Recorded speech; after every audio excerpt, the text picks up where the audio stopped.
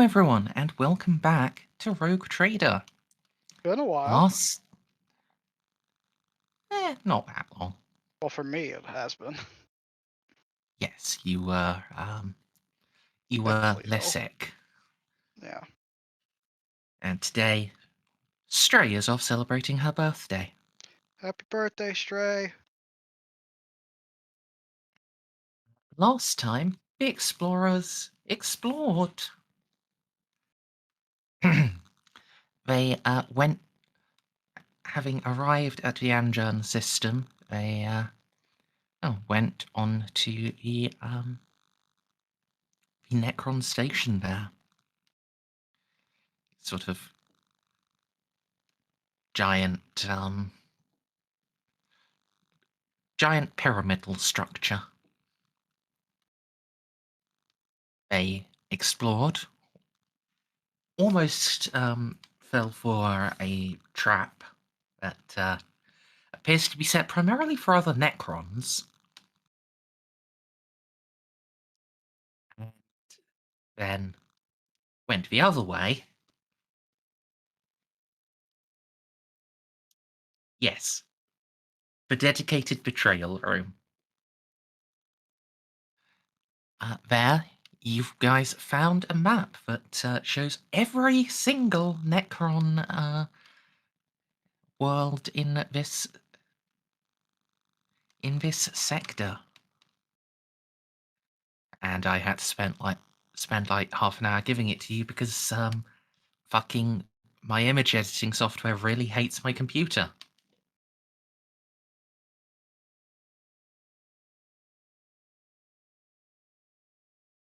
Gave it a stern talking to. I tried. I have tried many things. None of them actually work in the long term. It's just a crapshoot.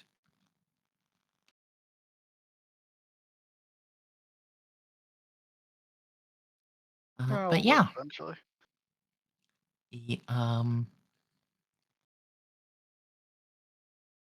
as well as that map, you debated going back then thought, well, let's just try one more room, and you randomly picked a room with a treasury room. When Molly went to explore it, she was very careful, but not quite careful enough to avoid a caretaker teleporting in. This caretaker happened to be the cryptech in charge of this whole facility, and by extension, the Soul Killer. To summarize a very long conversation, this isn't the first time he's met Molly. Or the He second. prefers not. Or the No. 500th. He at this point he'd really prefer not to fight because well, most of the time she has won.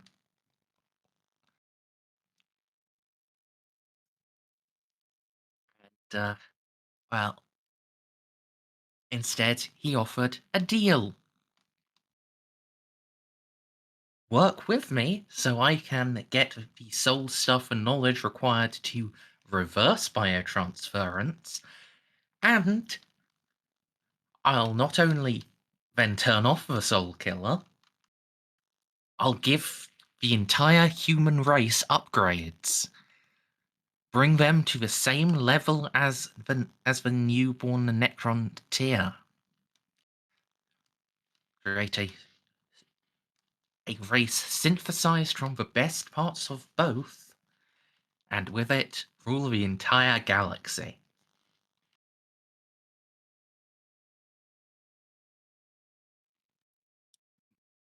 Ollie seemed actually quite taken with the idea, then, asked, like, okay, if you've had to do this before, why when you offer me this, don't I go through with it? And his answer is that because the cost causes Jeanne to commit suicide. Or for the children in the audience, commit toaster in bathtub.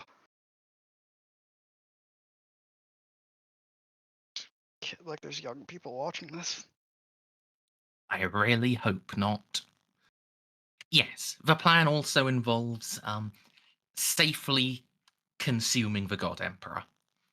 That's you know why it it leads to Jeanne killing herself.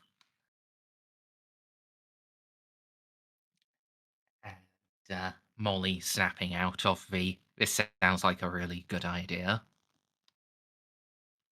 So uh Totek just freely shared all of this because, well, he has nothing to lose. He can just reset the timeline and try again. Could really use a treason right now. For what? Doing the exact same shit? Well, didn't treason beat the one guy who also time travels a lot? Because Uh, okay, so spoilers for the Infamous and for Divine. No. okay, pity. Orican absolutely achieves his goal and then realizes, oh god, this is horrible. And after after it wears off for a bit, and then he puts down the Ascension box. That's a very inaccurate summary, but it does actually, but it like captures the major events.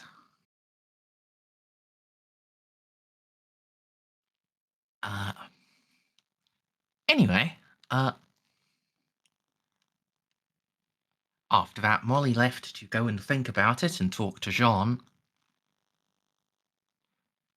with the warning that if you go past the planet of meetings, he will assume her answer is no, and will go into the fighting.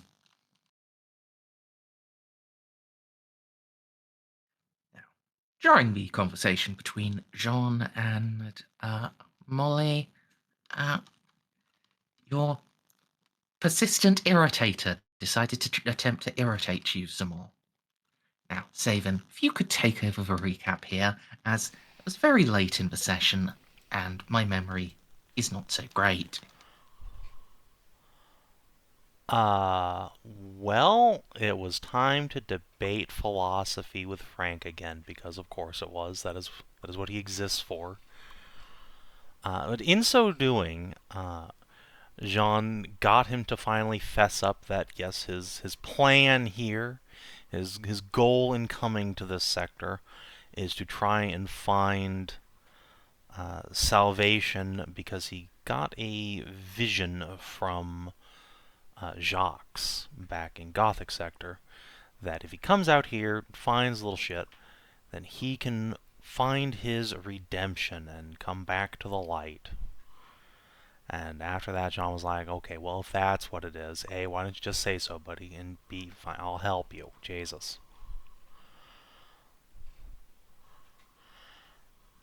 And so, yeah, Frank's sticking around now, I suppose. He is a member of the crew. Well, I wouldn't go that far. He is, however, he has decided that in order to help us escape this time loop that he has been stuck in for several thousand years, he is going to put up a shield around our ship to prevent the Necrons from just teleporting on it and kidnapping Jeanne to use her as a battery for murdering the God Emperor, which really doesn't help any of us. So that's awful nice of him.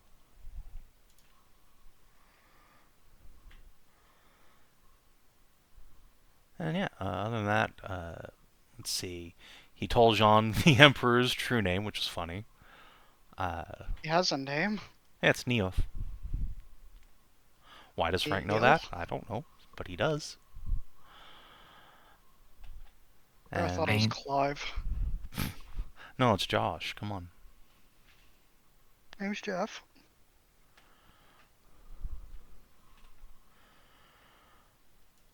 Yeah, I think that covers the highlights. He did, against Molly's wishes, actually communicate with Molly and tell her that if everything goes to shit and Jeanne is in imminent danger, he is just going to teleport Jeanne back to Kane's will. So I got that going for me, which is nice. Fuck, Yeah. he could just teleport you across the fucking. Okay. Yeah. Maybe he got his knife back from my mom. I don't know.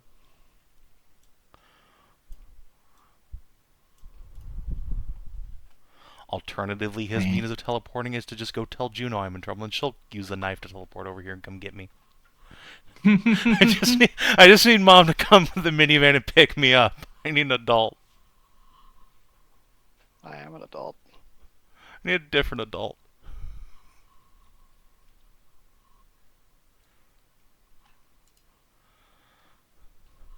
Yeah, you are just on the other side of a warp rift from Kane's will, so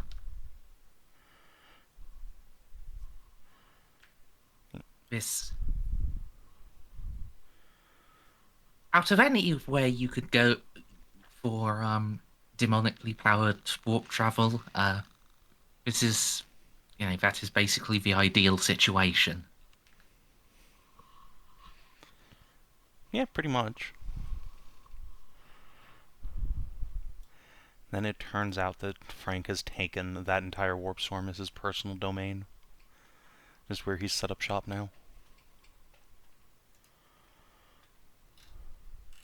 Honestly, that would make a lot of sense now that I think about it. Yeah.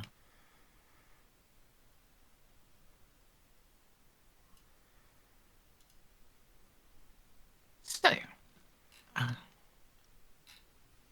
as I said, we don't have Stray, so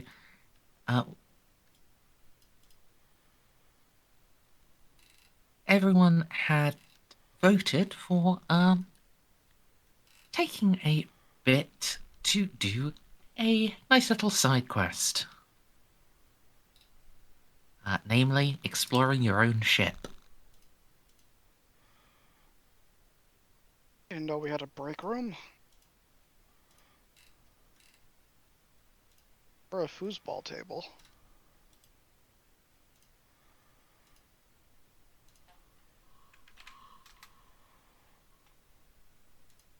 So, you were finally going to take the skinks up on their offer of coming to visit their tribe, right? Yes. Time to go check in on Motopi and the boys. Yeah.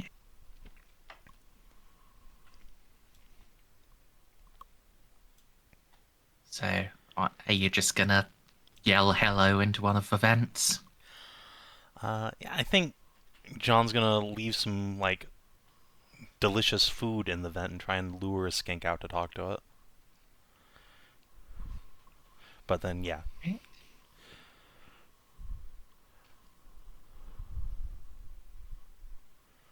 Roll luck for me. Okay. Do-do-do.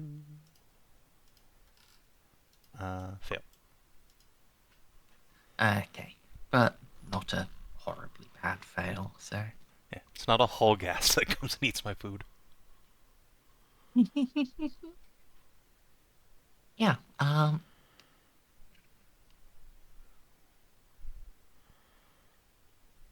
you will, in fact. Are you watching the event, or are you just, Yeah. Yeah. John will leave it, like, cracked just a little so she can peek into it from, like, reading a book or something.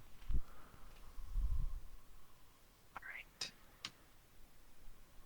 And you will, in fact, see a, small blue shape of one of your ship's skinks. No, you were correct. They are my skinks. I own them. But you own Van Yes, Zal's, which means by proxy you own them. legally speaking, like, everyone on the ship who isn't an officer, and in fact some of the officers, are your property. I mean, no, hold on here. We call them interns. I mean, I guess in the Warhammer universe, everybody is somebody's property. So, fair enough, I suppose. They're voluntary property. They can leave whenever they want to. It's fine. Out the airlock without a suit. I mean, they can't leave while we're on a mission because there's nowhere to go. But when we're at dock.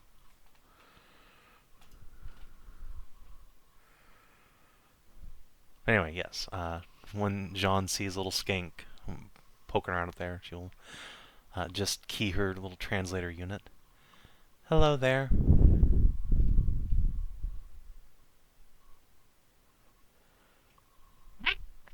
Wobbly thing. Wobbly thing, his speak.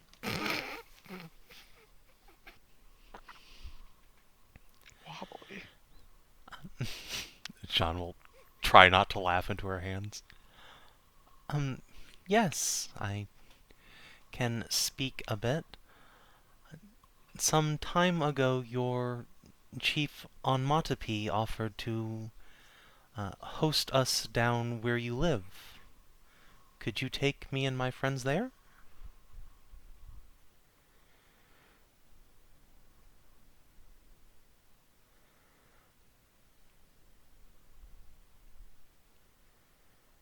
Not heard this. But his Greek chief name, Wobbly thing does. Does it call you wobbly because of your tits?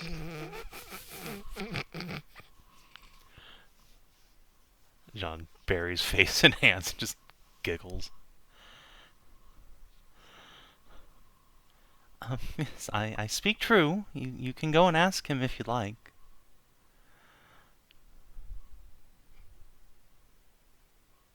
Also, this one not no path. Not path fits jiggle wobble.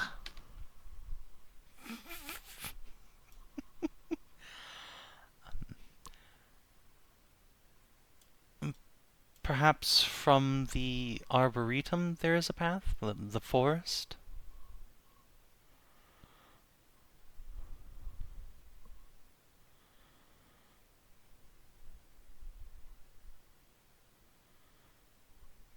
Tilts its head from side to side, and its head and its crest trills up and down a little.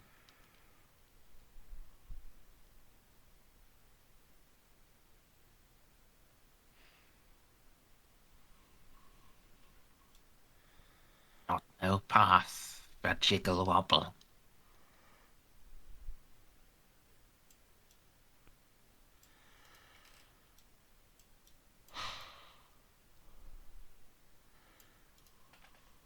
Well, then, please tell your chief I will be trying to find my way down there on my own soon.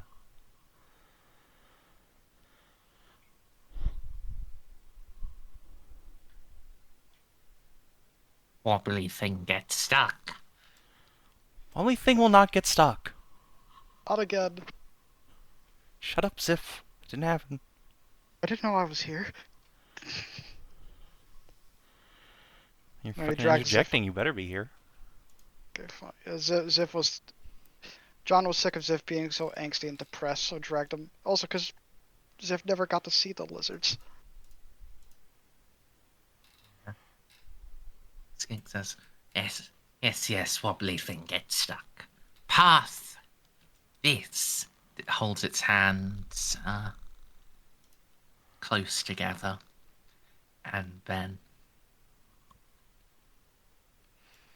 holds them further apart and jiggles. Wobbly thing like this. I hate it here. Well, listen, at least, your men are gonna be, Shut up, handsy. Xiph. Okay, I'm sorry. I will find a way, I'm sure.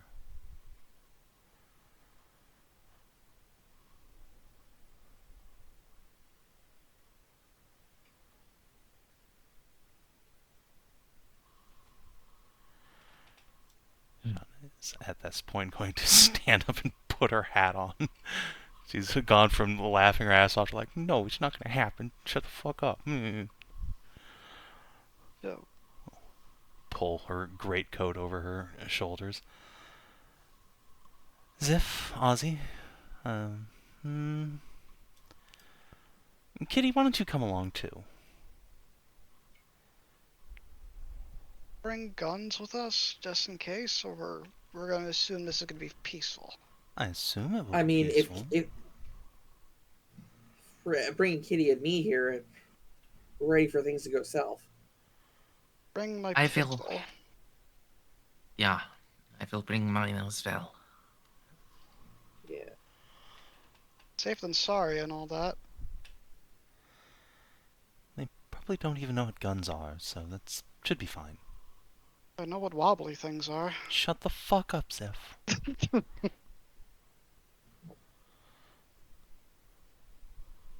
Be kind and detached from my what's the name of the plant? The MIU, the weapon MIU.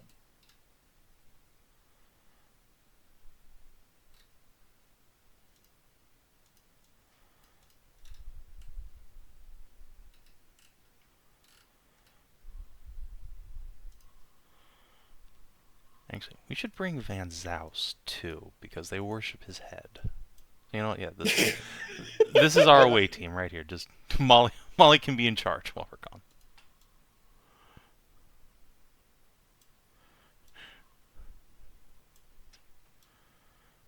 There we go. So,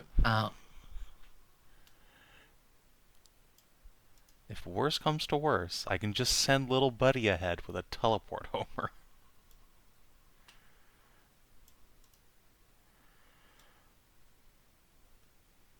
Surely, no one in this group of people would take advantage if Jeanne gets stuck in something, right?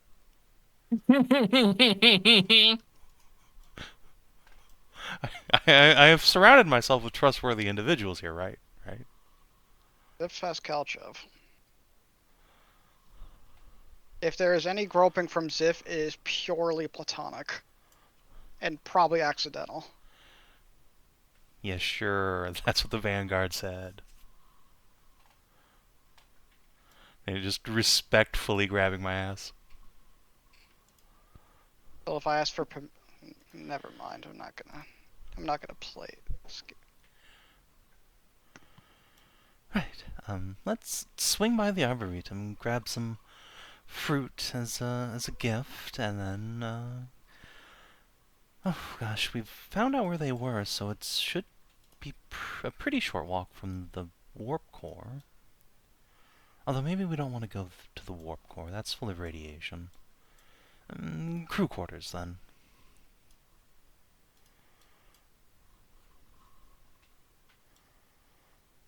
by your will.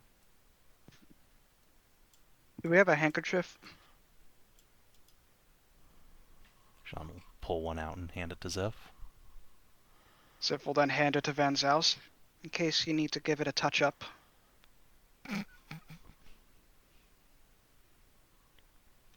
But No, it is their holy stone. thinking ahead.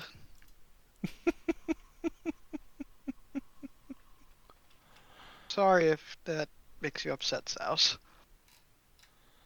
It does not, but it is it is a peculiar tradition we skinks have. Someone appreciates your finely sculpted head. I have found quite a few people who do, You have a whole most tribe. of whom are not scaly.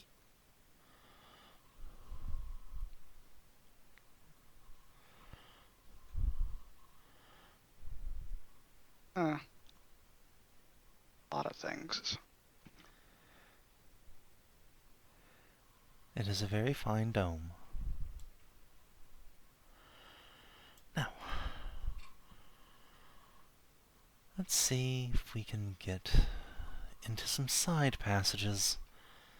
Honestly, I'd thought, with how much reconstruction the ship went through, being pulled out of the ground, up to space, and rebuilt, that Alma would have been able to map pretty much all of it, but it seems that's not the case.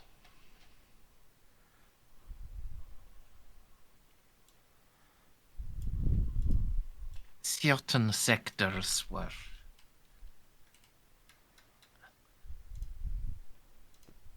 deemed unimportant. They are structurally sound.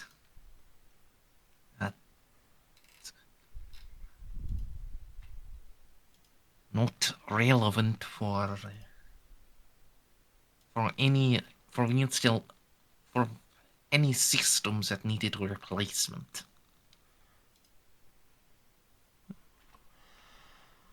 It just seems like that's a way to have unexploded ordnance or, I don't know, random monsters living in here. I suppose really we lucked out having the skinks. Could have been a dragon.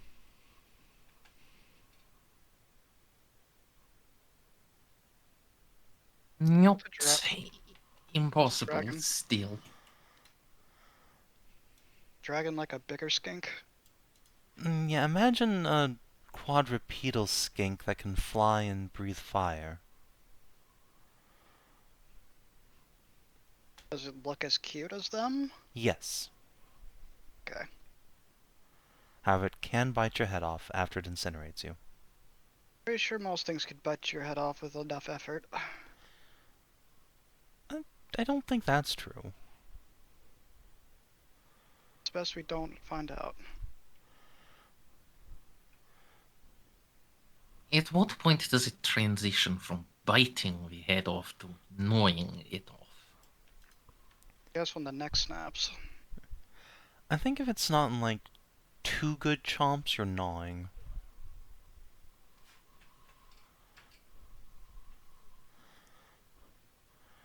Jeanne, Beyond anything smaller than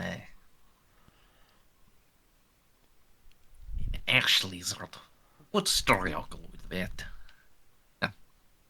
And I realize that is not a comparison Xiph would understand either. I am an alien. Jeanne will just take a picture of her 3 dragon elder siblings out and show Xiph 3 D&D gold dragons, basically. It's like this. Very majestic. Aren't they? Look, here's a picture of my mom riding on one. I see where you get your wobbly things from. Oh my god. Listen, I'm gonna be using that joke for a while. I hate you. No, you don't. No.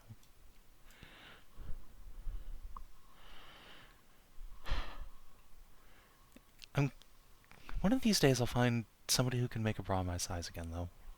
This is getting embarrassing. I just need to hire someone for the ship. I do, but they don't have any of the materials I like. Well, with the skinks, I mean, you could probably walk around with one of them holding them up. Jeanne will just reach into her pocket and take out a little lizard. I mean, I basically do. Oh, but like, they'll just hug your belly and they'll just hold up. They're small enough to just be under your coat all the time. Fitting under the void suit would be the problem, though. Look, I've definitely seen a video of a couple of ratlings doing that to a guardswoman, but... As long as it was consensual. I think I've seen an old comic. I would also say that sounds like it would interfere with armor. Yeah. No, you see, they're bulletproof skinks. They are the armor.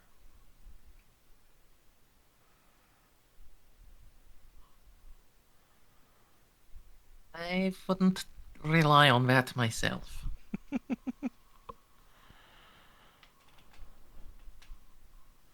And I would prefer you not do that either. I As much don't fun plan as to. it as much fun as it would be to have some new scars on you to explore.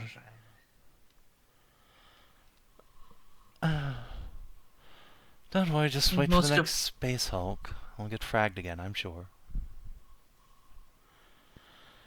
Don't worry, I'm not going to use skink armor. Space Hulk.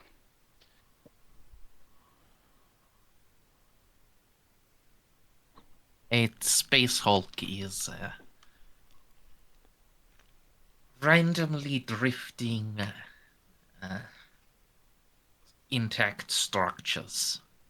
They are often formed of multiple vessels that have been welded together by collision and the power of warp. Huh. The station we explored, while One- it was comprised of one entity, it would still be classified as a space hulk because About of the its one- size and What about the one with the Tyranids in it? That wasn't a warp ship. That had just been drifting in normal space for a while. It's a regular Hulk in space.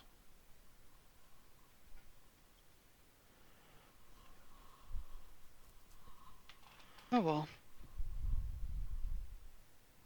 Although you do often find Tyranids on Space Hulks. They use them to get around. At least Gene Stealers do.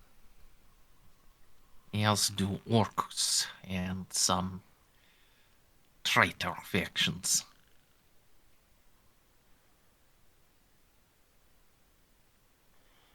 So, generally very dangerous. A lot of Imperial systems outlaw exploring or contacting them. But the Mechanicus, of course, is always very interested in whatever ancient ships might be welded in there. Quite often it is the Mechanicus responsible for God's laws. Nobody cares about the danger, but they Want first insist dibs. they have precisely.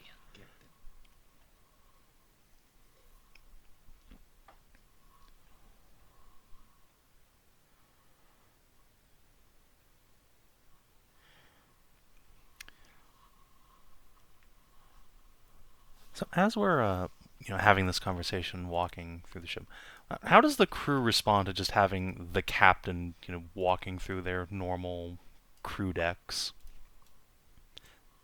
Because I'm sure Jeanne's been down here before, but we've only seen her come down here like once before in the middle of the night. Yeah,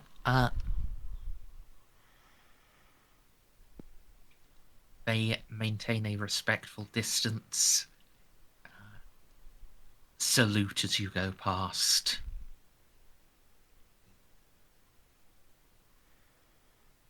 They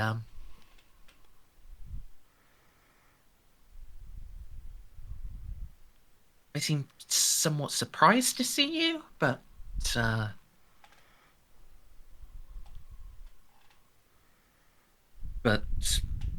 they aren't outwardly expressing any significant amounts of pleasure or displeasure. They are just like, oh shit, the captain's here. Look serious, do jobs. Yeah. Jeanne returns salutes and claps some shoulders, shakes some hands, junior officers as she goes past.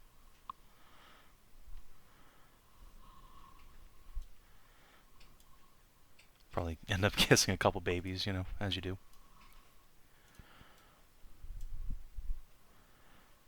Yeah. Yeah. Decent chance of that. Actually, fuck, you've got like 30,000 people on here, right? Yeah, a little over. Yeah, definitely some babies to be kissed. Humanity does Oh. endure. Although you are, They're so tiny.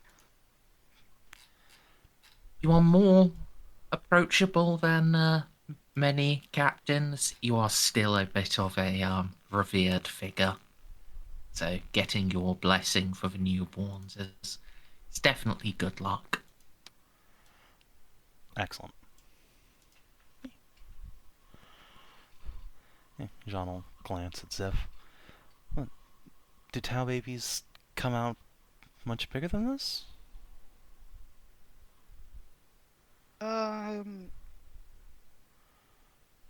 It's kind of weird to describe. It's similar to them, but like, it's hard to imagine like, how old are you? A gentleman does not ask a woman her age, so... I asked Caltrev and she told me. I'm 29. It tilts his head as he tries to math that. Yeah, you guys just grow really quickly. Do we? Or, I mean, Huh? like, look how tiny they are. And that.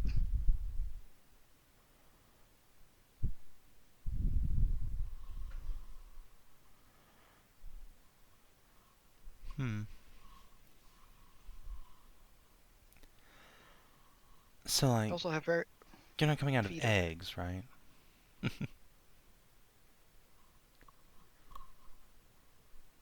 If we go via biological stuff, technically all beings come from eggs. It's just how the egg develops. Read in this book about how human conception works. Oh, no. No, no, no, no, no. Oh yeah, none for the children. Xiph waves to one of the babies. Xiph can only presume the baby's confused. The baby makes a cooing sound. Oh my god. It makes such a cute noise without teeth. Jeanne just rubs its cheek. Oh, you're so precious. It goes grabby on one of John's fingers. Well, better that than elsewhere, I suppose. Xiph looks at cats and says, "So when are you two having one?" It's not.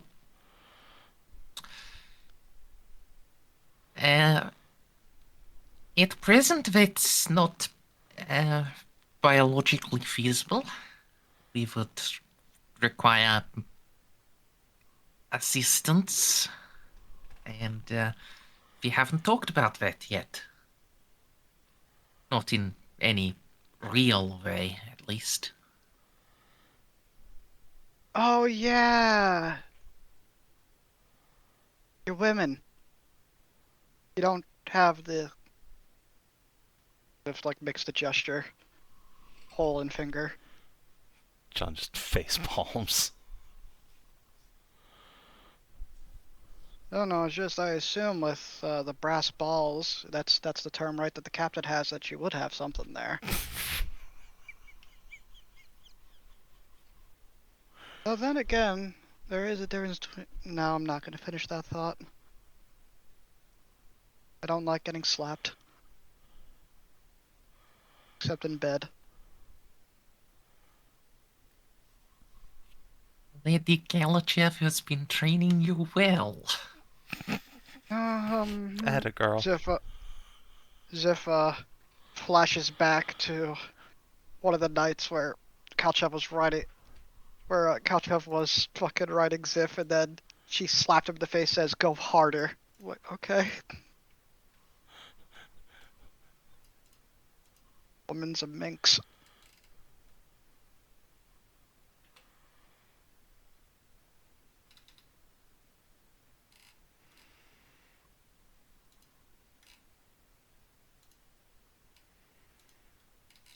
Anyway. So yeah, I guess we're still going, or is there a conga line of babies we have to bless?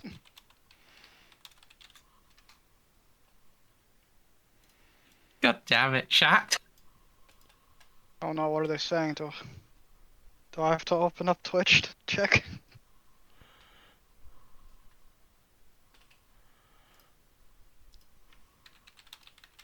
What?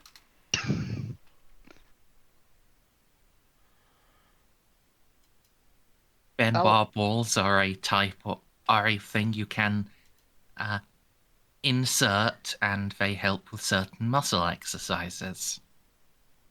Oh, so just kegels with extra steps? They help with kegels, yeah. Okay.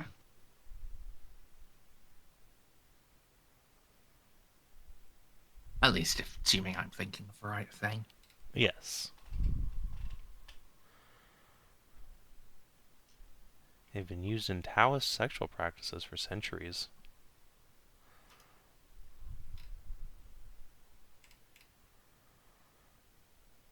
Right. But yeah, there aren't that many babies that you will just pass by incidentally.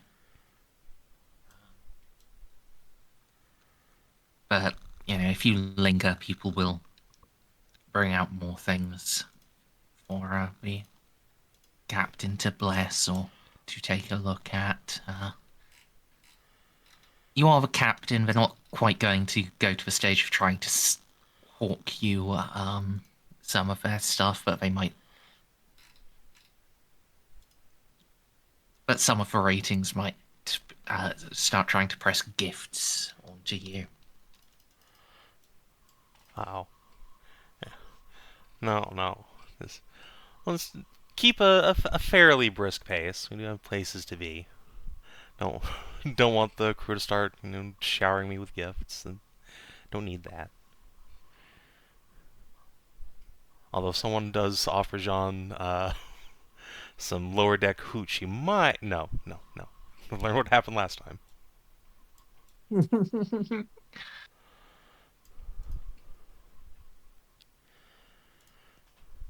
Yeah. I guess while we're here, since this is where these people live, Jeanne, we'll try and ask if they've seen any passage entrances that have been sealed off or otherwise avoided by the crew, preferably going in, a this way E direction.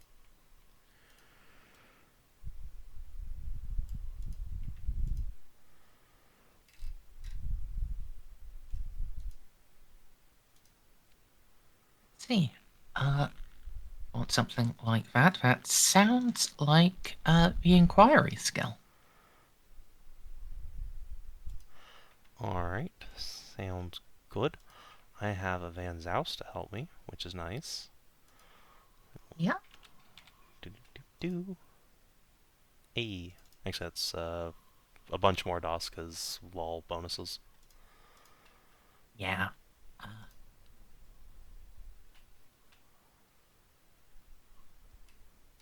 Right. I don't know of any passageways, but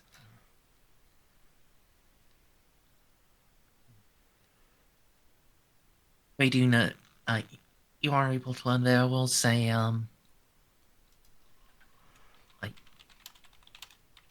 an air filtration system down there that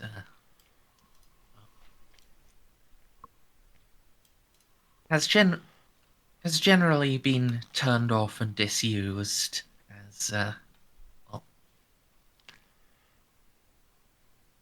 it was determined it's a bit close to the warp core for anyone to trust it.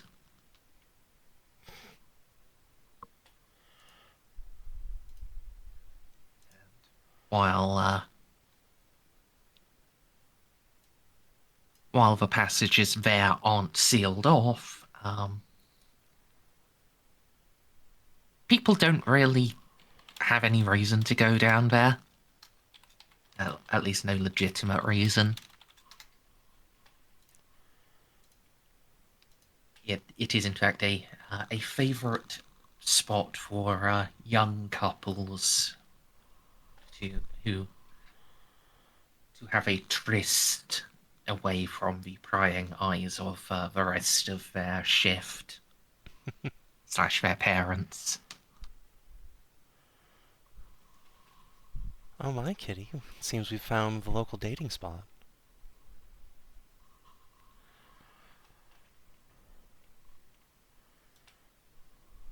Well, let's set off. Yeah.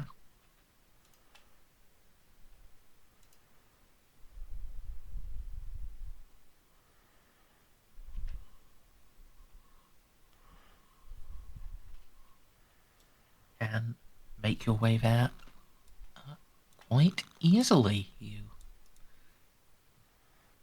have directions. And, well, this is attached to your voidsman quarters. It is part of a ship that was actually refitted. Therefore, it's laid out in a mostly logical manner. Mostly. Occasionally, yes, occasionally there are really annoying side routes that from a navigation standpoint make no sense, but from the plasma conduits have to run somewhere. You have no choice but to accept. Yeah. Say, find a large circular room. Yeah. The walls are covered in fans.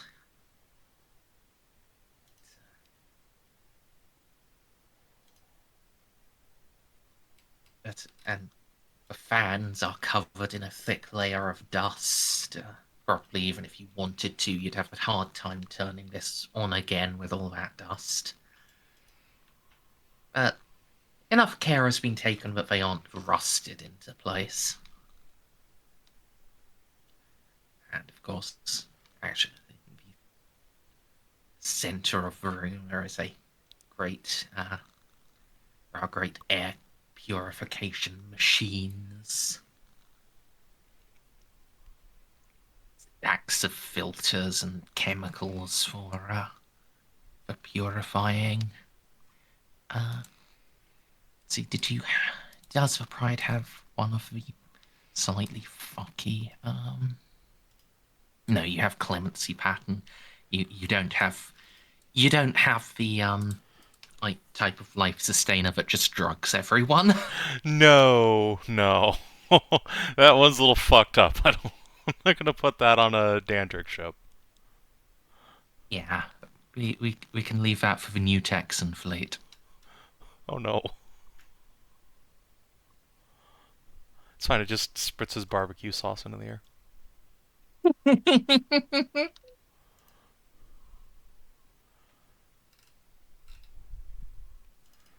Yeah.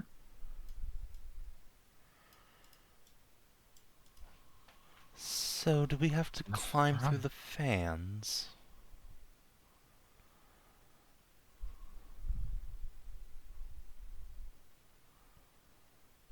They are fairly large fans. Even you should be able to fit. Even you? I hate it here. Look, you have established that John is very busty and very and has a big butt. Like, She has 4 big wobbly things. Yeah, but this is the Imperium. Everything's huge and vacuous and open. That's a And bad for way the to talk Space about her Marines, there are brain. places. You shouldn't have a problem just because I have F cups and a giant dump truck. Yeah. I mean, you won't 99% of the time. This is the 1% of the time where you're trying to, you know, go through like little crawl spaces.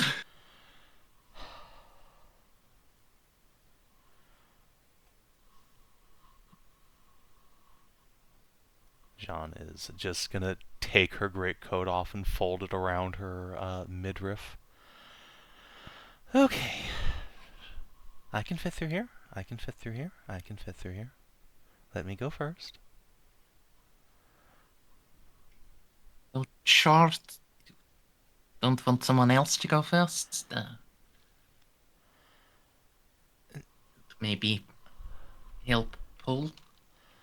If it comes down to it. I'll go first. I'm the smallest one.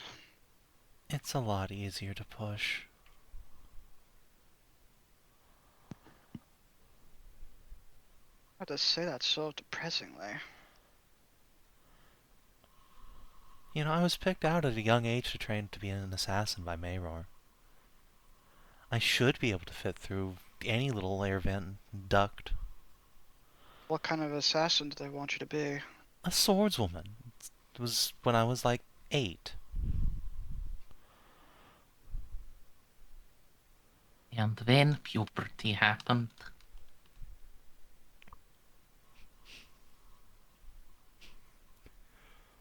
Lethe.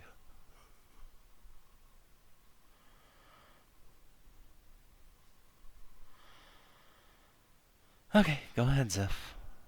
You take point. Yep. If gets all up in there. Yeah.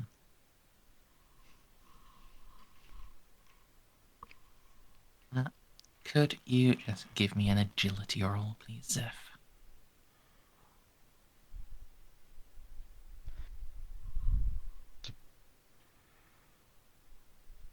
No modifier, I take it. Nope.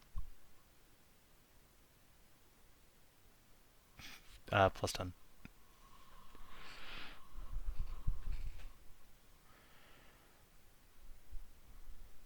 Okay. So yeah, Xiph can slip on through without much difficulty. But one thing you do note, Xiph, at initial assessment, these fans look like they're gummed up. That was incorrect. They could just turn on at any moment. Someone would have to press the button to turn them on. But yeah, as you went through, yeah, you did. As you put pressure on the frame of the fan, you did feel the blades starting to turn with the pressure. Xiph kind of murmurs, that's not good. Do we know where this is connected?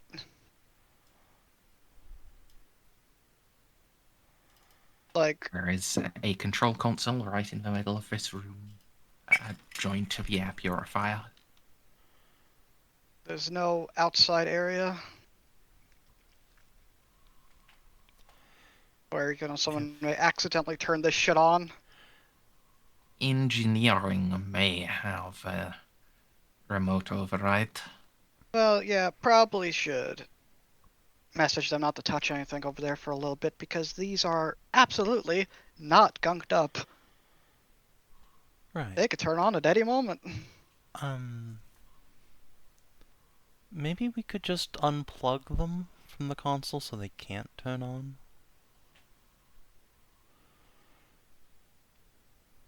Unplug? Well, they have to be attached to the console somehow. It's probably a wire. Just, pull it.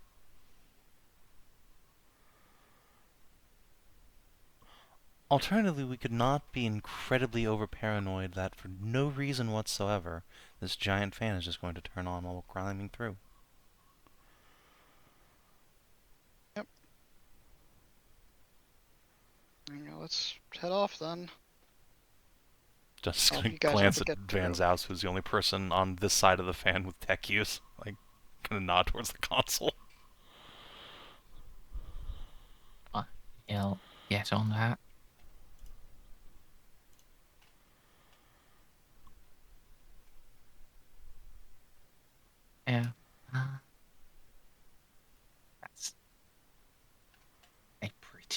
easy thing to do. I assume you'll give him your +10. Yes. I don't So know if it was Ozzy or 20. Kitty have Tech Use Train. I sure don't. He doesn't. Say it again? Do you have Tech Use Train by any Tech chance? use. No. Okay, so just +10. I have tech use. You're on the other side of the You're page. on the other side. Yeah. Oh. Yeah, it's fine.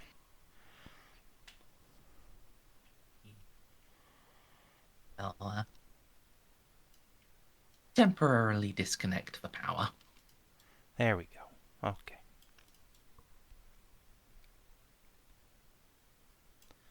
Fans are important. Why are they off? Or are they just auxiliary? These ones are too close to the warp drive. It's possible in the event of a leak they would just blow radiation directly into the quarters.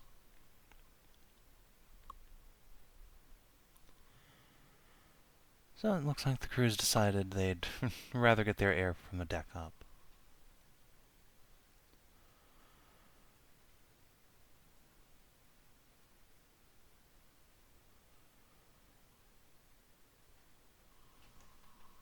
Right, well, It's a little staler, but significantly safer in case of emergency.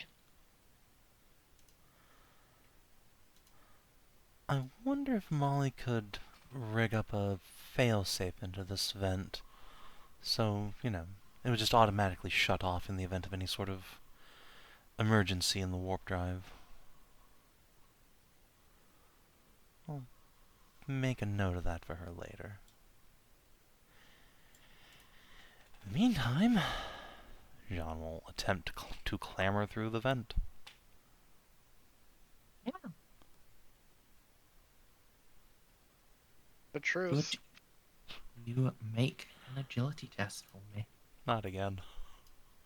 Alright, surely my training in acrobatics will help me with this, right? Oh, sure, yeah. If you have acrobatics, you can test that instead. Oh my god, I actually passed. I'm so sad. You didn't want to embarrass yourself in front of your woman or I your mean, childhood best friend. if this was ever going to happen again, having Kitty be the one right there would be the ideal moment for it to happen. But yeah, no, it's Just hear the thwack of a fucking glove to get stuck. I don't think you need that.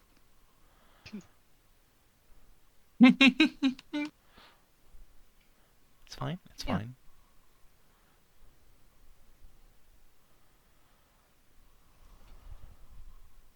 Ceiko, could you test agility for me? Oh, yeah, sorry. You can have a +10. Raw agility, or can I use acrobatics as well? You can use acrobatics if you prefer. I like to think that Whoa. using acrobatics, you guys are just doing limbo. Basically.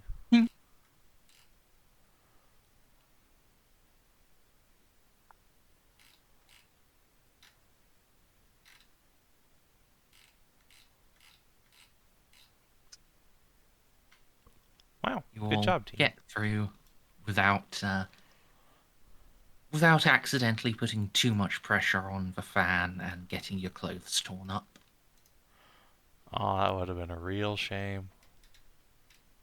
Yeah. You weren't actually in any danger there. But yeah, it would have been a wardrobe malfunction for anyone who failed.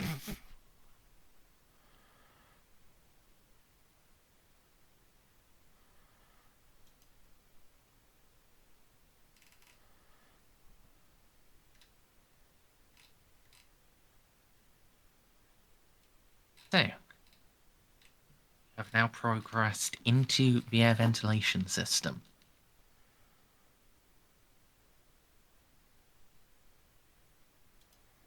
Where are you going to try to go now? Well, we previously did actually just put a tracking device on a kobold and make him tell us where their lair is, so I will now go to that place. Okay.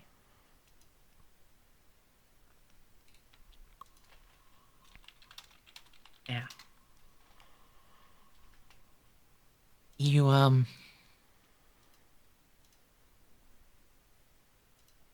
you do have to go into the actually smaller vents now. Oh no. Uh, all of you left your long arms behind, so they're not going to get snagged. Suppose I should have asked earlier. Oz, are you wearing your power armor? That's a good question. Would be a little nuts for the vent trip, but I mean, maybe you could just Yeah, no, I think I'd physically probably be in. power through. I No, already I know think I Xiph think I'd, swearing. I think I'd probably just be wearing the regular House Carapace. Lupus gear. Okay, yeah. Then Xiph doesn't you don't get out of his have. armor. Yeah, but your armor, while powered, it isn't imperial. It's not stupidly over the top. So you don't have Yeah. stupidly over the top armor plating to get snagged anywhere. You just have wobbly bits. No, yeah. For the vent stuff, I want to be smaller.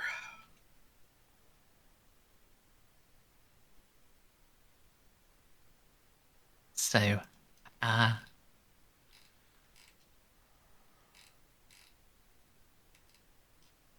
Jeanne, Yes. I do require another acrobatics roll from you, please. Oh, hate it here. All right. Don't embarrass yourself in front of your girlfriend. Don't embarrass yourself in front of your girlfriend. God damn it. Spend a fate. No. I categorically refuse. It's too funny not to. Yeah. As the skink predicted, wobbly thing gets stuck. God damn it. Which pair of wobbly things? Roll a d3, 1 or 2, it'll be hips.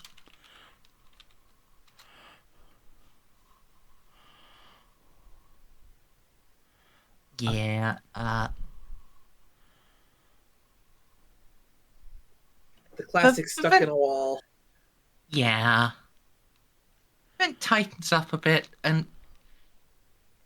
Jean, you're fairly confident. You know, wiggle through, and then your wiggling is met with resistance. And yeah, Just suck it in. Suck it in. That's not working. All right, I'm just gonna back out and come at a different angle. Oh, shit. John wiggles her feet out the back end of this vent. Guys?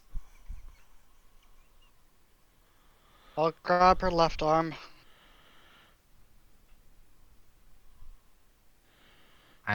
if you're on the other, if you're in front, you like because of how tight this is, you would have to grab both arms. Okay. All right, John, I will.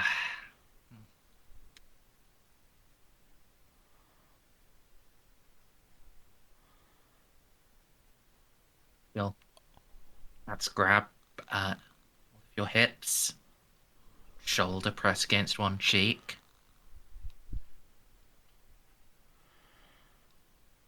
Okay. Then On 3, everybody. 1, muffled voice. 2. 3.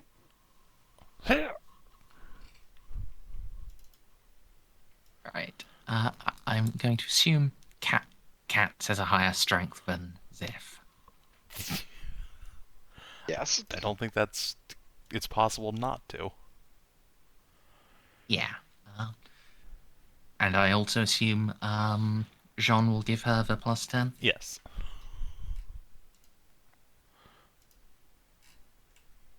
Outstanding. Yeah. Shoulder slips, and Jeanne, you feel Cat's just slam her face full force into your rump. Oof. Cats, you gotta do that in the bedroom, not here. Uh, just put your shoulders into it, kitty. We're almost there. Oz, push on Cat's butt while she pushes on John's butt. I think it'd be more effective just help push Jeanne. My shoulder wasn't properly braced.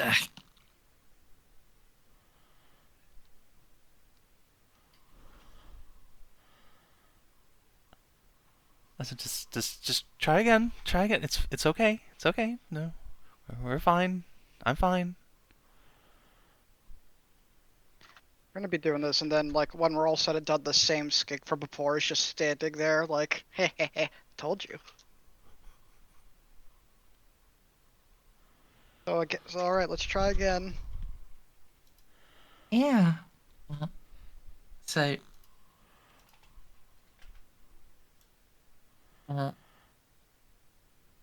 Oz, I'm going to need you to describe how you'd like to assist with pushing, because it is basically single file here. Yeah, I don't. I mean, Van Zels is pushing on Oz's ass. No, I mean, we're not. we could just do like a whole pushing train. That would be a funny I don't commission. think that. I'm not sure that actually works. I don't think so either, but it would be funny. No, it would be funny, but I don't think that's what we're gonna. No, I don't know how I'm helping here.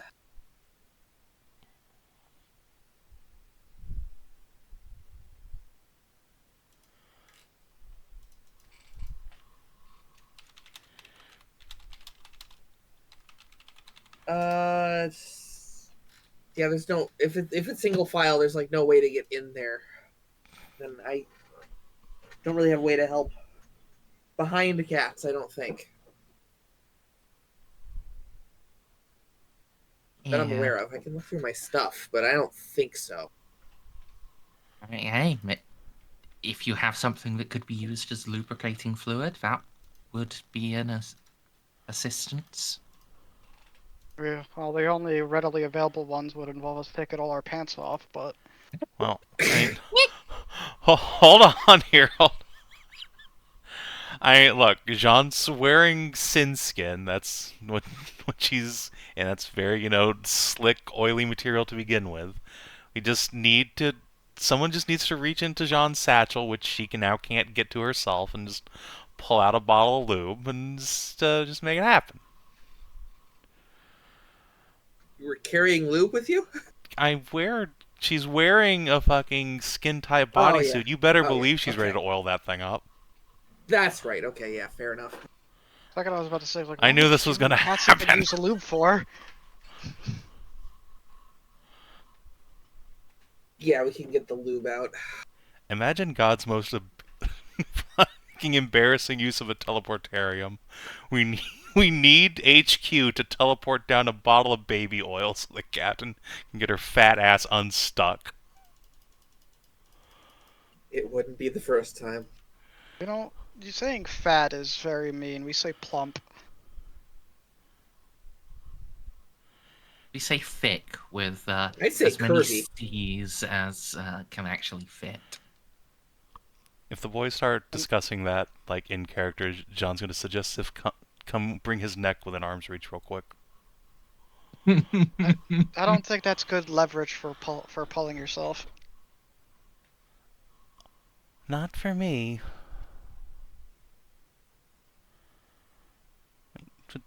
Did you guys just...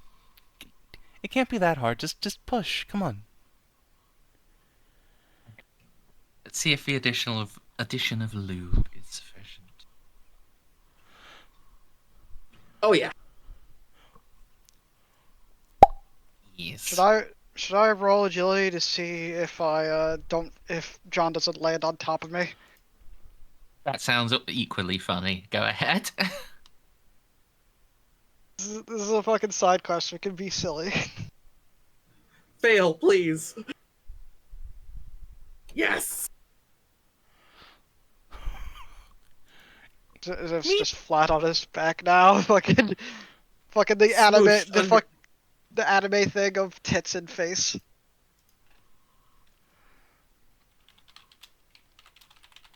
Well, Smooshed they're under all, the wobbly things. they're not as big, but they're they're not as soft. But fuck, are they big?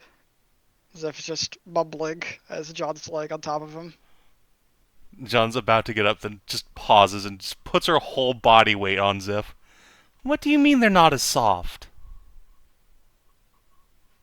And, like, Ziff has his fucking helmet on, so this looks really funny. But well, Kalchev, they're also big, soft.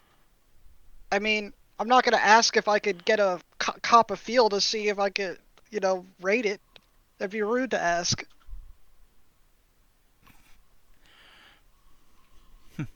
Also, cats may kill me. Cats, come discipline the Xeno. He says my tits aren't as soft as Kalchev's. Being fair, I do appreciate the underlying muscles. I think you have more of it than Lady Kalichev. Out of character. I don't fucking think I do. I'm barely strength 30. Oh. You have the Oh. Kalchev got the thick curves. Oh, no. Now we need to compare stats. Hold on here. But she's also because you gotta remember she's also a short stack. Yeah. Because of the NPC advancement scheme, she does have strength 42. Jesus Christ. I think she kind of needs that strength just to survive fucking Xiph on the regular. Wait, hold on. Did you say 32 or 42? 42. She's more ripped than Van Zaus. Well, it's that MILF strength. That's what I'm telling you. Which definitely means Jeanne's softer. Well, here's the thing: is that right now Xiph is not only it is armor, but also his hands are usually, there. So he's only rating it based off the feeling of it pressing against his helmet. Listen, you just insulted Jean's figure. There's no logic involved here. It's just raw animal harumph. Based on some of the books I read, some men would love to be in this situation, but I think I am not seeing the highlight of it with my helmet on. Good. Keep that helmet on, pervert. John's just gonna get up and dust herself off. Now, all oily. Yeah. It's still got a bit more wiggling ahead, but I think we've sufficiently set the tone for how those will go. Hold on, I'm just gonna roll a thing real quick here. I only get stuck 4 more times, guys. It's fine. How many of those times does Xiph get smothered again, though?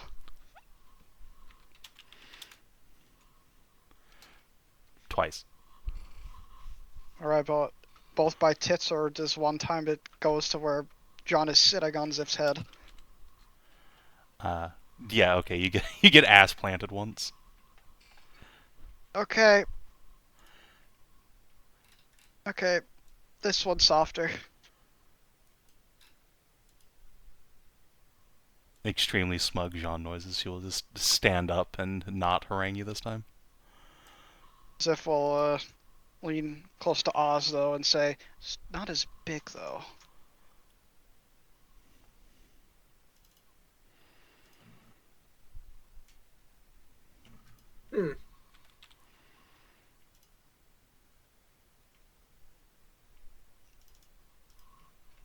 The fact that you almost fucking succeeded that makes me almost want to give you, like, +10 for Ziff not whispering or leaving his fucking Vox on again. It's fine. No, she can just be ignorant. It's fine. Jeanne's had enough bullying for one day, thank you.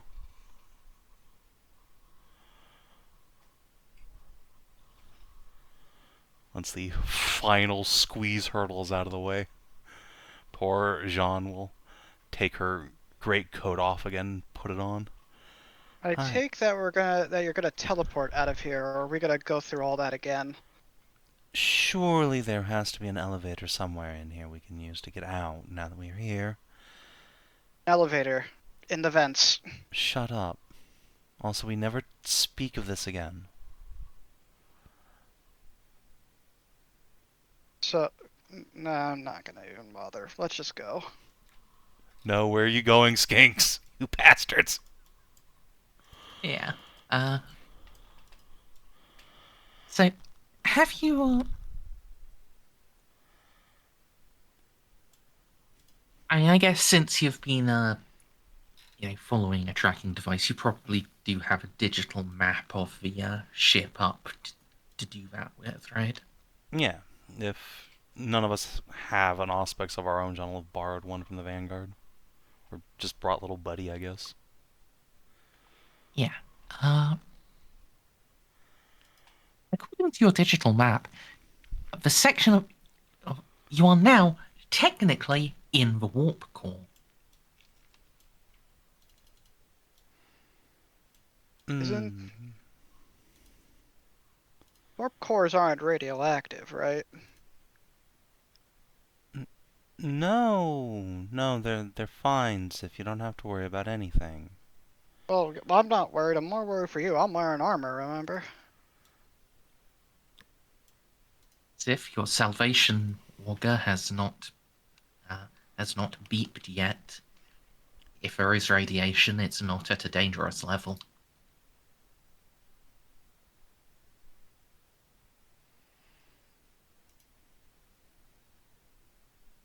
Yep. No, we're fine for now. Alright, but why is our map saying we're in the warp core? What's going on here?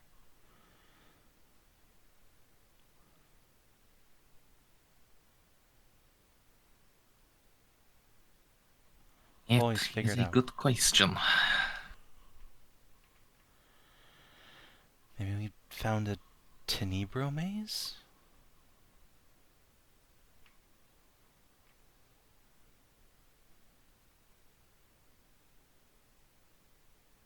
Perhaps the remnants of one from the ship's original life.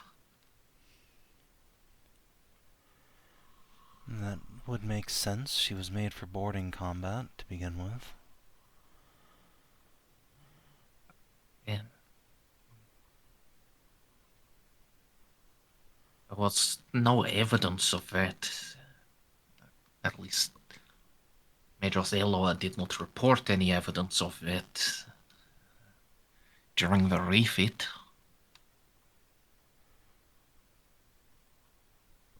Well, she also didn't report evidence of a skink village, so clearly this section of the ship just got missed.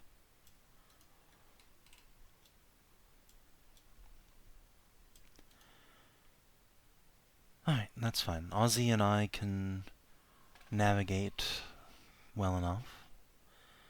It'll take point if the Auspex has gone faulty.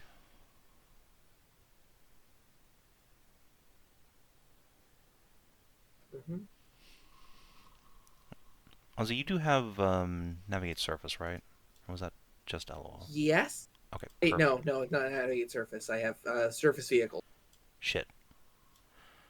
I keep forgetting. Different Right. things. Ground vehicles, even. It's fine, it's fine. I'll do it myself. We'll use Okay. foresight. And let's see. Is navigate investigation skill? No, it's exploration. Poop. Alright. Well, I'll just buy in. Alright. Good enough. So, with a basic success, yeah, you can proceed from the vents Now, some winding passages. Well, uh, I won't make you do a roll here. These don't look particularly structurally sound, and indeed the way the walls are angled.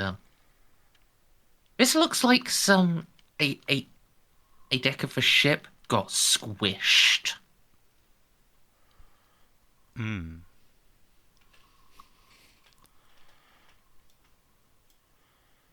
With how dangerous this vent stuff is, how do we know that Ceiko didn't fall into the warp core in general?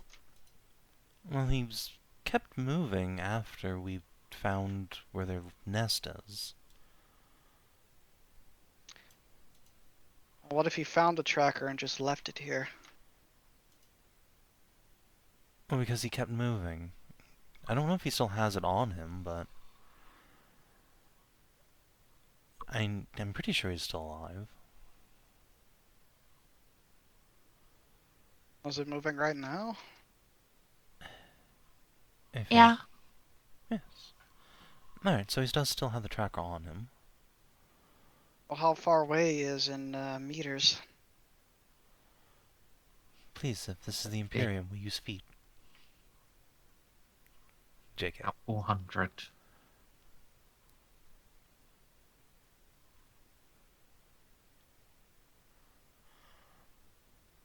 Well, is there a straight path in 400 feet in that direction?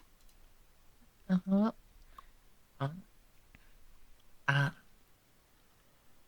So you emerge from one particularly squished corridor.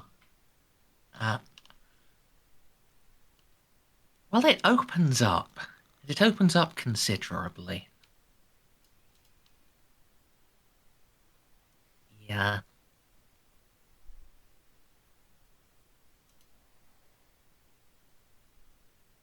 It looks more like a natural cavern than anything else. Like the only evidence that this is inside a ship is that the walls here are metal, though twisted and buckled. Well, the story of the skinks living inside this place and not knowing it was a ship are making a little bit more sense. Probably thought it was just hard rock. There is a yeah.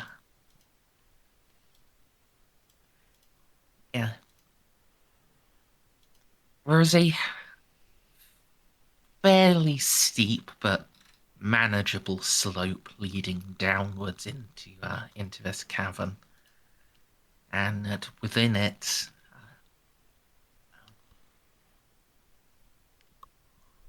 a whole set of reed structures surrounded by blue-scaled skinks. It's all illuminated from on high of the bright and slightly bluish light. Is it just a portrait of Van's house? No.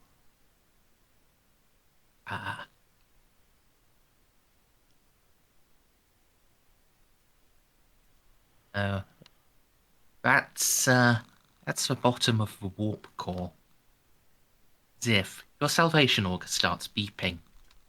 Oh, that's not good. I don't know what... We have to keep going. And unless the skinks have resistance, I don't know if it's safe for... I don't know how they're fine. Is it dangerous, the levels, or... It is currently at a state of alert, rather than a state of danger. Okay, so only a chance of mild cancer. Jeanne is gonna just get out some anti-rad pills and have everyone give him a chug before we proceed. those work on me? Cool. Or does my No suit will clue. keep me safe?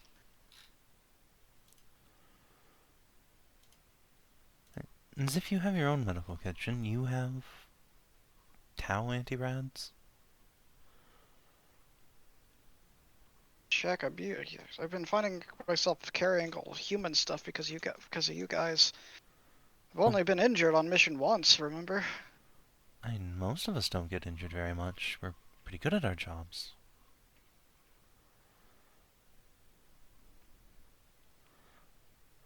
Jeanne will just put a protective hand on Ozzy's shoulder, like, yeah, he's fine. See? Minus, also minus the 127 pieces of metal I pulled out of Cats during that car bomb incident. Yeah, but that only happened once.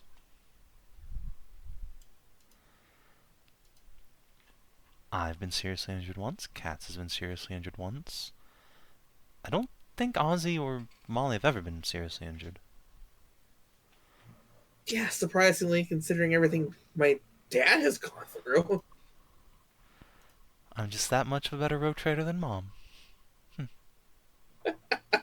Thought your mother was a living saint, not a rogue trader. She wears a lot of Maybe hats. both. She is a living saint, she is a rogue trader, and an inquisitor. And an excellent mother.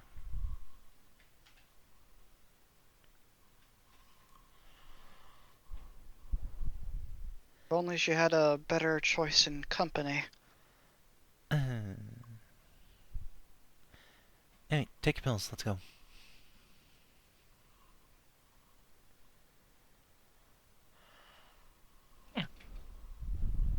Cecil. Take theirs.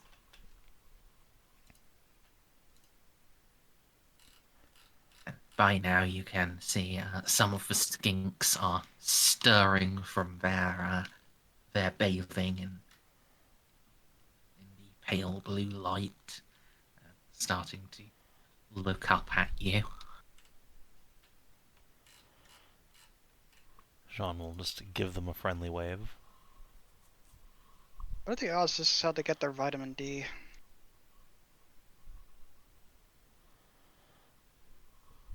Are the odds that they actually require it? Well, they obviously require stuff different from us because I'm pretty sure that we can't be near a warp core for as long as undoubtedly they have been. Well, think about it this way, Xiph. Jeanne will produce a lizard from pocket again. This is what they should look like. Oh.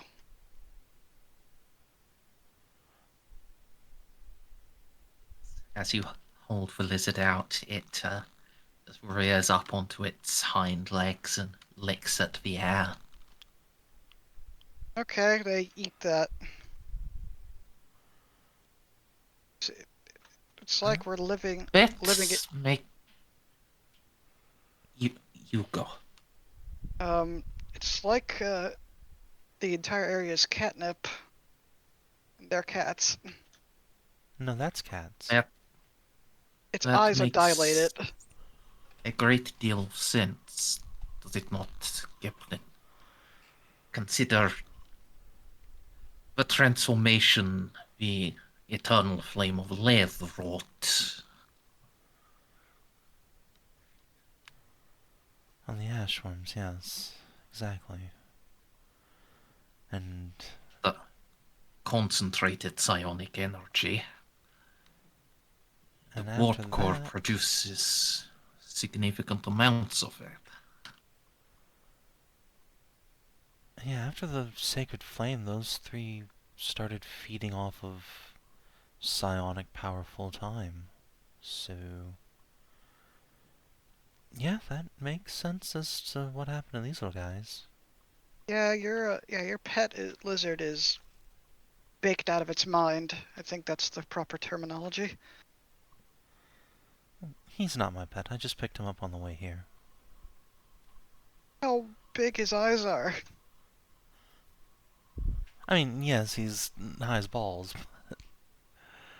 Point stands. Wait. Xiph looks at Vanzos. You may want to put a hat on you. I have the distinct feeling that, we get directly under that thing, well, you're gonna get a lot of attention. Unless it's what we want. I had rather thought that was the point.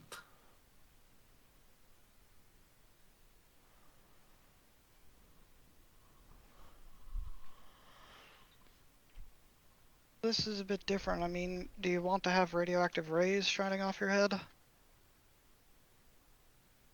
Come the skink lord. These aren't I will. dangerous levels of radiation. It should be okay. It's not going to give Van Zao superpowers to stand out with his head exposed for a bit. So long as we do not linger over long.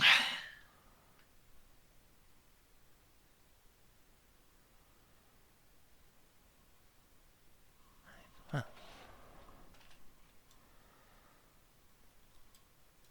Let's go and make some progress then.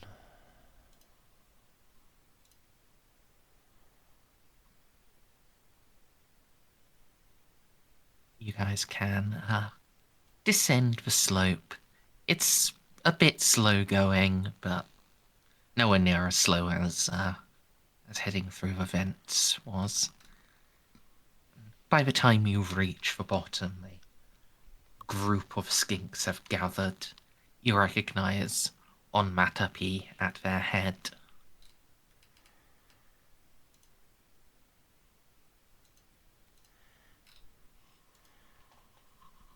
Greetings, friends. Give me one moment. You would have done this while you were descending, but there's always the chance it goes horrifically wrong. Like that.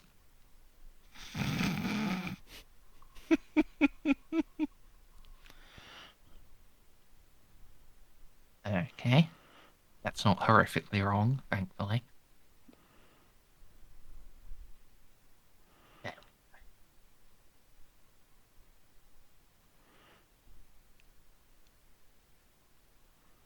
That's unfortunate. That's a significant amount of their food stores gone, but, you know. Yeah, it's a good thing Jeanne was like, oh, we should bring some fruit down as a gift. That fruit is bad now. No, you were descending the slope. So I will say you were out of that radius.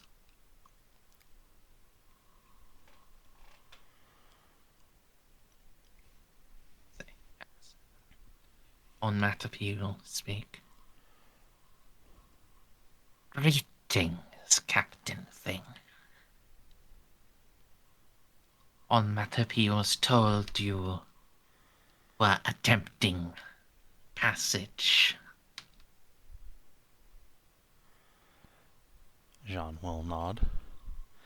Yes, it turned out Captain Thing could fit through vents. She will look proud, holding this coat one closed. Is glad.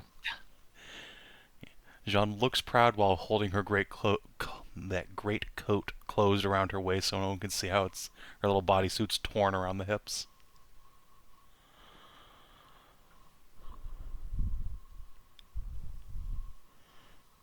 Sniffs the air a couple of times and tongue flicks out.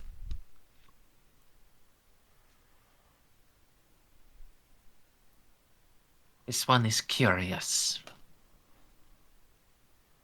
It smells much.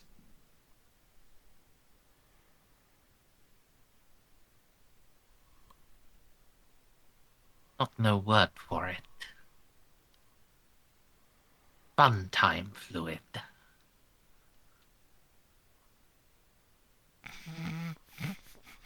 Xiph looks at John like, so you were enjoying that. What? I don't know what you mean. Ozzy, Or was it really, you cats? must change your underwear more often, my man. Why you go to Ozzy and not cats? She was obviously my second guess.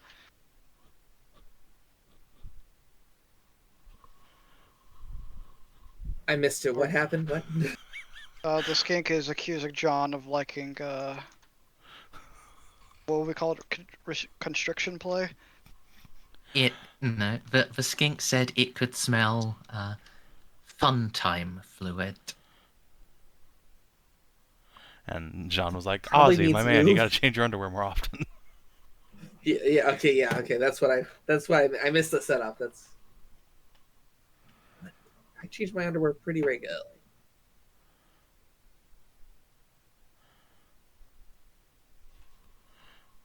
Well, I'm sure it's just some cleaning chemical we picked up in the vents.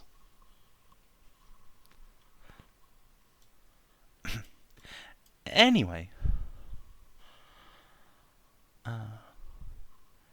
come to have a look around and introduce ourselves to your people.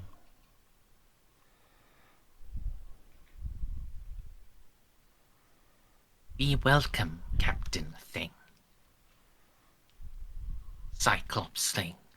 You bring shiny thing. Glorious day. Oh, they call me Cyclops thing because of the helmet, the visor.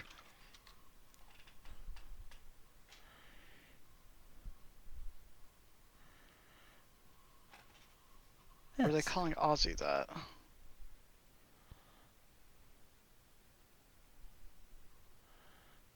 Yeah, what was it they called cats? The moaning thing? I believe so. If it's Cyclops until he takes the helmet off. She won't.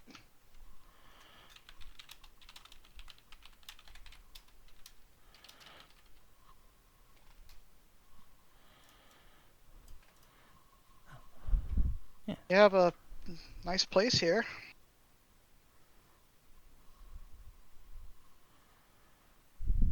Welcome unto Great Village. Welcome to Light of Old One.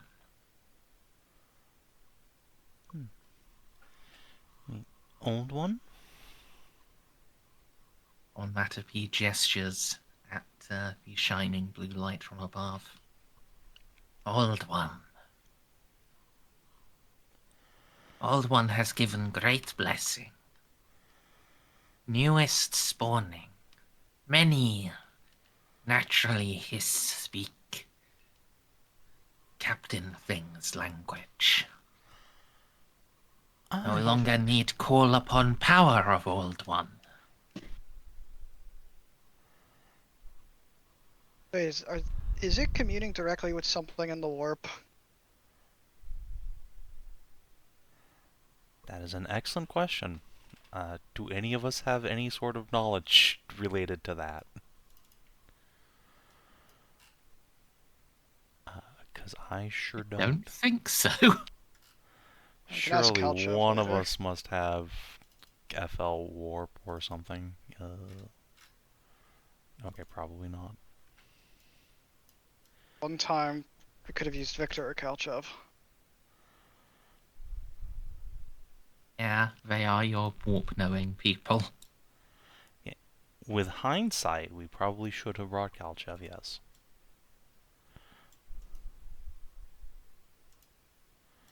But we can always ask her later.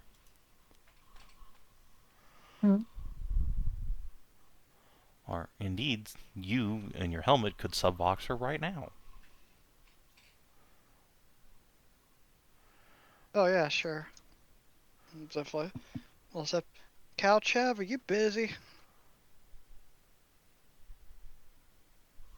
Not particularly. So, Yeah. how do we tell if someone has been speaking directly with something in the warp?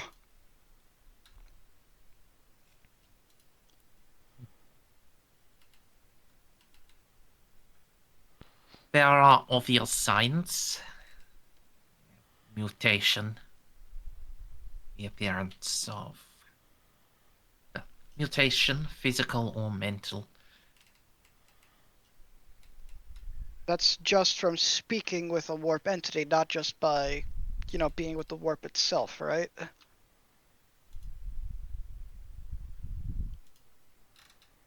Generally, the easiest way to determine if someone has been interacting with a warp entity is if they have signs of warp exposure, but would not normally be in a position to have it. Okay, well, we think the skinks here have evolved into what they are now, and the chief is making it sound like he talks to something through the warp core because they live right under it.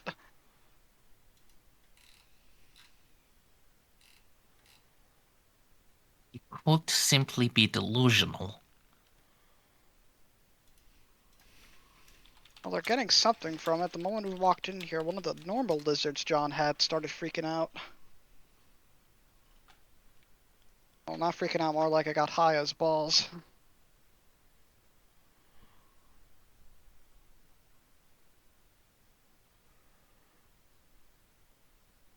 Could you patch me into your helmet's video feed, Xiph?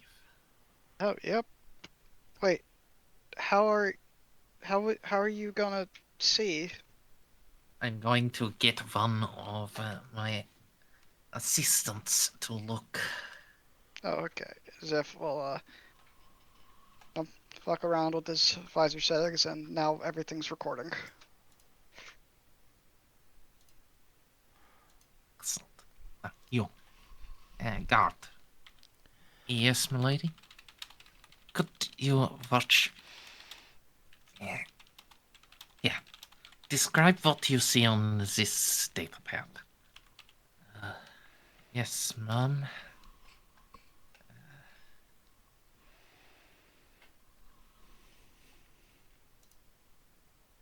Oh, that's... Captain, that's... Junk of the command stuff.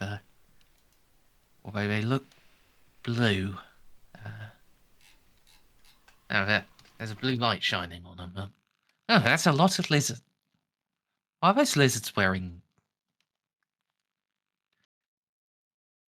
Those are loincloths. Why are the lizards wearing clothes? Oh, oh yeah, no, you see, I assume that John is still holding, like, the little lizard. Yeah, John's got the little guy in her hand, and she's, like, distraction talking to the chieftain, offering him, this basket of fruit they brought.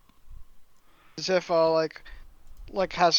turns the camera towards the lizard that John is holding. We are under the assumption that turns back to the lizards, became those because of the warp core. Oh. And the chief there apparently can communicate with the warp itself. And now lizards are being born that can just speak Gothic.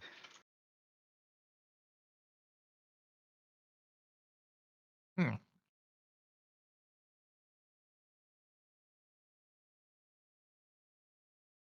Well, that is most certainly a sign of warp activities. That is beyond the scope of evolution. That is a so far benign mutation. So there's an outside force helping them evolve right now. Not necessarily. Simple exposure to warp energies may do that. However, the fact they can now start speaking Gothic.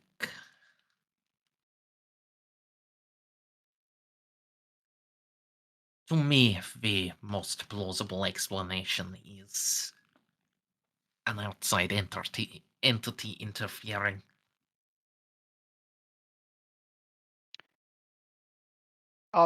Now, is this current adventure happening post Frank buff or pre Frank buff?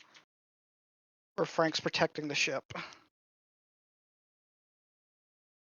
Good question, John. I'd say post, because since we never managed to get around to this before, we might as well just be doing this on our way to the Moon of Angern. Yeah, because if that's the case, then Frank should be like readily available near you. So I mean, fucking, this might be Frank's doing for all we know. that's where Xip's thought process is going right now. And now that Frank is just here all the time now, you might as well just ask him. I'm absolutely not going to do that, but that is a good idea. Xiph will lean towards Cats. Cats, do you have like a hand mirror or something? Also, for the record, nobody other than Jeanne knows that happened. Oh, I thought. No, I I ain't thought, tell fucking anybody about that. Frank already has a soft spot for Xiph. That's true. He has told you how to communicate with him, so if you want to just talk to a demon, I mean, I guess you go right ahead. Xiph will just ask casually for a hand mirror then, or something reflective.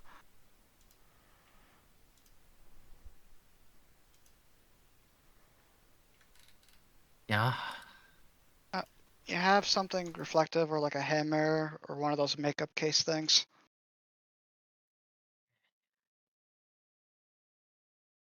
I do. Yeah, can I borrow it real quick? All right. Yeah. Thank you. Kalchev, be back in a moment. Probably shouldn't have this on video. Xiph will cut the Vox, step away from the group and just sort of like look at the Fig and sort of whisper, Frank, right? Did you hear me?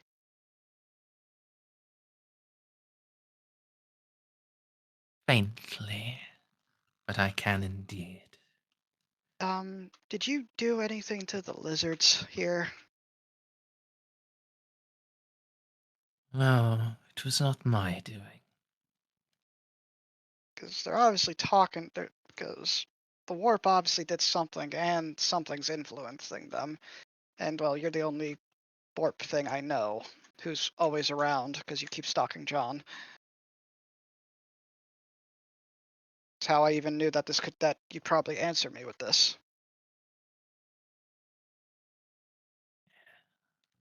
I told you how to reach me, little thing. It would be remiss not to respond when you took that invitation. I guess that's fair, but, yeah, so do you know what happened to them, or that's not in your purview?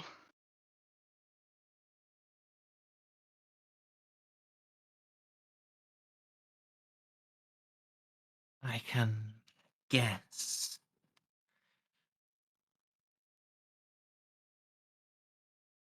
But what I can tell you for certain is that I see no sign of another Neverborn. There's no touch of a great corruption upon them. Hold on one moment.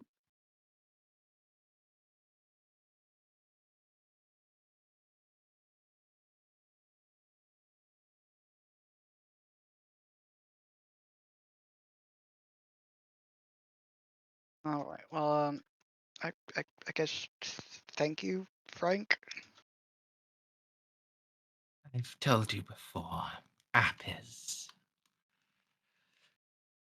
Apis? Yes. Why does John call you Frank then? For what? For once upon a time, I wore the face of a man called Francis. But Francis is not Frank. 'Tis how most men shorten it. 'Tis how he did when he was relaxed. Huh. Well, anyway, I guess thank you for the input. Like, how do I hang up? Yeah. vision in the mirror just fades away. Xiph will turn the video feed and the call back on and hand the mirror back to Katz and say, well, okay, well, that is one, that's one thing down. Well, we have no idea what it could be.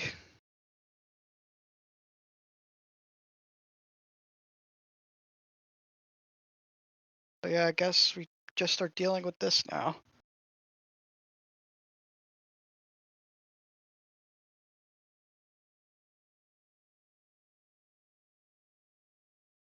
I guess Xiph will just keep looking around, giving Kalchev and assistant guardsmen a some good view of, things around to see if they notice anything new, while waiting for John to have a free moment. Yeah. Jeanne, you're talking with Onomatopoeia about fruit. He'll just turn from you and look at Xiph and tilt his head. Hi.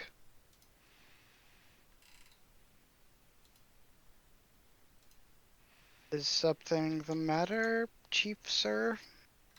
Chief thing? Cyclops thing. Yes. Sense much strangeness.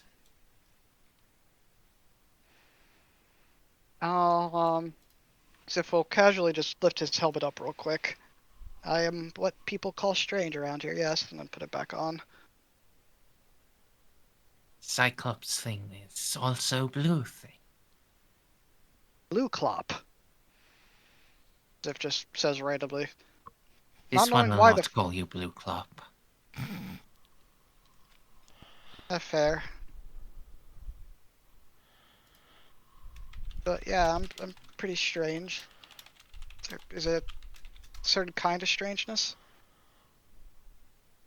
Strangeness of thing that should not be. Oh, I was Strangeness just... of enemy. Yeah. His lips draw back, showing needle-like teeth. John, can I talk to you real quick? Xiph, what did you do?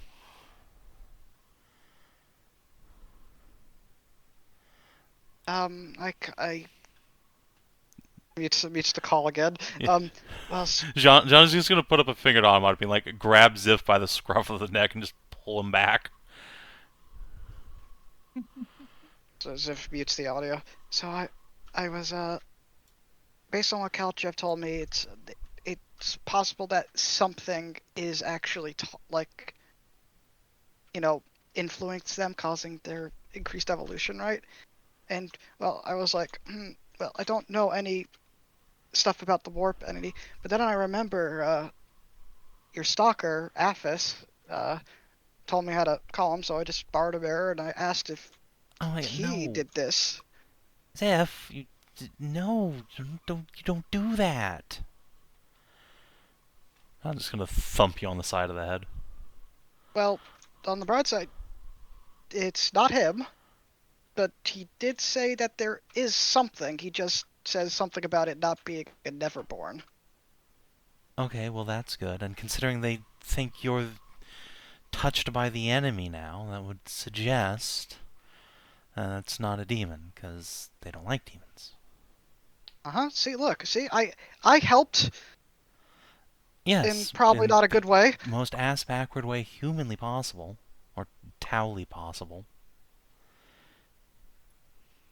Fuck, we gotta think of an excuse. Tell him,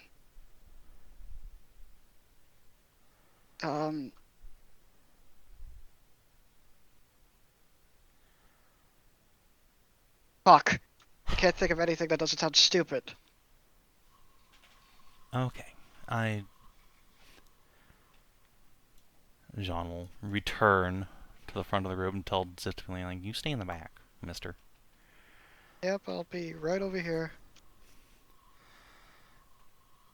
My companion there was concerned about what the Great Old One was, and so brought out a scent of our enemy too, to see how it would respond.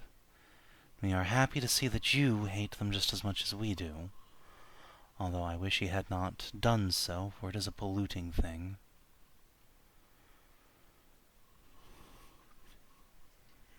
Ratby's crest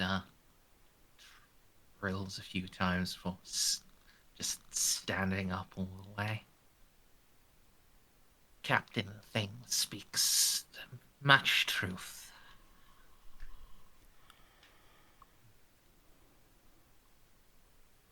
Blue Thing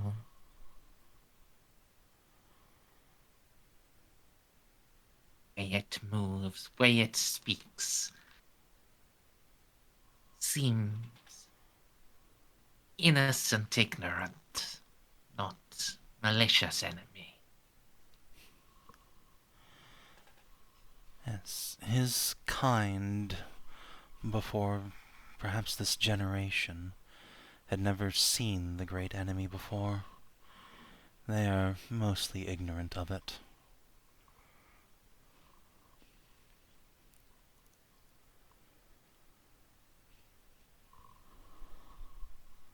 Yes, this one know little, but no smell of enemy.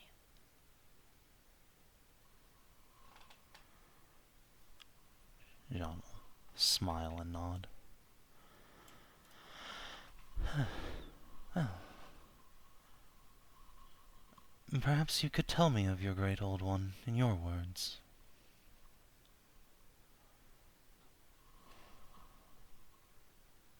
Great shining light. The Old One always guided skinks. Changes in light. You see the words of Old One.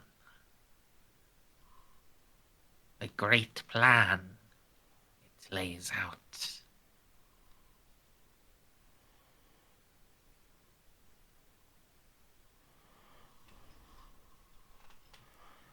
Old One's water, it creates spawning pools. Old One's words guide us. Old One's will shape us. The Old One always protect us.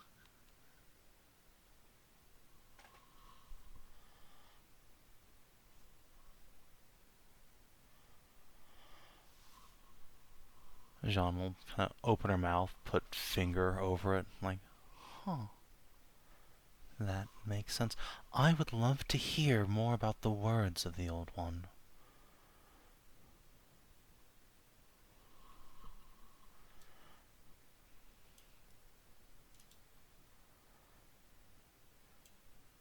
She'll just like approach and try and find somewhere to sit down with him. Like, oh, this shit's fascinating.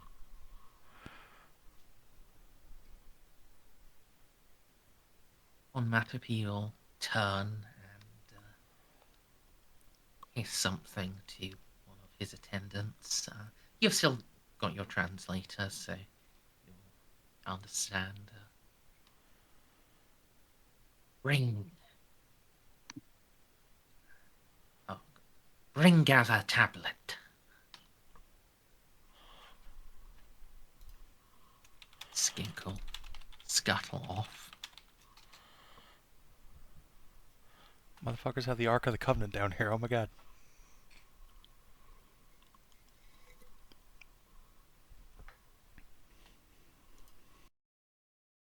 Long, long ago, when first Skink awoke,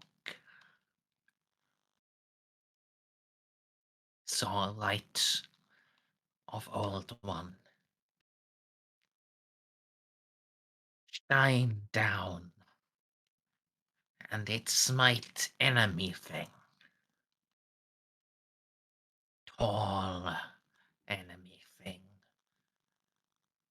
Armor of black and horns of steel was enemy thing, and Old One melted to ashes. And Old One speak. Flashes flickers. That skink could understand. Not words we hiss speak, but meaning nonetheless.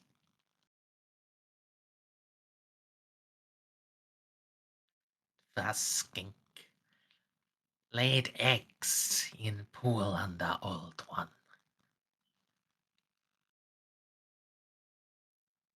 First spawning pool. Our tribe first born.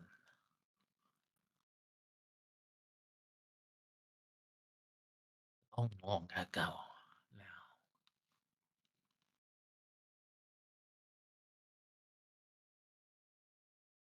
When new skinks hatch, one every generation. Always be able to understand words of Old One.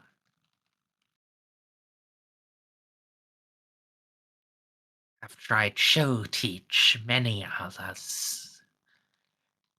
They understand little. Can only help shaman priest. Never understand alone. But in case shaman priest die before new one hatch, words of Old One have been written down. Now the skink that had scuttled off returns, bearing what is unmistakably a chunk of a ship, of like a bulkhead door. All brass and gold, and inscribed with various, inscribed with runes all over it. Oh my god, they have a written language.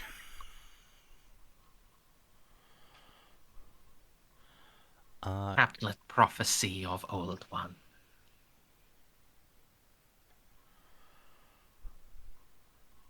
Can Jeanne's and Xip's translator units, like, actually make out what that says? You do need to feed them a primer to for the translator unit to work. Alright. Failing that...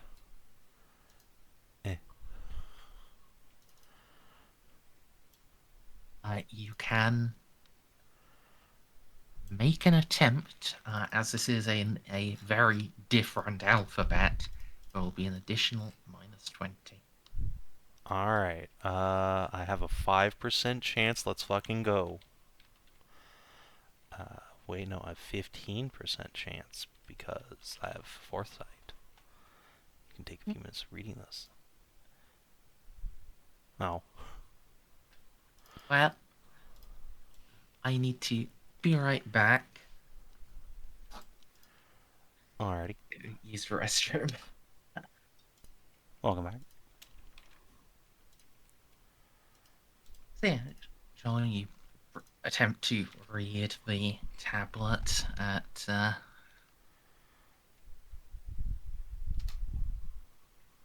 you're not making really any headway.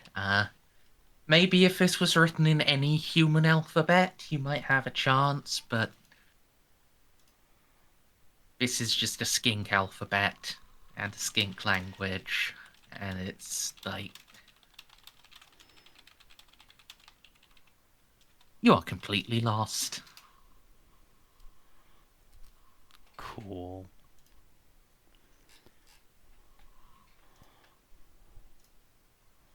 Jeanne thinks this is the neatest shit ever.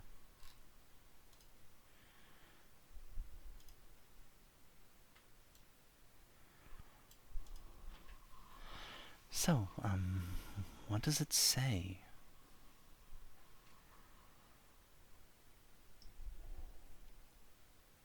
They speak of prophecy, of time. It may soon be upon us. When skinks called to war. When blue light fights green. And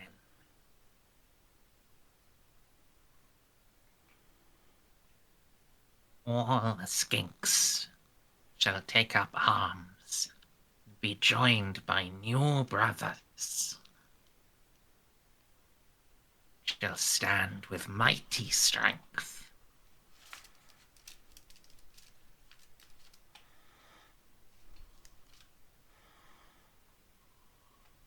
Well, And peers of Old One shall descend from on high and guide skinks into battle that shall decide universe.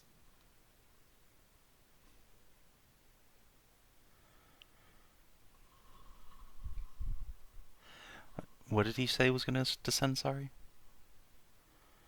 Ears of the Old One.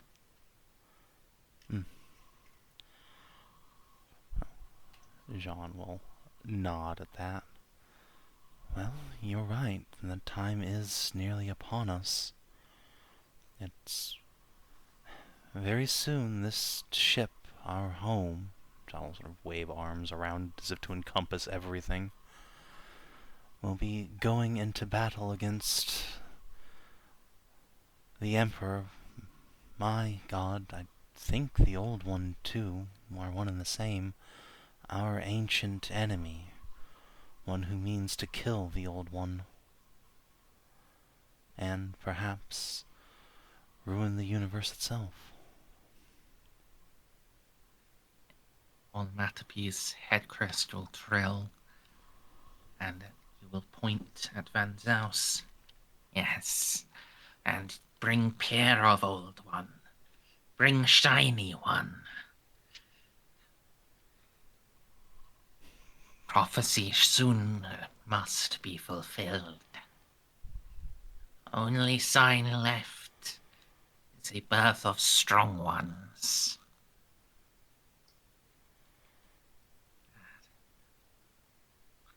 His crest flattens.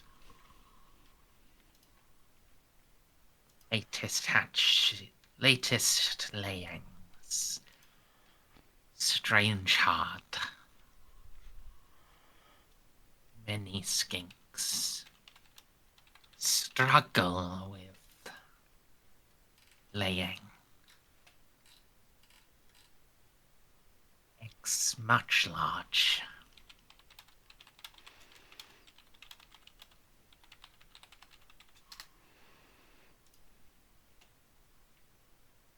Fear think time not soon. Time is now.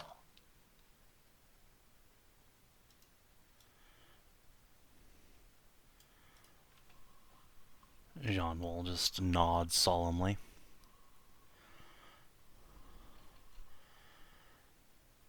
Then together we will defend our home and the universe.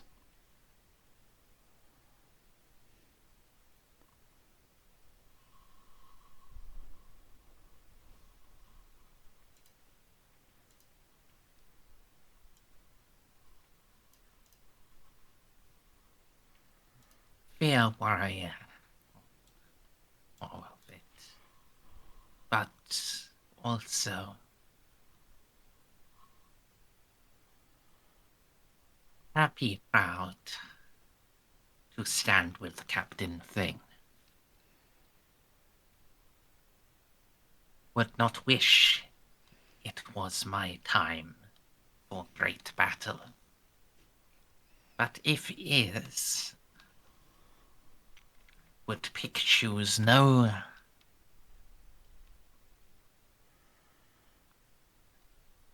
other to stand beside than Captain Thing. Captain Thing give great gifts, travel great distances.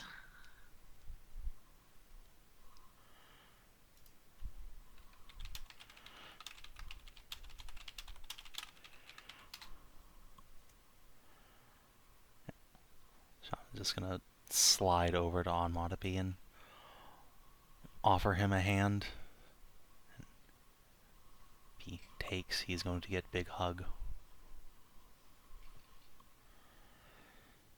It is a pride and a pleasure to have met all of you.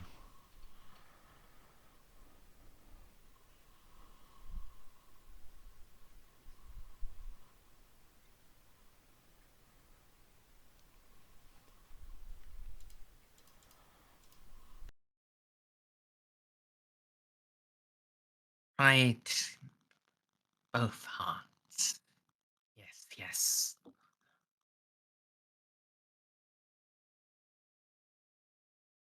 The moment is slightly spoiled by another skink running up.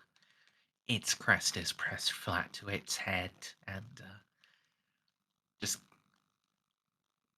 flops onto both knees in front of you both. Hisses. Great chieftain. Hatching time come. Egg.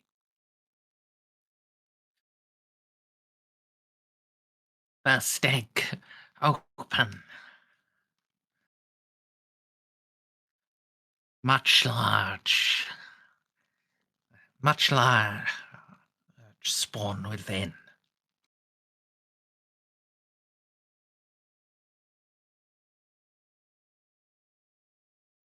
That he'll trill his crest in response and turn back to Jeanne. Come, Captain Thing. Spawning time upon us. To see if strong ones now join fight. Jeanne will give a firm nod. Try not to look too excited, but, like, pretty fucking excited. Xiph will tap his subatize. Couch ever, do you still want the video on for what I could assume is next?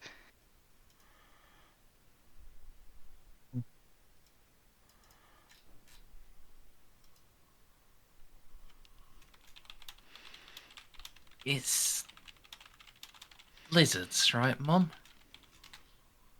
It should be. I wouldn't be bothered seeing lizard eggs hatch. My brief time to live, they were very adorable. Alright.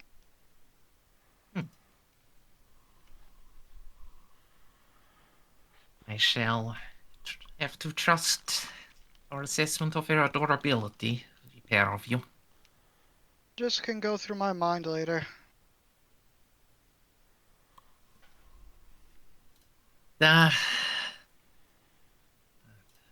Definitely do not want to attempt that now. Yeah, I agree.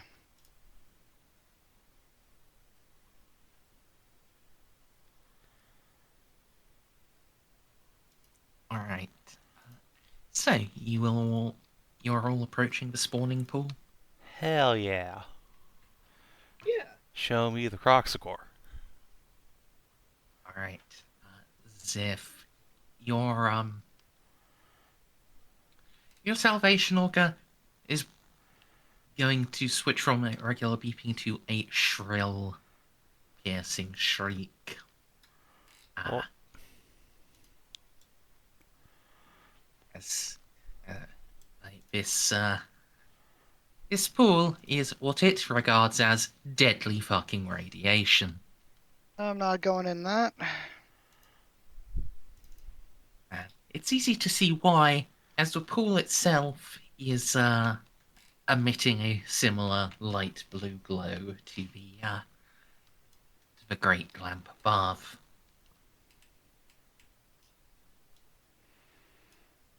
Uh-huh. It is to be fed by little drips of liquid coming down from the ceiling. Wow. Merz, I'm going in! Hell?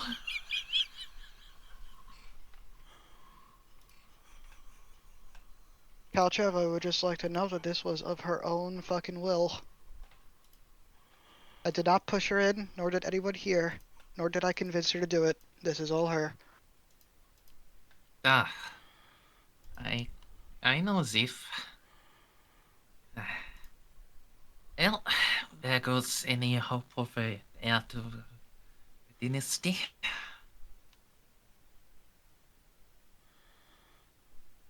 So what happens to John? Nothing, apparently. In fact, yeah, since Jeanne is just wearing the body glove and coat, right? Yeah.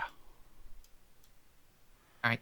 All of you will see as Jeanne wades in. She just. You know how someone might glow with health? Like, you're familiar with that expression, right? Yeah. Yeah. Yeah,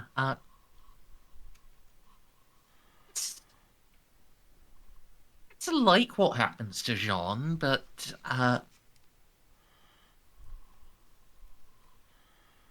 more so. It's like a pale golden light is just shining out from under her skin. So that thing in the tenets about hating mutants. What happens if it happens here?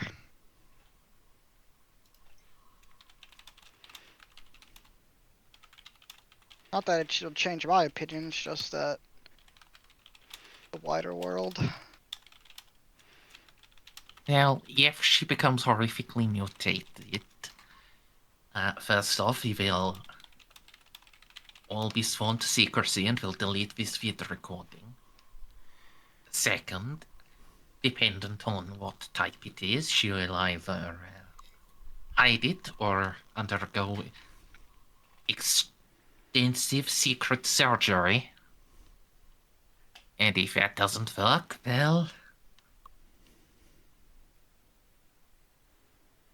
then the Imperium will sentence her to death.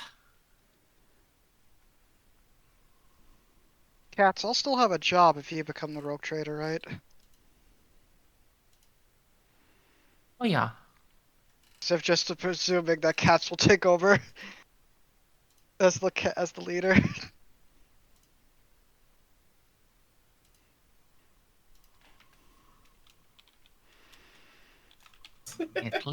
At least in the short term, I am executive officer. I have no idea how anything go long term, but I would rather not think about that.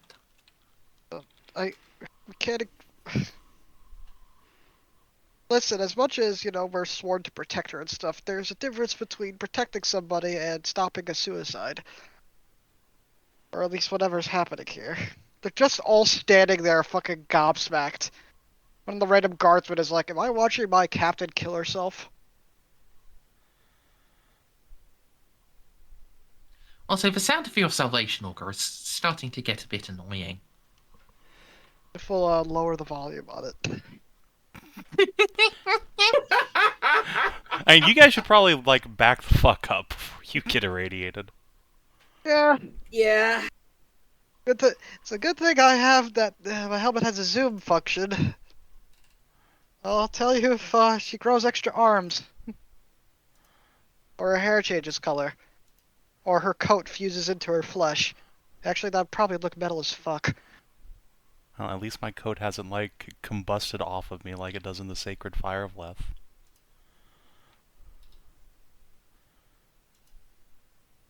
Yeah. Anyway, while they back up and debate what the fuck might happen, Jean. Yeah. So, as you wade in, these skinks will surround you and very carefully guide you. As soon see under the surface of this, there are very, very few places in this pool that don't just have giant eggs. Yeah, okay. John will be supremely careful.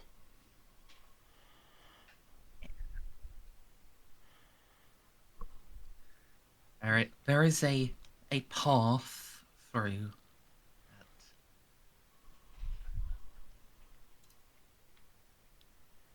You have to go slowly. It's a path designed for someone skink-sized, not you. Understandable.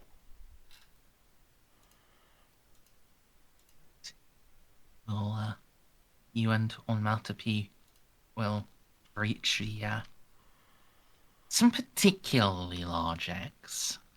I forget what. There's this type of bird that lays an egg that's like 3/4 of the size of its body, Kiwis? right? Kiwi? Yeah, kiwis, I think. It is a kiwi, yeah. Oh god, the Yeah. lizards are kiwis now. Looking at these particularly large eggs, it's kiwi scale. Like these are actually like while a normal skink egg is like 10 inches high, this one is 2 feet high. I'm reminded of the ignorant kobolds from Scout D. Hey, guardsman who's watching this with us, you said you saw the lizards back on Lethe, right? They're, they, do they lay eggs like that? About half the size of the small ones. For most of them. Well, for most of the big ones, I mean. Some lay ones that are less than an inch large. Those are. Guess those might be ashworm eggs. Hells. It's like kept zooming in with the visor, like, gee, fucking hell. How the hell did they squeeze those out without killing themselves? Very carefully. There's a reason Onmatapi said they really struggled to lay them. Yeah, no doubt. Yes, one of these is, about has slightly collapsed in on itself. Oh no. As there is a small hole being gradually ripped. So, soft eggs, like crocodile ones.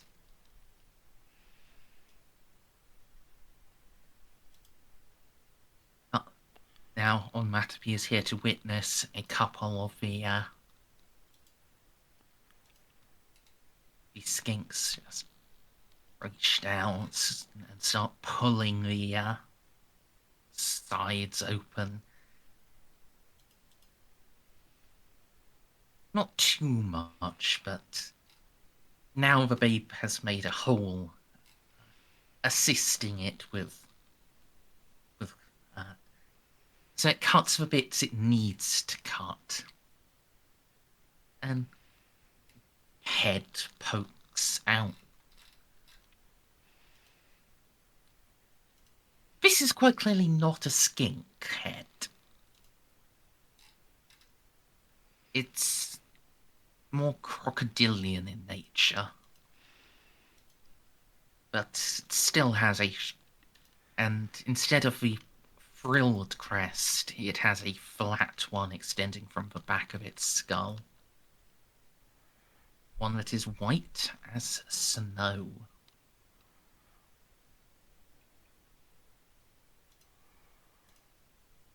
Alright. That's cool and all, but is it cute?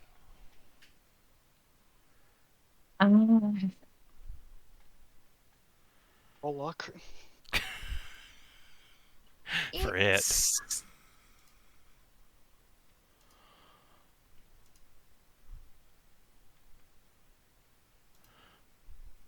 It's fairly cute. I mean, there's a lot of tension in its body, potential waiting to be unleashed, and with its head out, it's now just tearing the egg apart in quite a violent display. Even a newborn, it looks stronger than some of the skinks. But despite that, despite its fairly murderous potential, it's a certain adorability to it. I'm gonna try and pet it. Get a little snoot rub while it's coming out. You know, once its head's cleared the egg, so I don't get my finger bit off. Are you sure? Yes. Have any of the other skinks touched it yet? No, they are hissing quietly between themselves and looking at it with flattened crests. Does that signal like concern or alarm, or? Yeah. Alright. Yes, it does. As I said, this is clearly not a normal skink. Yeah, a little baby croxagore. Little baby Saurus. Saurus, yes, of course. Same difference. Quite different. Yeah, it's a big lizard. Anyway, well, once it's done tearing its way out of the egg, Jeanne will attempt to like put hand on head and gives little head rub. No, no, you're lying. You want to Lion King it. I mean, I do, but I'm not gonna try and pick it up. That might scare it. I'm just gonna introduce my hand to it and then give a little scratch. It does go bitey. Ow. Captain has been bitten by an infant. It's fine. Newborn. That just means he likes me. Xiph is all the way over there. Xiph is just doing play-by-play for everyone because he can zoom in. It does 4 damage. I actually take a wound. Ow. Little asshole. Really? Yeah, I only have... actually, oh wait, no, hold on. My toughness, right. Okay. Also, are you wearing your shield? No, I'm not wearing my shield. Alright, technically I would have my Rosarius, but like, I don't... If I'm trying to pet the thing, I don't think I get a force field check on that. So no, factoring in the fact that I have toughness and my bodysuit still, no, I don't actually take any damage. But do you want to take damage? No. So it latches on to your to a couple of your fingers. While it's not hurting you, it is a bit painful, and you can feel, wow, this was born with fully formed teeth and quite a bite strength. Probably really hungry. Jeanne will just announce that in his speak, I guess.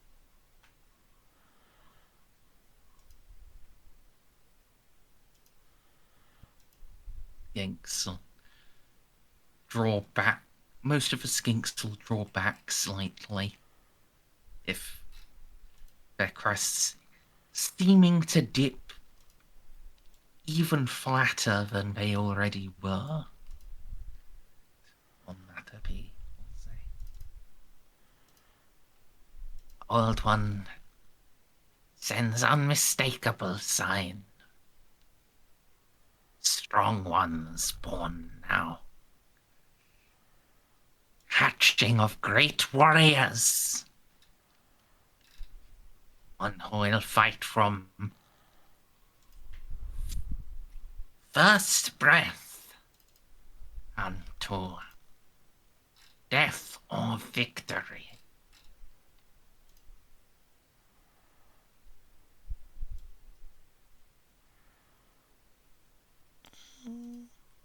Is there anything I can roll to like try and like soothe this creature, or just like imprint myself on it so it stops trying to maul my hand?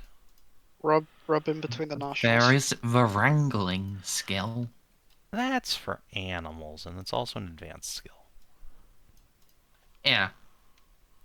Yeah, these aren't Yes. animals, they're sentient. Yeah. Not yet, it's not. Are you saying that a newborn baby isn't sentient? That I can use Yes. animal handling on a baby? You bloody better, that's what I'm saying. Alright, so what you're saying is, in order to be a parent, I need to take an advanced skill. Got it. Hold on one No. second. If I could get a dog clicker. Hold on, I need to look something up real quick. I think wrangling might You actually be... I think it's on my actually advanced game. Let me see. It'd be really funny if I actually could take that right now. It's a sign. Let's see. 75. How big is it? It's about toddler sized. Okay. So, because I was the thing like, oh yeah, you could just have it be like a parrot. It just rests on your shoulder, but if it's a toddler then... You can attempt charm, but as it is well, as its mind is really yet to develop, you're gonna have like you're gonna be rolling charm at half. Okay. That's fine. Let's see. Something. Any of the rest of these would apply. So charm at half, that would be minus 40 effectively after modifiers. I will re-roll. Why not? Come on, little buddy, love me. Yes! Yes, I am the skink whisperer. All right.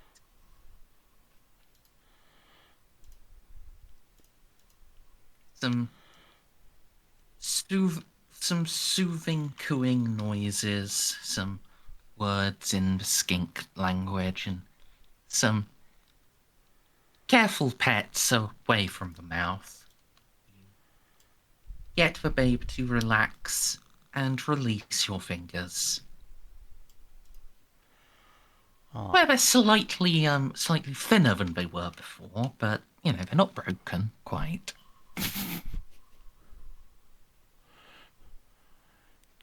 Good boy. Good boy. You're such a big, strong gentleman. Going to be so fierce when you get big.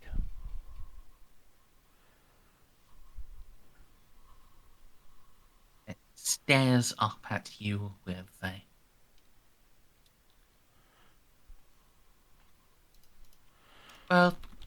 rather blank expression. If it's feeling something, you really can't tell. That's the issue with lizards. It's been blinking slowly at you. That's one of the things you can tell with a cat if a cat likes you, if it blinks slowly.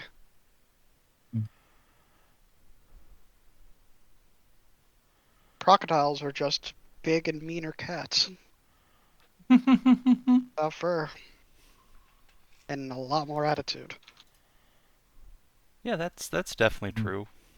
I believe that. A few moments pass, and its tongue just flicks out and licks your nose. Yes! It likes you. Alright, well, Jeanne's life is complete now. I can die happily. Hmm.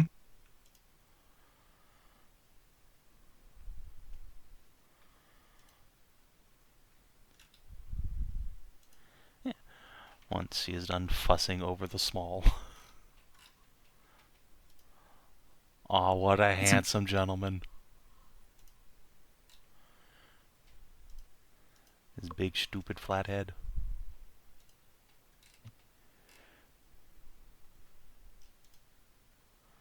Since I had described it as white.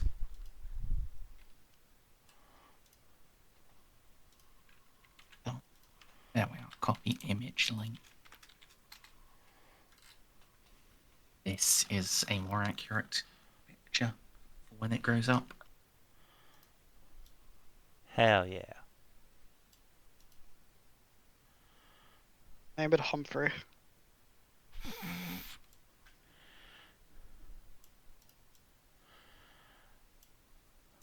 No, I will not adopt the skink. I will not adopt the skink. I will not adopt the skink.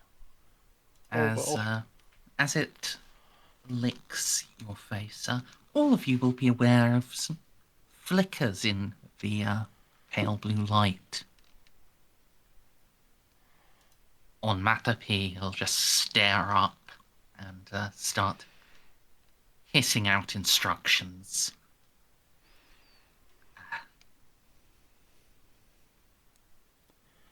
One of the skinks will just... a couple will rush off. One will, in fact, just grab a reasonably intact piece of this newborn's egg, lift it up, and start scrolling into that.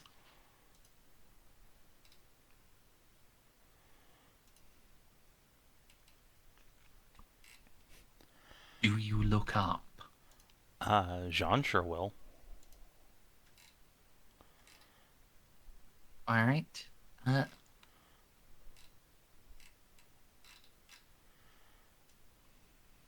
Given your heritage and also your polyglot talent, I will allow you to make a hard intelligence test.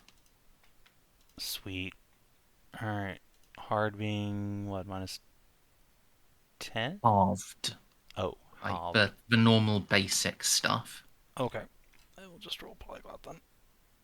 Alright. Yeah. Ha!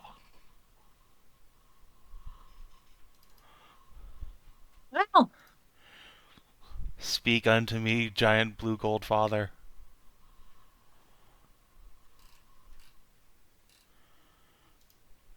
you can in fact understand the words of the old one. See now, witness the truth I have told coming to pass. Warriors born, Saurus, and first among them, Medurar, champion of warriors.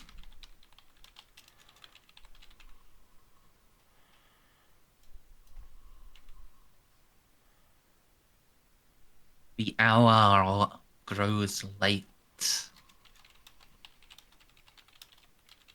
and now and soon I shall call upon you.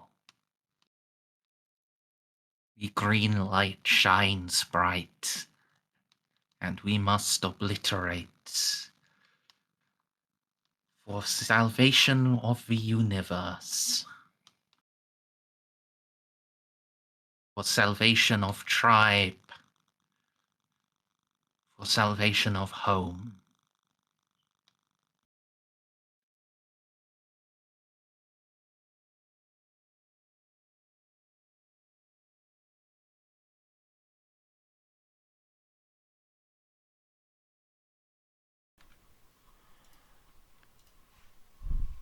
So, does Jeanne hear this, or is it like being flashed into her brain? You can just understand what flashes mean. Neat. Yeah, Jeanne will just bow deep to the light and look at small creature in arms. You are destined for great things.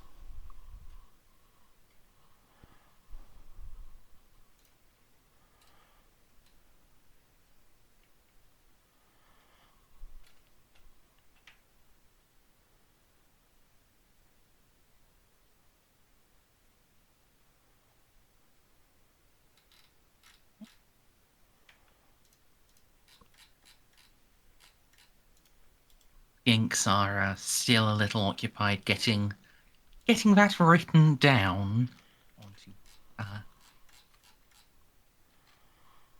onto for now an improvised tablet, and then when it's properly brought, a real one.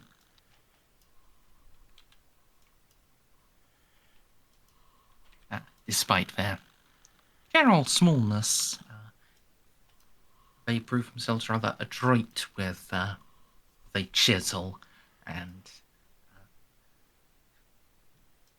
they're laying in those runes at a remarkable rate.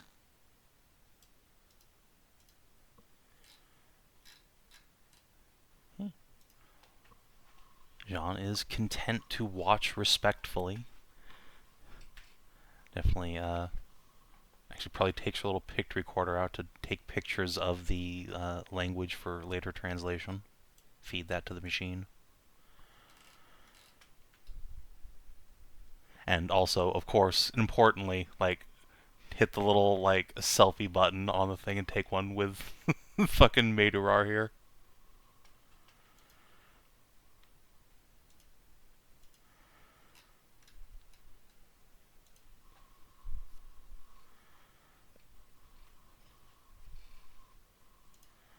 Sorry, Didn't mean to kill you there. slightly breathed in some of my drink.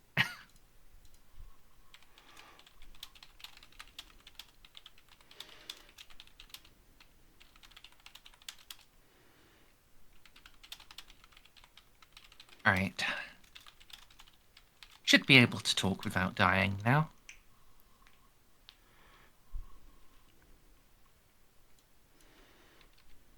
Yeah. You can take a little pict of yourself with the albino Saurus.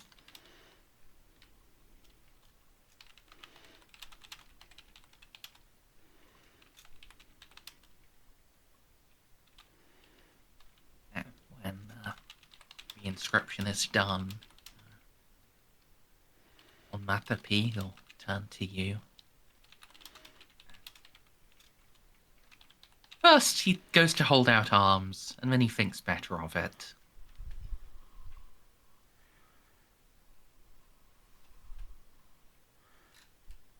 Captain Thing come on auspicious day. It's rare indeed. Old ones speak of hatching time.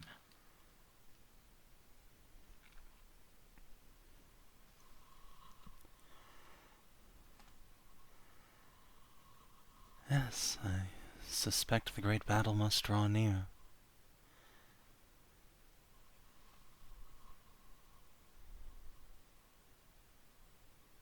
I am very happy to have borne witness to Madurar here. Our fierce little champion.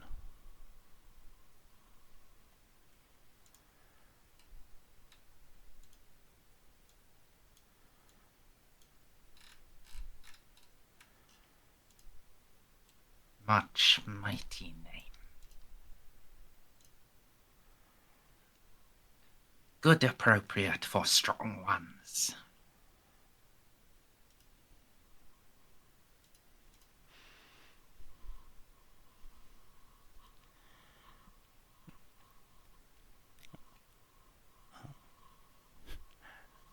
So are any of the skinks trying to get this whole thing for me yet, or are they just like, yeah, no, you can keep them. That's fine.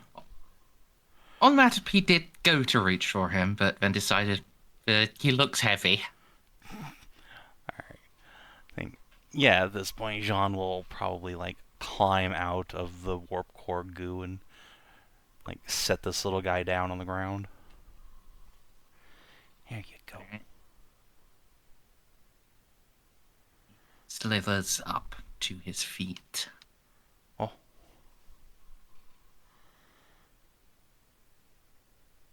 Sniffs the air and immediately just charges towards where you had set the beef, the platter of fruit. Yes, good. Feast, little one. Grow strong.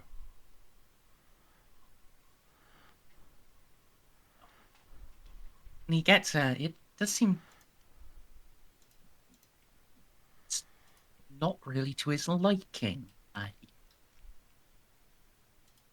Oh, he's a meat eater.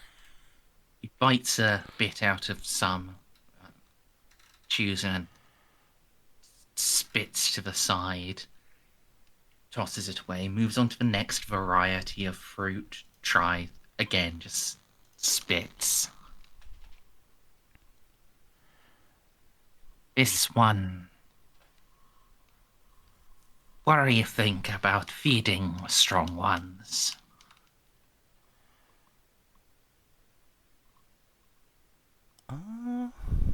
Let's see here. John's just gonna, like, reach into Katz's bag and pull out some, like, jerky or something. See if that'll interest him. His head snaps around so fast, for a second you're worried he's broken his neck.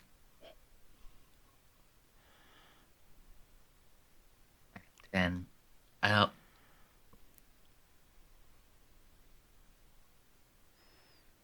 he attempts to tackle Jeanne to get at it. I mean, as soon as he turns around, I'm just gonna hold it out for him. And then, here you go.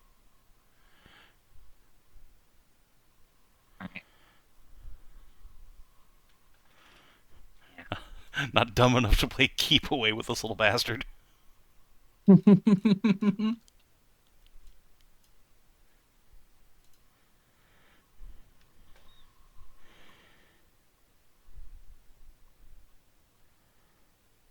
Alright, well, Sensible of you.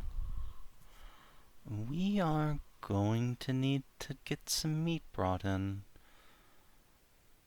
Van Zaus, have Kalchev send a message back to Canesville and set up an import of, I don't know, jerky and Bridgian sausages? Something from a world close to the gate. She's been watching the whole time. She's already on it. Okay. Hi, Caldrat. He'll be Lord Captain, I said hello. Kalchev said hello.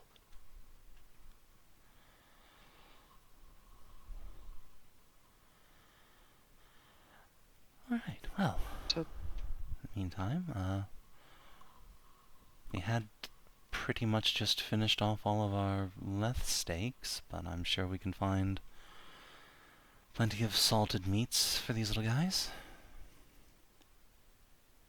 We do also have slab rations. Normally I would not advocate opening up our last-ditch stock, but Out of character, what's a slab ration? slab is, it's basically 40k spam. Ah, yes, of course. Like, horribly processed meat that's like very much not nice, but is actually still recognizable as meat at the end of the day. I mean, Madorar here didn't look like he was bothering to stop and taste the food, so that'll probably do for him. Although we are going to a moon that's, like, if I recall, like a jungle? The moon of Anjan? Yeah. No. It is. It's inhospitable, although its temperature suggests like if it actually had an atmosphere, it would be really comfortable and support a great deal of life. However, it does not have an atmosphere. Oh. I thought it was habitable. Maybe it was. Perhaps once. Because there were a bunch of, like, tombs on it.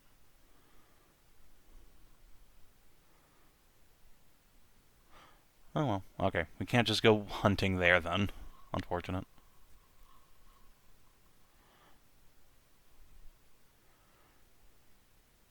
Alright, yeah. Jeanne will nod. Well, the slab rations will do for them. I don't think they're stopping to taste the delicacy here.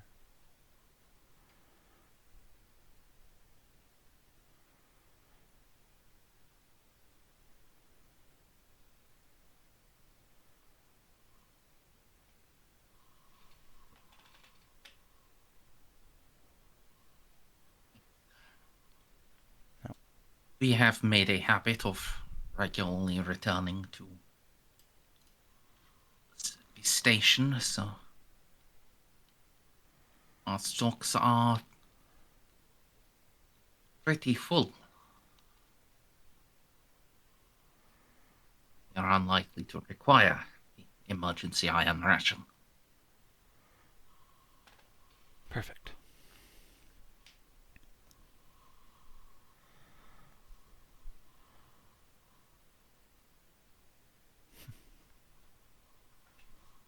Suppose if we desperately need to restock, we can always pop back to Cruiser's Hope and go hunting giant snakes.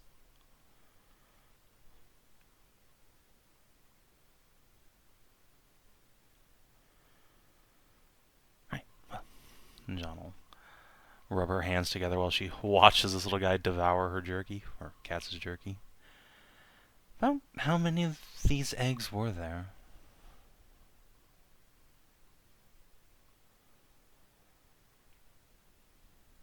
Let's see.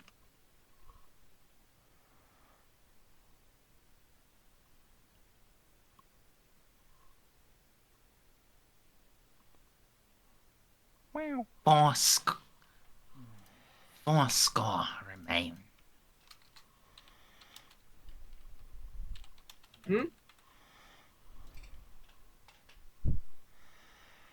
Right, well, then, suppose you have a busy day ahead. I will have some meat brought down for the others.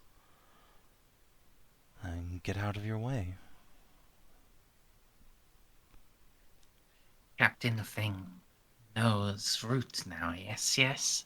On the uh, Guide Scout show. Easy path.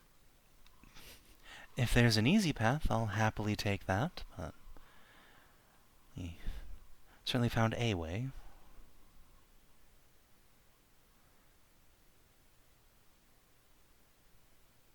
Might be squeeze hard for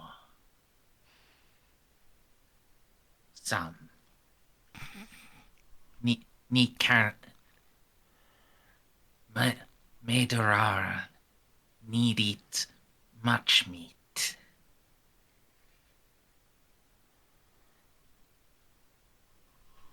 Got things. Carry lift. Great packages. Difficult fit, yes? Is there a wide open area you could clear for about a day?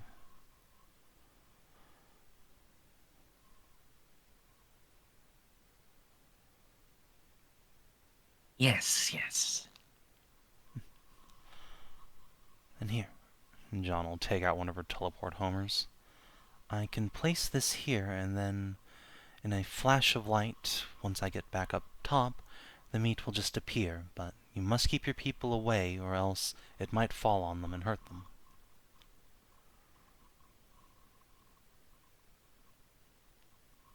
How far stay? Jeanne will tell him whatever the radius of a teleport homer is.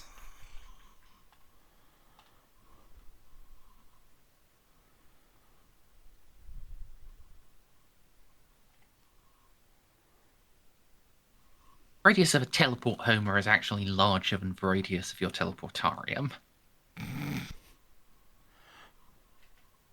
Alright, well, she'll give him a radius of, like, the scatter of, like, a competent teleporter, rather than, like, we fucking it up real bad. Because surely we won't just fuck it up real bad, right? Molly's got, like, Yeah, 100%. And with a homer, like, that eliminates the natural scatter. You do have to fuck it up to get any. Yeah. Same. I'll give him whatever the reasonable safe distance is for this thing. And it should just be, like, for the rest of the day, basically.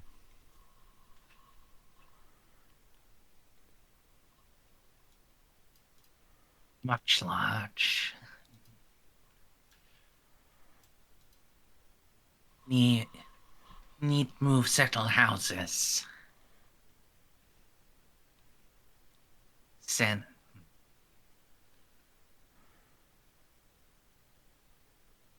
place. Send Terraki. Find Captain Thing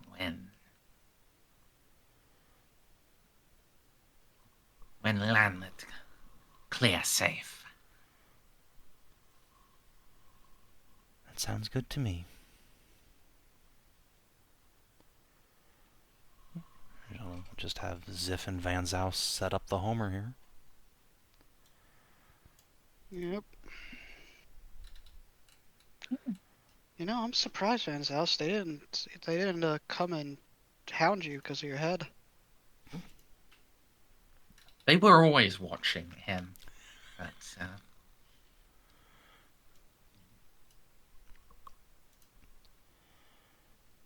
you know, I suppose lack of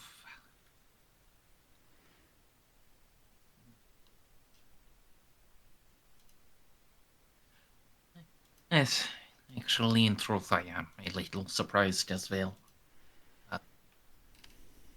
Perhaps their people have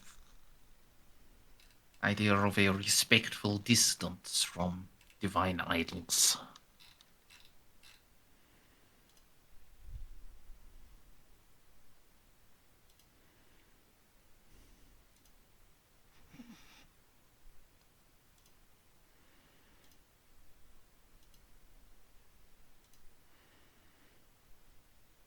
As he says that, a particularly large-crested skink runs up to him.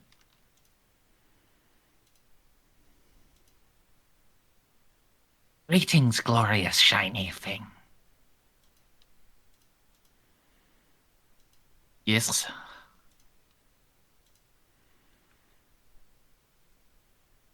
Today, glorious day. This one. Chosen picked by other shiny speakers. It's for you to guide bless shiny speakers.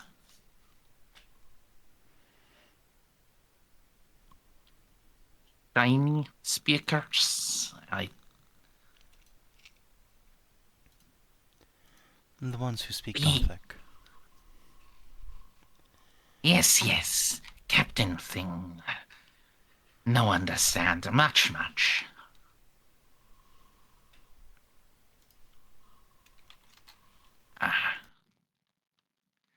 See. I suppose I can do so. Gather your shiny speakers. Yes. Shiny one waits it. And skitters off even, and returns with about 20, maybe 30 other skinks with it. All of them seem to have particularly large crests compared to Onomata P and those of and the others of his generation.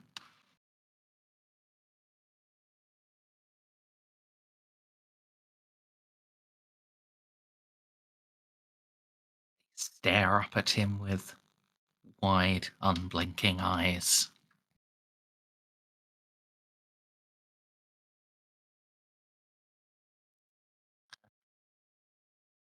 So I will make a charm test for him.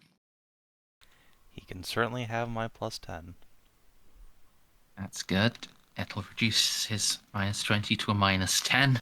Oh god, he's not trained in charm. Oh, okay. Yeah, oh, No, he is trained in charm. It's just giving a. He's not trained in giving a religious blessing to scaly mutants. Understandable.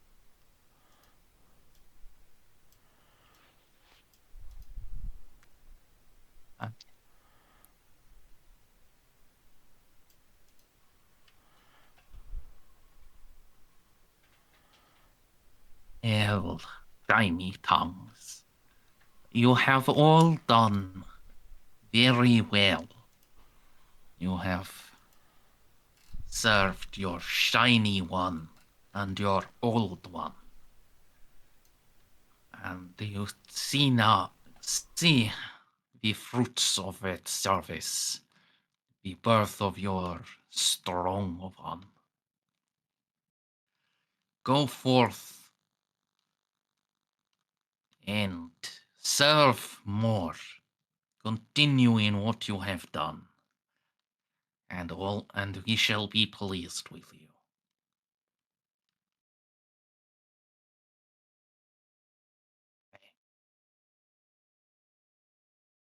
Tilt their heads, then the spokesman says, "Ah, yes. Shiny one. Serving shiny one is birthing strong ones. Yes. To the breeding pits."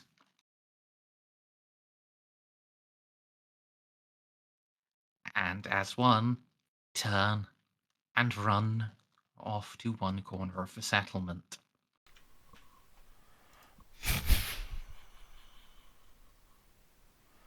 That was not what I meant. Oh dear. Lord Captain, I think we may need to set up a supply of meat. Yeah, that's what I was thinking. But, well, this is all the Emperor's plan. More of these little Saurus can't hurt. Let us pray that it is heals. Can now hear in the distance the sounds of lizards fucking. Oh, great. Alright. That's the cue for us to leave. I don't really want to know any more about that series of events, thank you.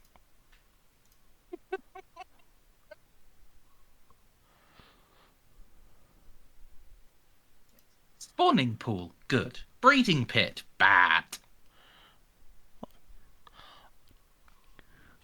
Look, it's the miracle of birth versus watching a bunch of tiny kobolds dicking each other.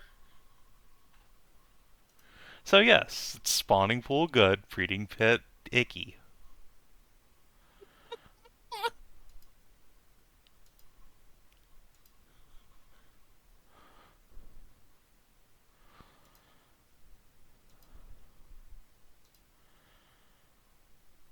Alright.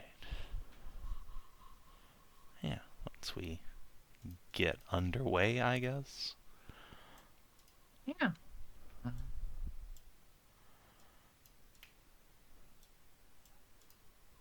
We'll indeed show you a Well, it's not completely comfortable. A relatively easy, easy route. Jeanne, you are not in any danger of getting stuck this time. Oh, good. You do have to do a bit of wiggling a couple of times, and you will eventually re-emerge in the Melodium. Oh. I'll commit that to memory.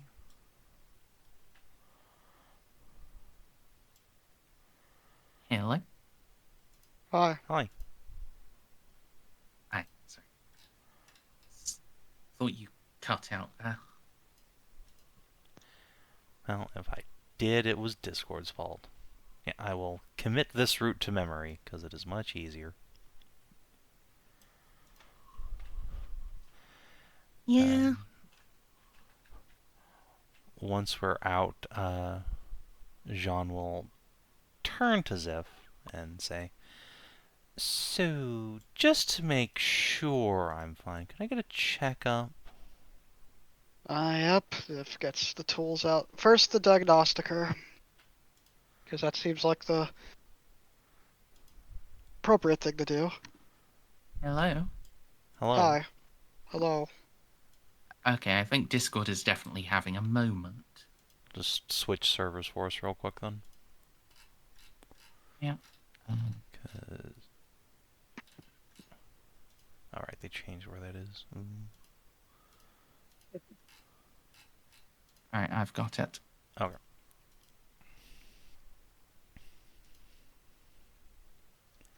Hello? Hello. Hello. Hello? Alright, hopefully that's better. I'll diagnostiker it first before I start cutting open.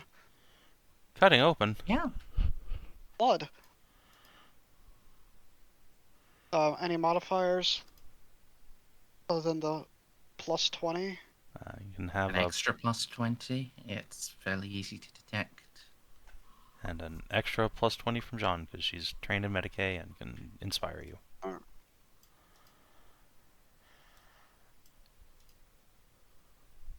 So I'm pretty sure that succeeded. Barely. Yeah.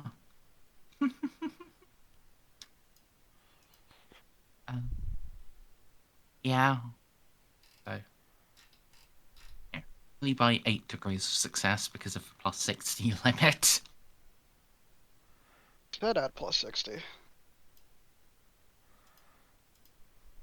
Yeah, it's just, yeah, your total modifiers to your test can't be more than plus 60, so, your bonus from Diagnostica and Medkit, circumstances, like, went over the limit. Well, my threshold is 115 without modifiers. Yeah, because you've got, like, some gear modifiers permanent. You've got, like, plus 30 from gear modifiers permanently put on your sheet. Yeah. But anyway, so what's But the anyway, stitch on Jeanne? So, she's quite radioactive,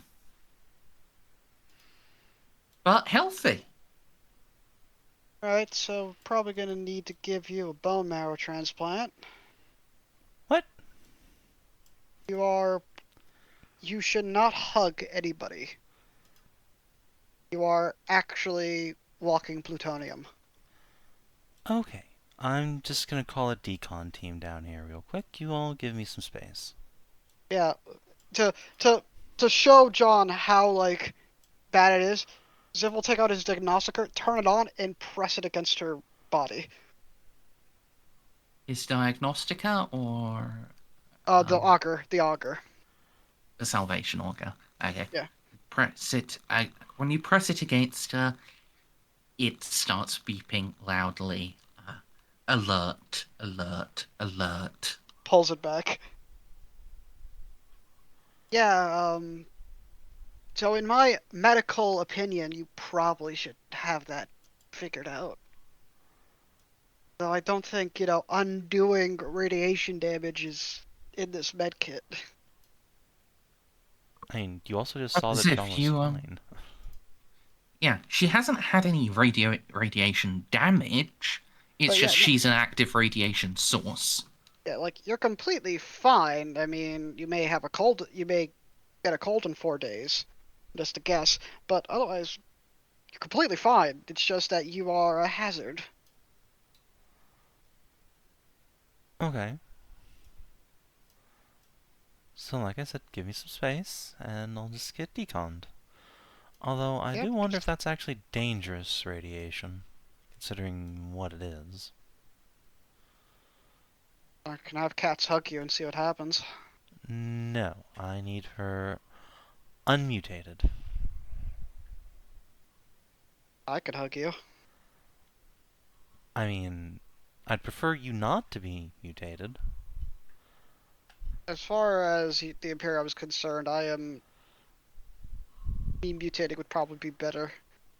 I mean, yes, but also if you As just grow a dick out of your forehead, that's going to be a problem for everyone.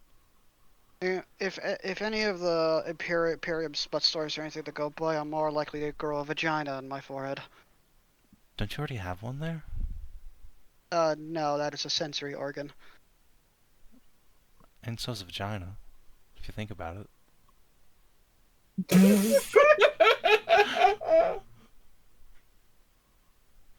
I just realized I was recording this. I'm going to send that little snippet to Molly. I think she'd enjoy that. Jeanne will cackle. Okay, go get that meat teleportation readied. I will sit here by myself and try not to give anyone cancer. I will stay Good. reasonable safe distance. Well, oh, conversation range. Don't want you getting all lonely, love. Oh. Jeanne will press her fingers together into a heart shape. That's all. Blow a kiss.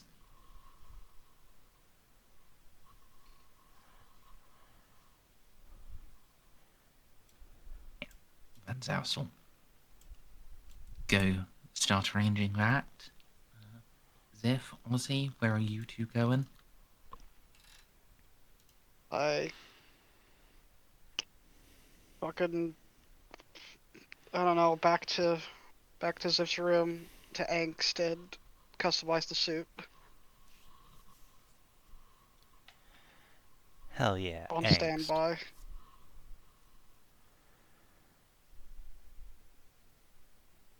Or actually, Oz, you want to see my kick-ass new suit? Sure. Let's go.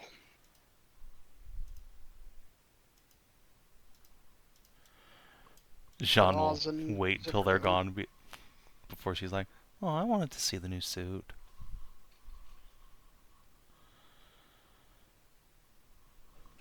You'll see it in due time.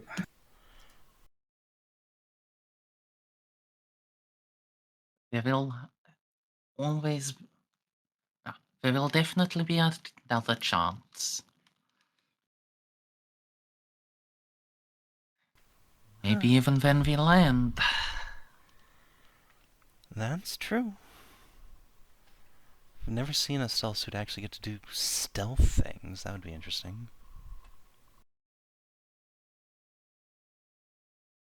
I think it's rather the point you don't see them do those. Exactly, but now it's on our side, so maybe I can see it. Let's be honest, I can't see anything, but, you know, it's the thought.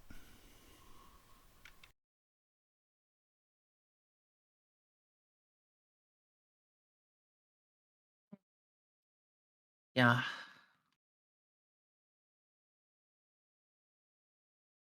You managed to see the good in a infestation of strange lizard creatures.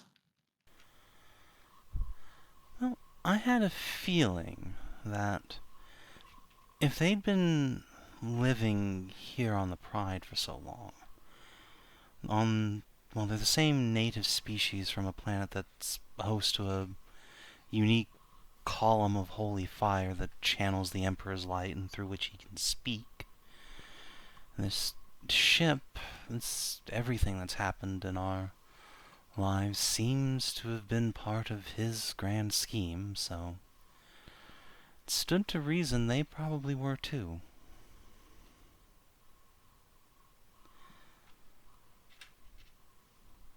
But I'm happy a hunch proved right. They're pretty cute too.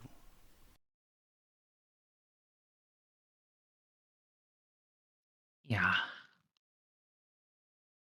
Even if, what's his name? Medorar? Even if he started by trying to eat you.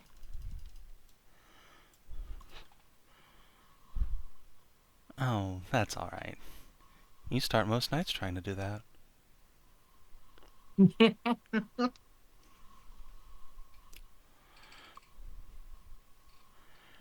Yeah. Cue like 30 minutes of flirting while a decon team slowly makes their way down here. Yeah. They get Jeanne, you will have to have a full charcoal flush, and unfortunately, the clothes you wore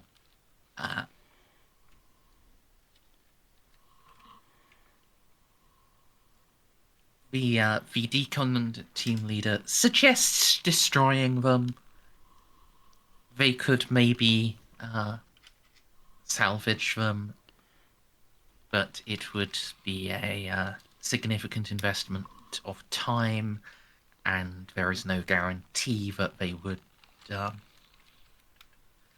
they wouldn't be harmed by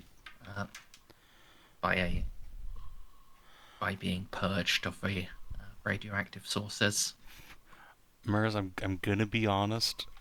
The clothes I wore into that pool come out of a fucking rattle can. Your coat? Yeah, I guess there's. I would have taken the coat off before she just gets in the fucking water. But yeah, I guess if that got contaminated from just being on her afterwards, that's fine. I think I have like 10 of those things anyway. Okay. Well, you will now have 9 of them. A shame. Yeah, the decon team will have to peel you out of the sin skin, and well, Oh man. but thorough iodine washes, and give you just a giant hunk of charcoal to eat.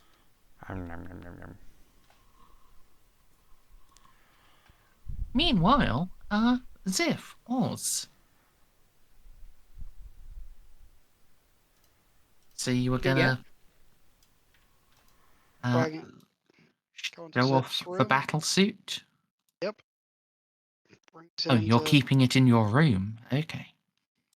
I can only presume my room is big. It's the Yeah. luxury. Yeah, and stealth suit. Yeah, you can fit that in there. If you had, done a silly and requisitioned like a fucking riptide, that's fucking in the cargo hold. But yeah, stealth suit you can put in there. Ziph's room is very well organized, with an actual gun wall with his Necron rifle and other stuff around, including the rail rifle, the Necron rifle, his Fireblade pulse rifle, which he left because he could only take his pistol, and in a picture frame are the remaining sanctified bullets he got from Pascal. He has them in a little picture frame. Adorable.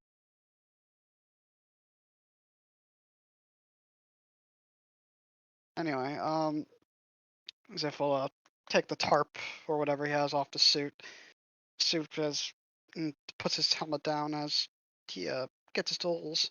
It's like, yeah, I've been poking around in it, trying to make sure it's a tip-top shape.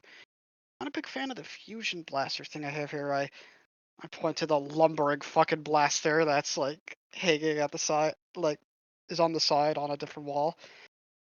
You know, more precise and all that and stuff. So right now I'm just painting and hardwiring all of this. Not sure if I I'll see. be able to bring it with us to the Necron hunt. Whatever I we're hope so. doing. But yeah. I haven't been inside of it. I've only been customizing it. I'm a bit nervous if I was being honest.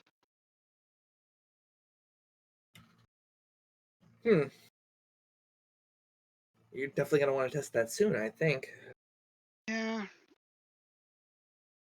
Yeah, we got time until we get to the moon. Yep.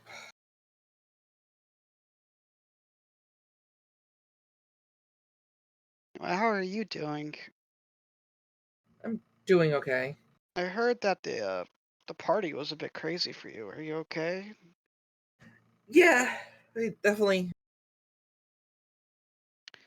Walking with a bit of a Uh, limp for like a day after. yeah.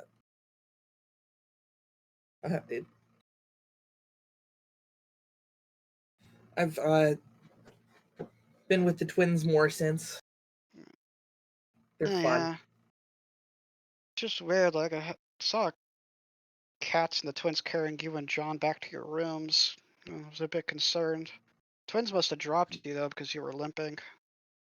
So you don't want me to check? You want me to? Is I'm there any good. lingering damage? I'm Oh, fine. okay. Okay. Yeah, I'm Between you glad. and me, Jeanne and I blacked out. You don't remember at all what happened? No, but we did. We at least got informed by cats and the twins. Yeah, I couldn't see what was happening because Kalchev decided to fuck me right there on the dance floor in that corner. Yeah, that's a Lethe party for you.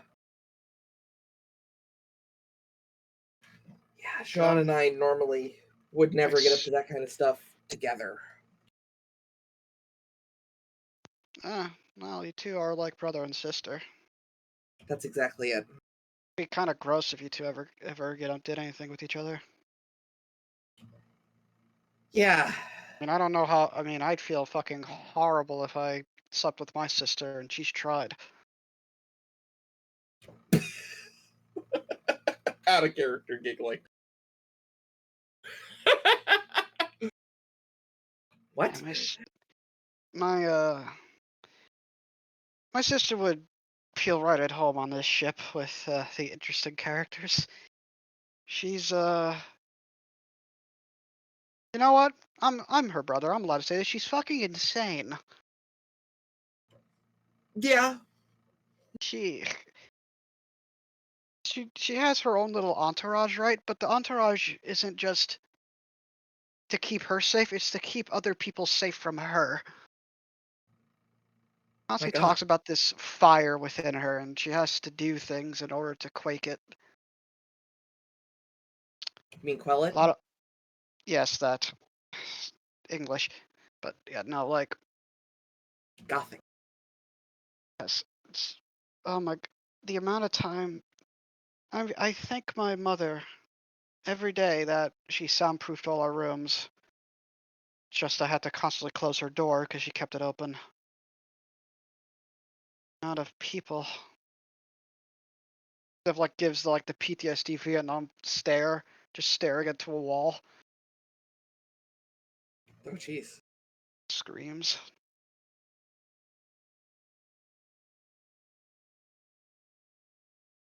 Ugh, still love her. I hope she makes it through the sickness, but she's a lot to deal with. So Oh, yeah, as if you ever see Jeanne or myself make a drunken pass to the other, please stop us. no, yeah, sure. That's nice. I mean, I'm sure that'll never happen with you two. Even drunk, you two have such a good relationship that would never happen, right? Long pause.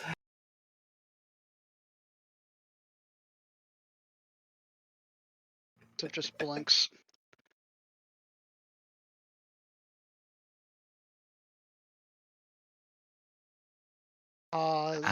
Reading a person would be scrutiny, not awareness. Yeah. Oh dear. Oh, scrutiny's even better. It didn't matter. Xiph Quick does- Aussie roll to see. Oh yeah, Xiph sure, does- true. You only got one DOS. You can do it. No. Oh, okay, you could not fucking actually. so, blushes so hard the fucking blurry memory comes out of his subconscious and his face just goes beet red. It doesn't have to be the blurry memory. It can just be everything that happened. Yeah, in afterwards. fact, Oz, with Xiph, why don't you make me a +0 intelligence roll? Me? Okay. Oz. Yeah, okay. Wow. Oh, you remember. Oh, you remember all of it now. Oh god. Oh, Oh, uh, And the worst part is, you remember really liking it in the moment. Oh god. Hey, what's Oz wearing? I mean, casual. I think at this point we'd just be in a suit at this point, right? I think I'd be demilitarized at this point. Because if it's tight, Xiph will notice. It's probably casually loose, you know. It's like Okay, you don't see the stiffy. you might still see the siffy. It's not that Xiph loose. Xiph is just head tilt, eyebrow raised, sees the blush. Oh my god. Yeah. You're never drinking again. Xiph just casually. Probably not. But in the Not event to that that you do degree. drink, well, now I'm at a bit of an impasse because, like, body language wise, it seems like you liked it, but I can tell mental wise you probably want to shoot yourself. Yeah, well, let's put it this way. Jeanne is still hot. I mean, that's an objective reality. Exactly. But she is my best friend and my sister. Practically my sister. I mean, objectively speaking, my sister's fucking hot and insane. Jesus, I'd never seen I'd never seen a tall woman with muscles like that. Well, She's like, yeah, she looks like one of those Sister of Battle people that I keep from the porn magazine I saw in John's room. the thing Xiph says, I love it. He just doesn't. No, but he's learning how to keep the thoughts inside and not just saying everything. But it's still a struggle. Yeah. But yeah. Yeah, remember one thing a friend at school told me is that when people see my sister, they get lesbian panic. I didn't know what that meant until I came on this ship and there was nothing but lesbians everywhere. Yeah. Jeanne has made a few lesbians in her day. Well, her lesbianness is, I guess, in question after what you two did. Did Not really. are you using protection?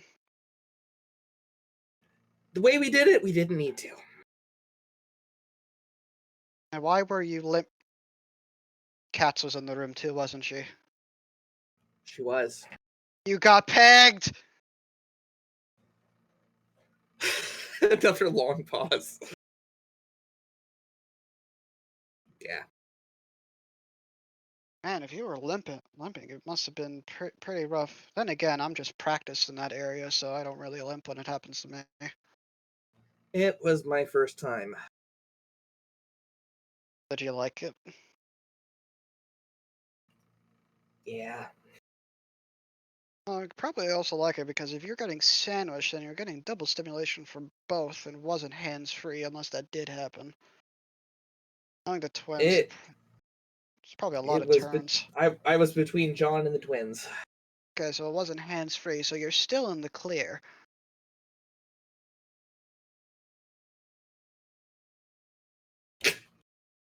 Just the things Xiph says, yes.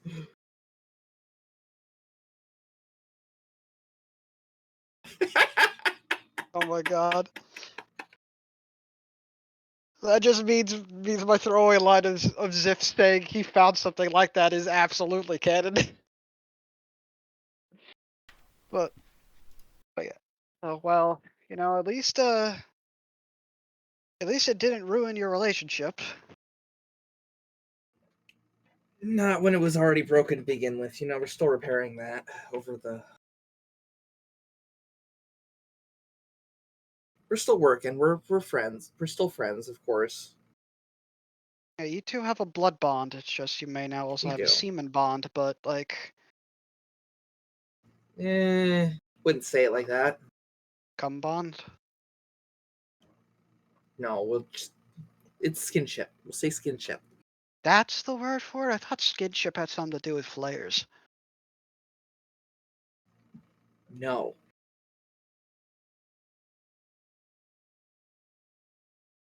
Oh, because skin against Skin on skin ship. contact, yes. Yeah, yes, and ship because there's that word in the Like relationship, yes. the Hive dictionary.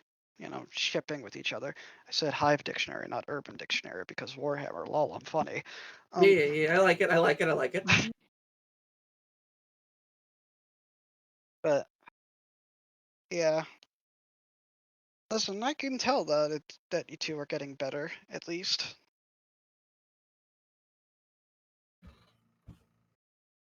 We made up and both swore off alcohol. Yeah, I wonder how long that's gonna last. Me too, to be honest. Listen, once we're done with this mission We've and all that, right? we've got Like, Van Zousen on it. He'll keep us clear. oh God, Zaus knows. He's not gonna not. Let's be honest here. Yeah, Zaus is privy to a lot of things. I wouldn't be surprised if he's spying on everybody in the ship. Oh, he definitely is. Watch your back. Zeph turns to turns around and looks at a corner of the room. Oh, you're never Just gonna see the cameras. Zeph is assuming that that's where a camera would be and just waves at it. You're completely off. But so you know where it is? No. I just wanted to fuck with you.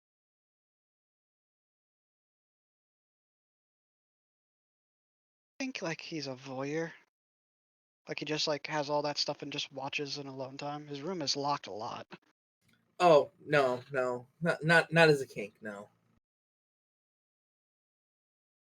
But do you think he still watches it? In his Yeah, spare of course. time for research purposes.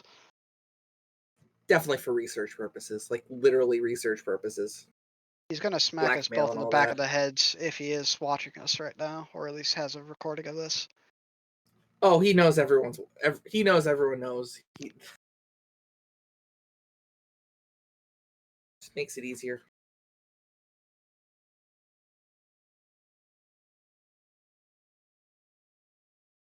Oh, yeah. Well, maybe if we get a lengthy amount of time of pause after this, well, if we manage to finish this, excuse me, soul killer thing, we could see about seeing if you could actually, pilot this. Not sure if you can. And I'll let you have a spin with it. Though there may be some leg room issues and hands. Yeah, I'm like a foot taller than you. I don't think I'm gonna fit. Oh no, I was more so talking about the structure of our feet. You'd have to curl your toes up Oh and yeah, that stand too. on the ends. Yeah, I think there's multiple reasons why I wouldn't fit, but we can try, I suppose. Hands are easy. You would just have to tie your middle and pinky finger with your middle and index finger. Tape them both together so it looks like you have three. I would make the gesture, but I already have three fingers. Yeah. I know. Actually, is the thumb a finger? There's debate. I say yes. Yeah, we'll just go with that.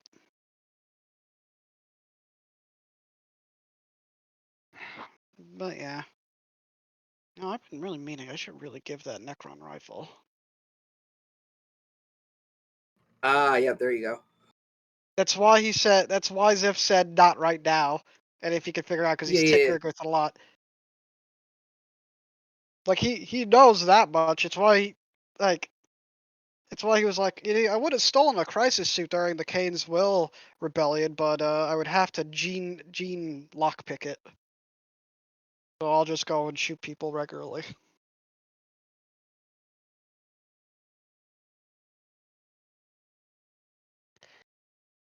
So, huh.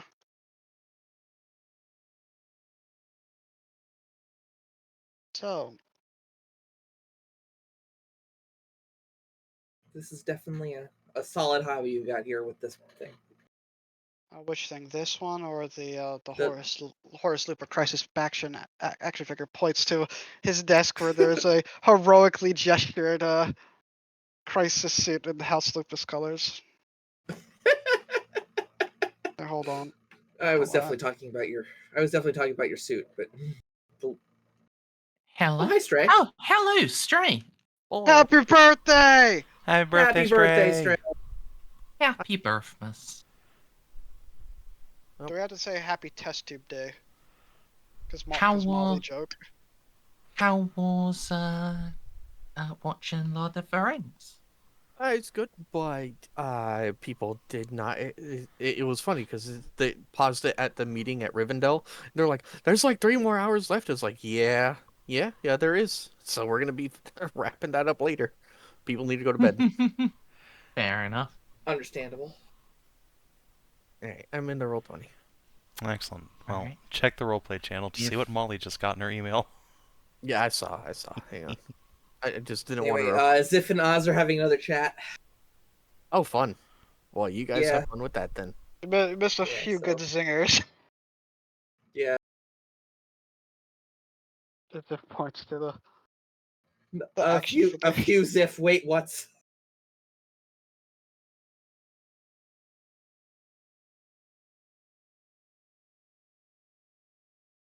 Where were we? Xiph was pointing You're to his wrapping action. up anyway. Ziph was pointing at his action figure. Yeah, that's right. That's cute. I didn't even see that. That's cute. Yeah, I got it. I got it from Arch-Ted along with the Necron rifle that I do think I need to give to Molly if she can do anything with it. Still don't know how to shoot it. I don't even know where the trigger is on it. I don't want to try and find out. Yeah, not here. Definitely want to be on a range when you test it.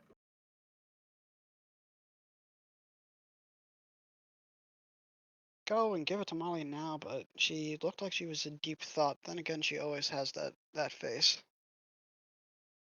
Yeah, she's permanently in deep thought.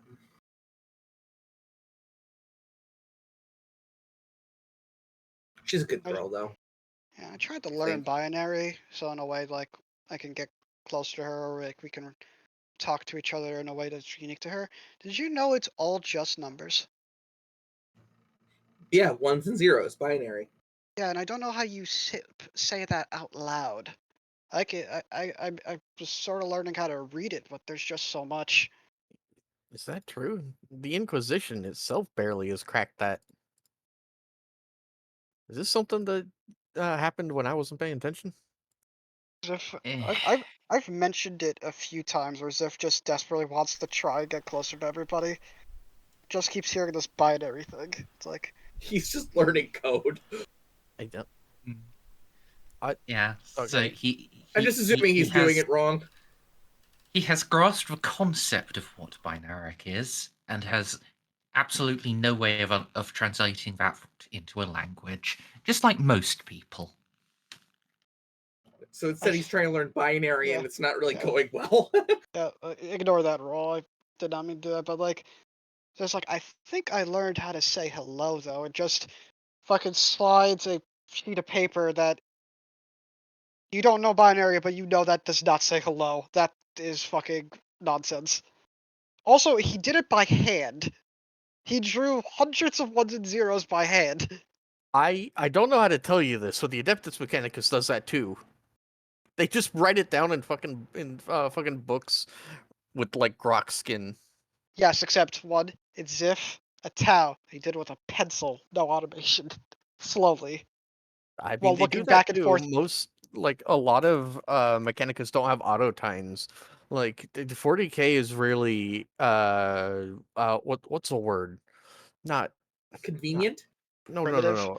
not anarchist. It's anachronistic. There we go. They're very anachronistic. So they will Right. indeed just write things down with like an ink and a quill. Mm-hmm.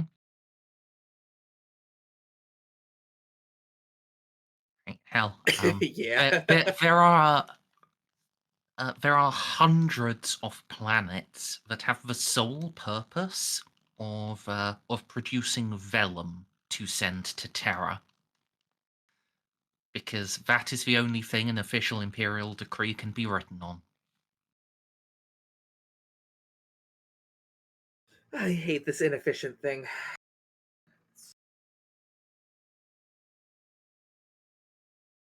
Regardless. The entire Imperium Yeah. can be summed up in, it could have been an email. Yeah.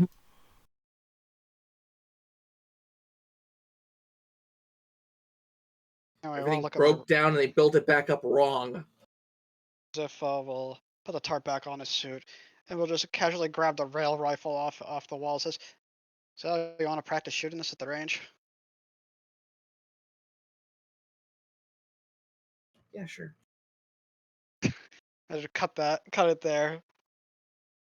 Xiph and Oz are now gonna go fire a very dangerous fucking gun at the fire grade.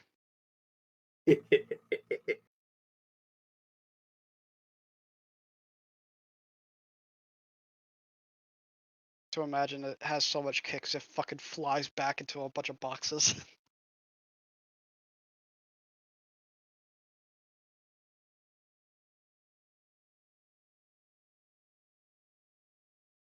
But yeah, that's that RP done.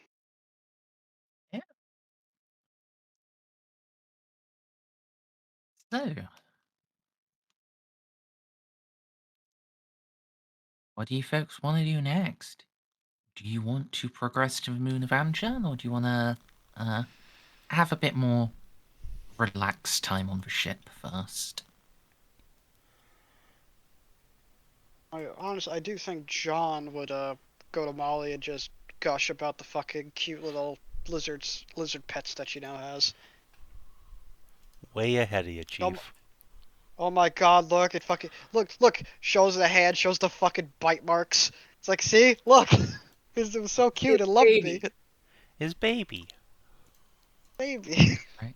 Do you guys want to transition that out of the text channel and into your voice then? And that is just an email chain, but yeah. As eventually, once she's detoxed, Jeanne will meander back up to the command deck. See if she can find a Molly scuttling around somewhere. I suppose I'll take time not casting my mind back in time and looking at all of the things that the Necrons were up to. No more Doctor Stranging. I have, For now. I have in fact unlocked Catan in the War in Heaven lore. Oh. The war as cool as people make it sound. The War in Heaven was pretty cool. And then everyone got eaten by enslavers. The end. Oh. That's a lame ending. That's 40k. Fair. I mean, Everything- that's what happened to all the lizards until It's you all- found them again. It's all cool till the end. And enslavers aren't even demons; they're just creatures endemic to the warp. They're just like local fauna. Is that what made the skinks evolved? The difference between a demon and like a non-demon warp entity is really, really debatable. But it just seems like from the lore, like demons as we know them weren't created until the warp itself was poisoned, but there are always creatures in the warp, and that's what enslavers are. They've been there for forever. It's just that people were farting around so much warp energy during the war in heaven. They were like, "Oh, look, a big snack pile," and then they just started eating frogs. So, basically, a bunch of French dudes. Hon, hon, Okay, hon, yeah. hon, If hon. if if there if I ever introduce an enslaver and you get it into dialogue, it's gonna have a French accent. That's Already, not going to happen for multiple reasons, but you know, if. I, I already could barely understand the French to begin with. No, if you're interested and you just look up enslavers on like the good wiki or even the regular wiki, they look horrifying. On They're Google, just floating ticks. enslavers, Warhammer. 40K. Yeah, they're floating ticks with tentacles. Okay, And no, they it looks peel like open and they take control of the minds of people and peel open psychers. they look like flood infection forms. Yeah, That's basically what they are. Giant I flood have infection forms. posted some fan art of enslavers in the Roll20 chat. Yeah, they're real grody. Gross. Now, let's not Yeah. run into those things. Like, they're not even like mind flayers, which could be kind of sexy. That's just weird.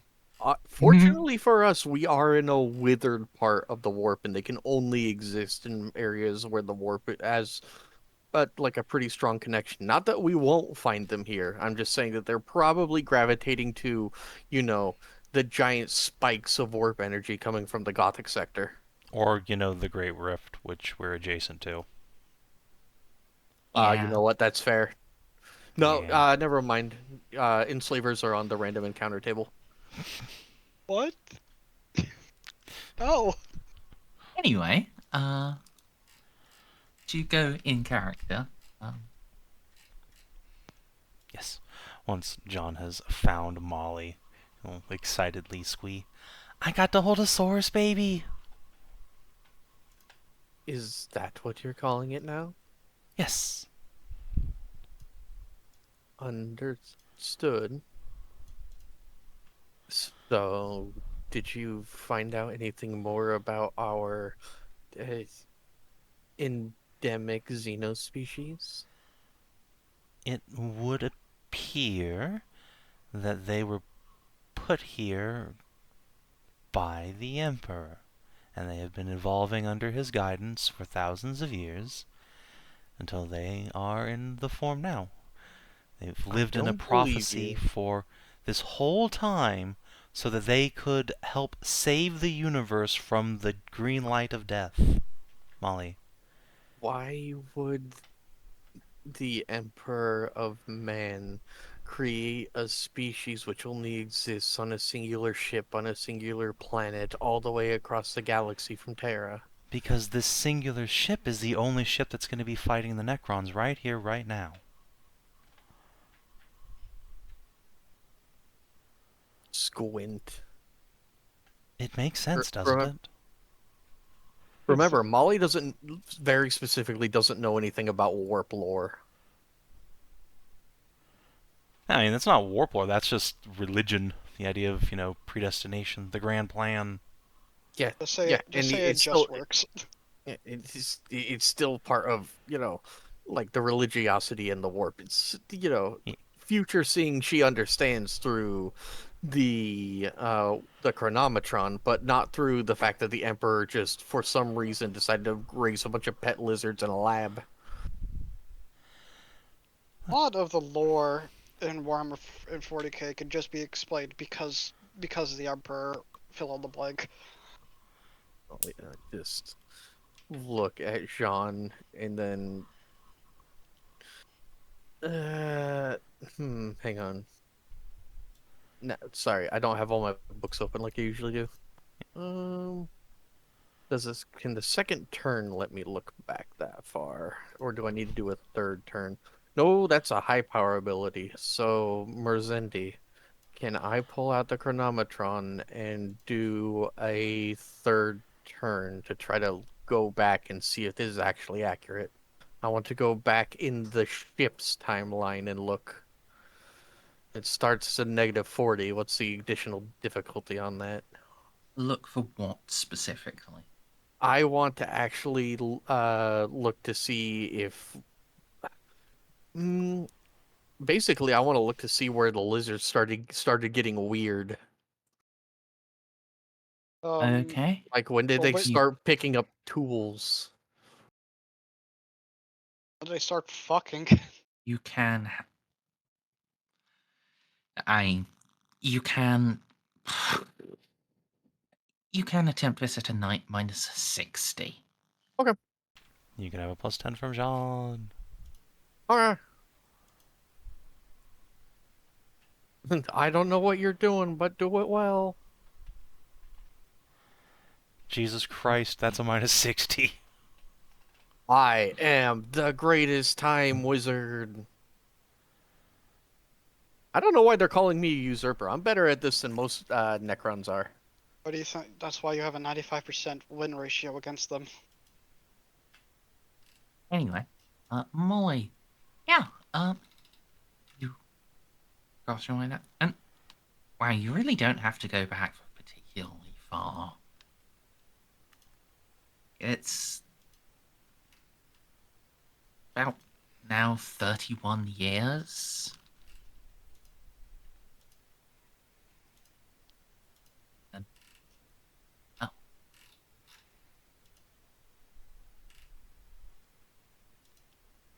And this ship was well buried in Lethe.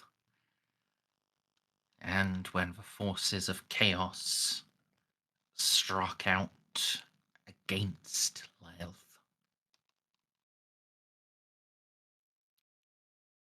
you witness a lone Chaos Space Marine split off from his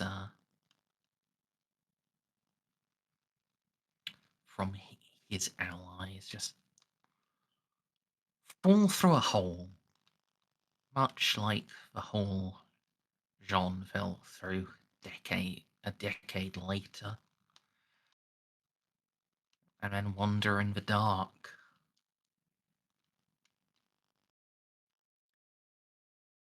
He comes eventually to a chamber beneath the warp core, and you see a group of lizards, small, regular Levite ones, just running around, panicked because something has invaded their home. One stands, rears up on its hind legs, and hisses. And then the core above lights up.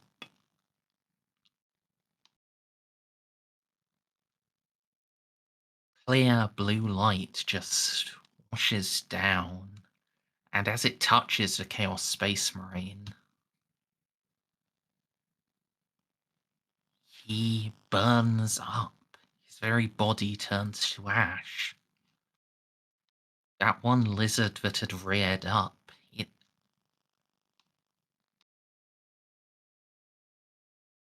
it doesn't go back onto all fours like its fellows. It looks up at the blue light as it begins to flicker. And then, still standing on its hind legs, it walks over to a glowing blue pool. Sits down, licks, and then lays its eggs within the pool.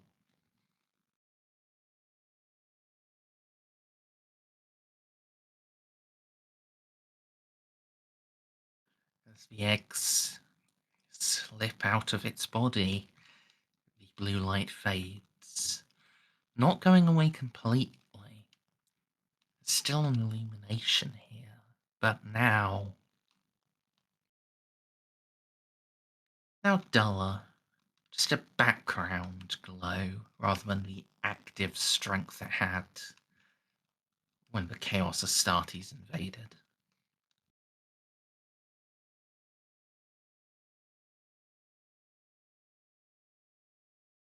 Fortunately, simply looking through time alone cannot tell you what caused that flare of blue light. But you can see that flare is what started the skinks. And it was only 30 years ago. Hey. When I'm doing this timey-wimey nonsense, can I record things with my eyes like usual, or is this something that, because I'm displaced through time, that's my cybernetics just can't keep up with it?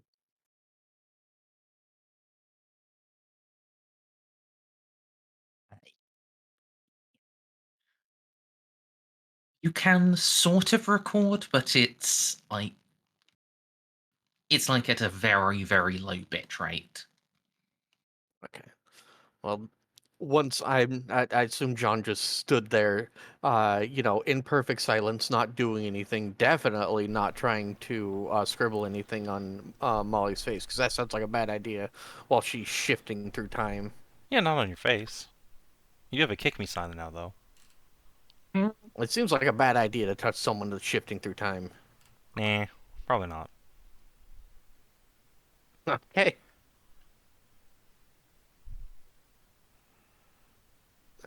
Once I'm done in my little ghostly shifty form, and just pull up what I saw on my little data pad in show Jeanne, then describe what I saw. Yeah, that tracks with what the little guys were saying. That they saw a Chaos Marine get obliterated, and then began to hear the voice of the Old One who told them to write a prophecy down on a bit of bulkhead.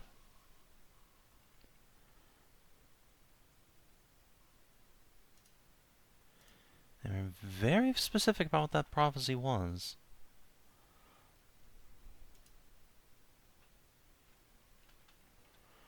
Which, again, defeating the green ones.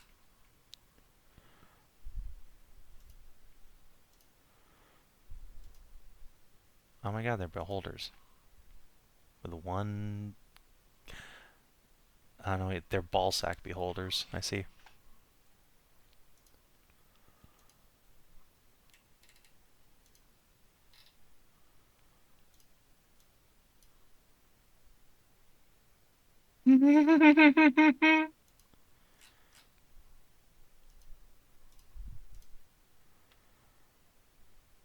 They're peanuts. They're fucking ambulatory peanuts.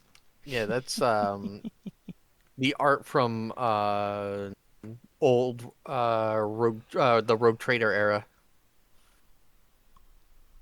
Yeah, I love to see it.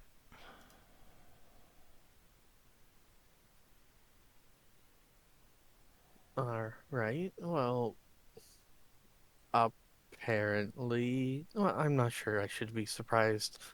It's not as if you have someone in your bloodline directly touched by the Emperor of Mankind or anything. That would be crazy. Look, I'm telling you, while we were down there, when this Saurus hatched, that same blue light flashed, and I heard in my head a voice naming the creature, and saying that the hour grew late and soon it would be called upon to save the universe, save the tribe, save home.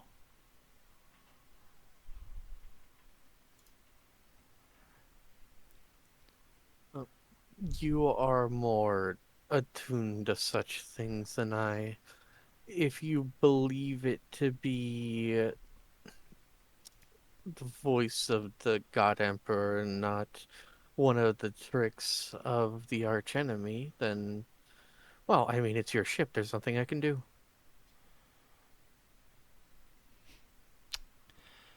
Jeanne will click her tongue.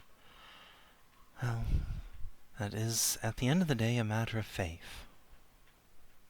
Still, regardless, their entire culture is based around fighting the Necrons. That much is abundantly evident. And, A I very should note that when exposed to any source of corruption, even for a brief moment, the whole tribe went on edge and bared their fangs. It's like they could sense it. Very useful allies to have, then. Speaking of corruption, once we're done with this conversation, I have another for to have with you. Alright, go ahead. You didn't want to talk more about the skinks. I had already mentally prepared for at least 2 hours of conversation. I mean, I would love to gush about them for 2 hours, sure. We can do that first. Fast forward 2 hours of gushing about skink babies later. As now John and Molly are sitting around with mimosas.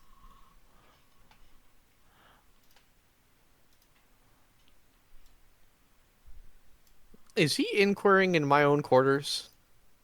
No. I looked at it.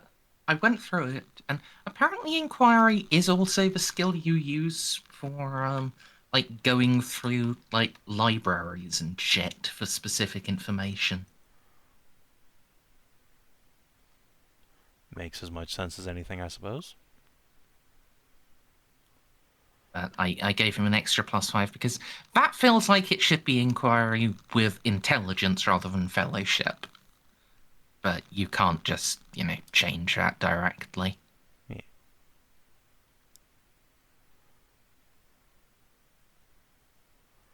But anyway, carry on.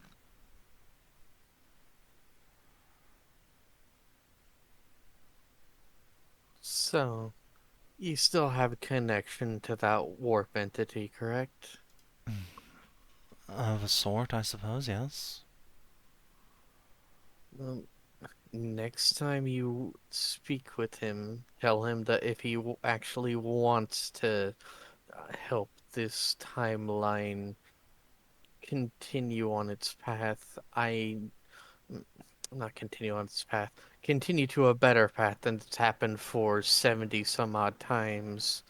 I need an empty Eldari soulstone. Where the hell is he supposed to get one of those? Uh, Hang on, Merzendi, I might be jumping the gun. Can I do Forbidden Lore Warp to uh find out about Crone Worlds? Forbidden Lore Xenos, sorry. You can with like a -50. Okay. Cheerleading from Jeanne, and then is there a thing on the ship that helps with this? I don't remember. Yeah, there's the Like Forbidden librarian. Lore. It Okay. only gives you a +10 on Forbidden, but yeah. Alright. By the power of bonus stacking. Yep. They're called Crone Worlds. Eldari worlds that fell to the corruption of Slaanesh. Okay, but the sector's been devoid of Eldar since before the fall. That does not matter to a warp entity.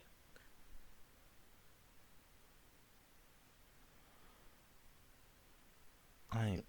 He can He can sail the tides of the Immaterium if he's truly as powerful as he claims to be, as to be immune to Noctilith. Or he's far weaker than I am assuming. I'm honestly surprised Frank hasn't just shown up yet.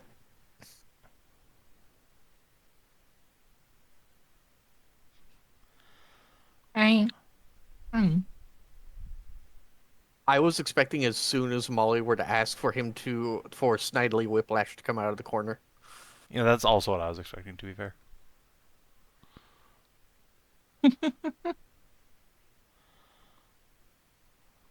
Alright, well, Give me a moment.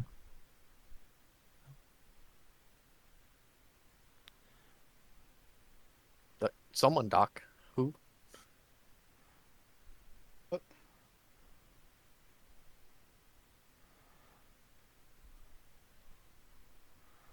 assume that was Frank. No, I said give me a moment. Oh.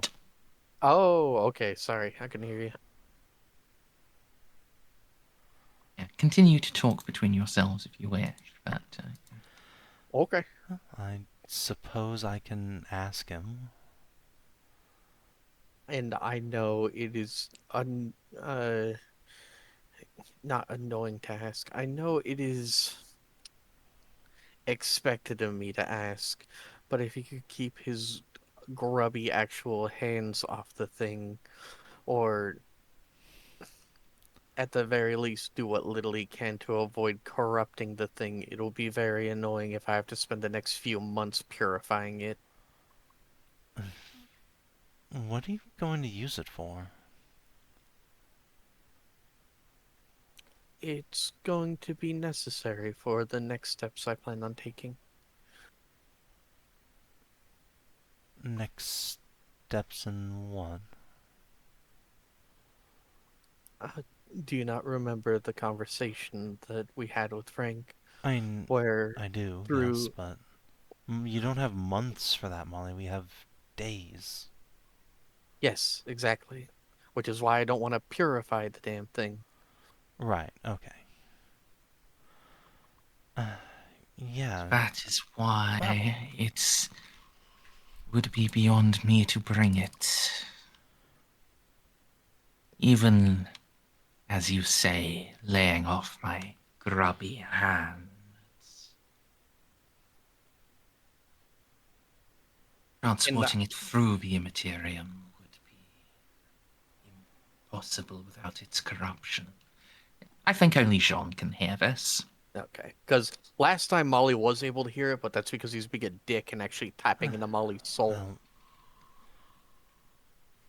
failing that... No, I have another solution. It's just I need to get to a beacon and then call in. It's not really a favor, but ask Eloa to ask Reeve. We could try asking Shadra. I do not think there is any way, shape, or form that the Eldari is going to give me one of their soul stones. I mean, if she knows what the stake is...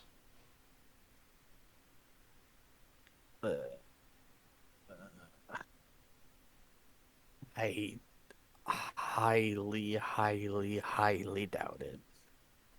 But if you want to write a letter to your quote-unquote Auntie Ashadra, that's fine. But I do not think there's anything we can offer her other than perhaps full soul stones that would let us give up, what that would convince her to give up.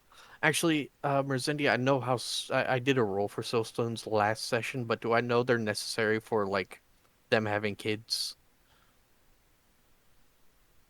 Yeah, an Eldar will not reproduce unless they have an empty soulstone for the child to bond to.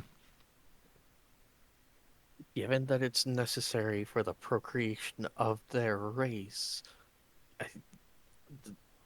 there are no words in this or any language I know to express how doubtful I am that uh, the Eldari will ever give up one of those.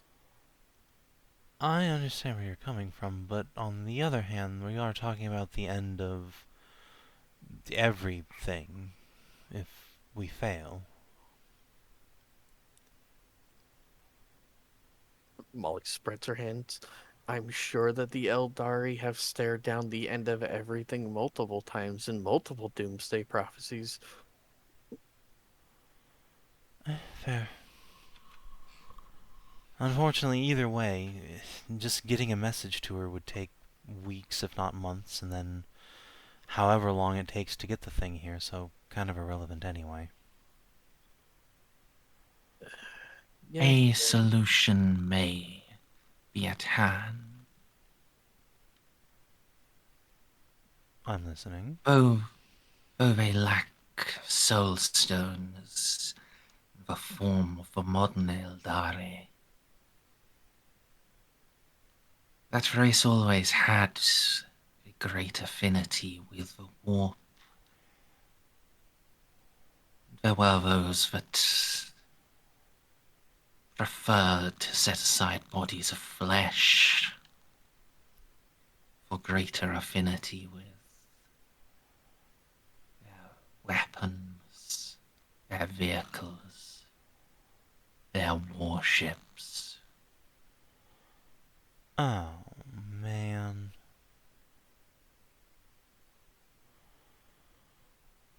what? Keep in mind, I'm on one end of this conversation. It's possible we'd find an equivalent on one of the Eldari derelicts here. While they predate soulstones as we understand them, the Eldar always had similar devices.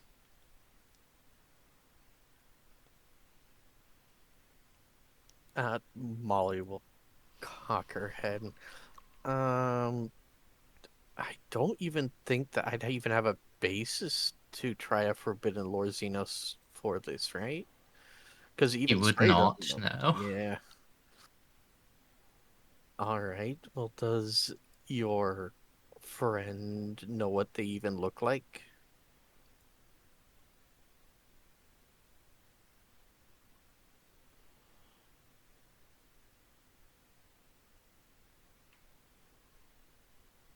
Does he? Tis hard to say. The one what I can see is itself inhabited.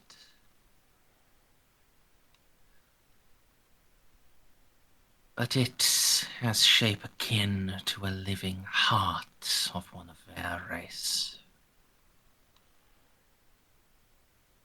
Of bone and crystal is it wrought,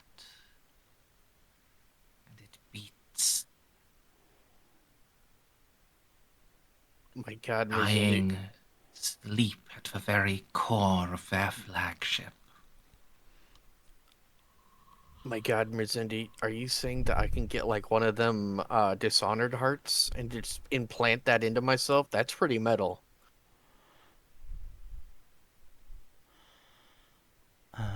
Basically what I'm suggesting. Apis says it is like a bone and crystal heart, and it is at least one is occupied, but sits at the heart of the battleship command vessel near the Green Sun. Fancy an expedition then. I do, but we'll need to go to the moon of Angarn first if we're ever going to do it. Once we pass Yes, that, we'll be in conflict with the Necrons. We'll have to be quick on this snatch and grab. If we're very lucky, whatever spirit's in there hates the Necrons more than us. Or if we're even more lucky, while we're on the moon, we'll run into. Oh, I don't have my notes open. Merzendi, I forgot what his name was. Totek the Archivist. That's the cryptic you spoke to. I didn't write it down apparently. How do you spell that? Eotekh.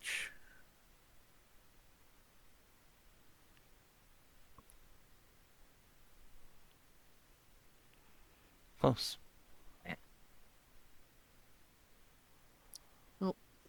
Since this is the first timeline where I had the wherewithal to actually talk to you about it, perhaps we will run into Totek and you can convince him to let us pass with your silver tongue. I can certainly try. Either way, yes, the heart or whatever will be crucial for, I suppose not crucial. I will be able to do it soon without having a repository. But the thing is, I do not want to spend something as valuable as my soul so flippantly. I should hope not. You only get one of those. So, I suppose, and it does annoy me to say so. Tell Frank I said thank you.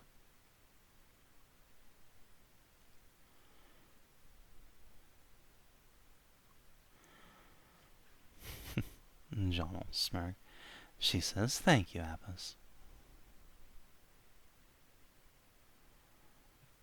It's my pleasure. All right.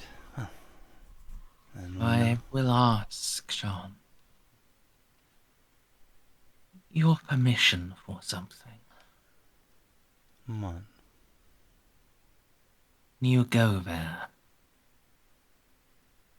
If you harvest enough, if you fragment enough wraith bone,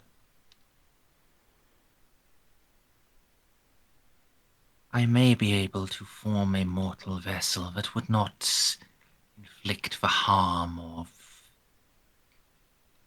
warp stuff onto your fellow crew. Would make conversations such as this easier. I would not need insist upon souls to speak to those beyond you. Well, I can certainly try, but if we're in combat with the Necrons at the time, getting anything beyond that soulstone might be a problem. Perhaps afterwards.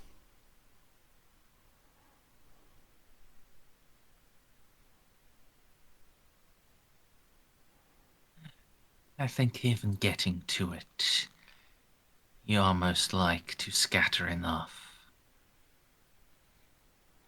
But I wish to ask first, not blindside you wholly.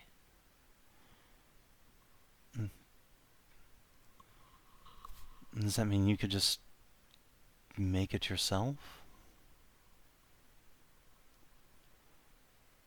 So long as enough is broken from the cradle of a vessel. Interesting. Alright, well, we'll see what happens.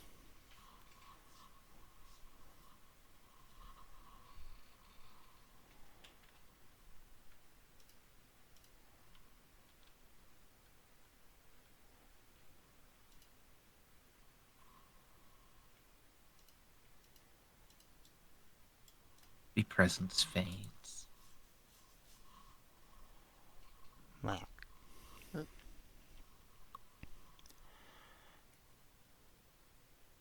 Jeanne will just glance at Molly.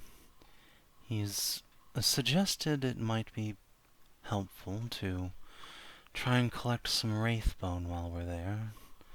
We can put together a little vessel for him so he can talk to people without corrupting them.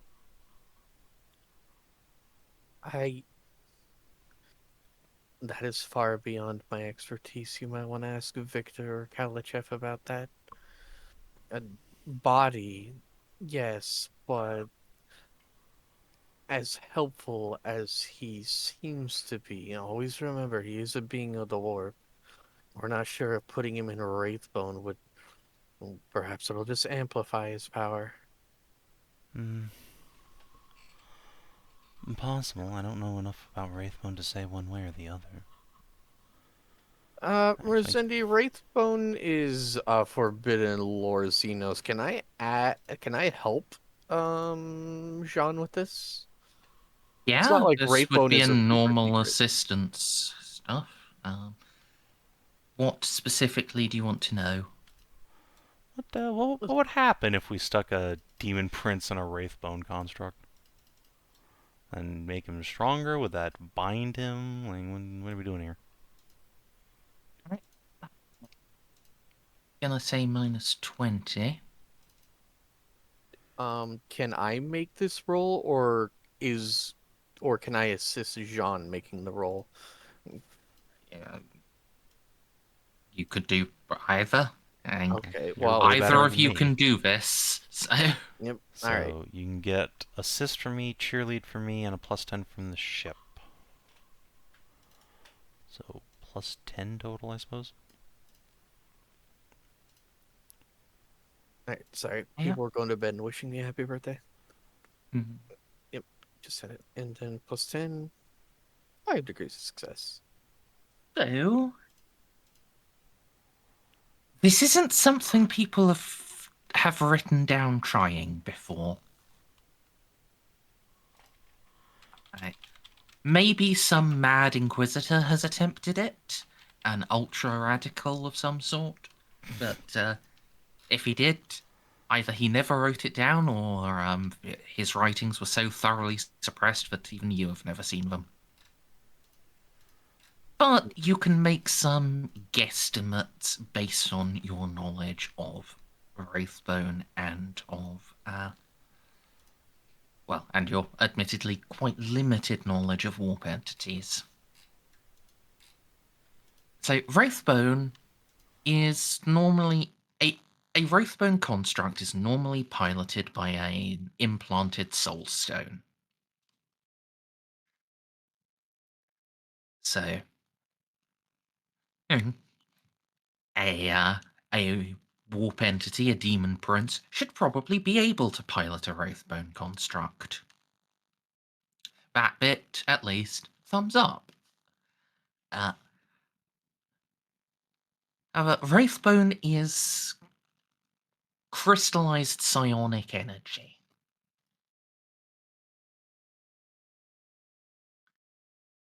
It's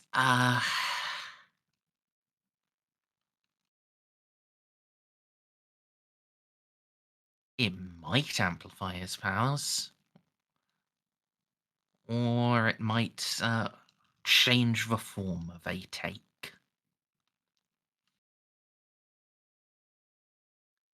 It's really hard to tell. From your experience of knowing about Eldar imbued in Wraithbone, it actually mutes their powers generally because they have to focus on manipulating the Wraithbone. Only the very strongest are actually capable of like expressing psychic power from within a Wraithbone body.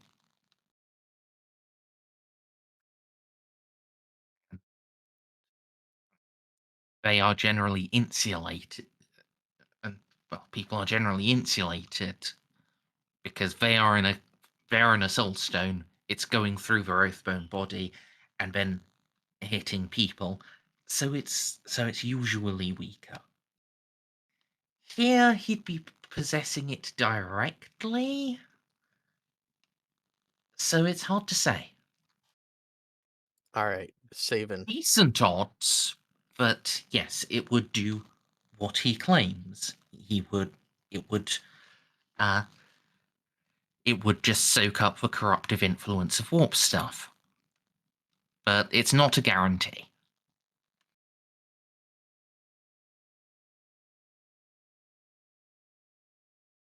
All right, Savin. So I know what we're going to do, right?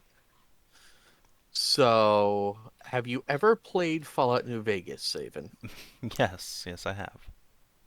Have you played the DLC Old World Blues? I have not. Well, in it, one of the Mad Doctors created a Securitron that was 1 foot tall. We will make him a little Wraithbone outfit, and he'll just be a mini-me. He'll be no bigger than than a Gundam. That way, if it does amplify his powers, well, what's he gonna do? Uh, Force crush us? Nah, it'll be fine.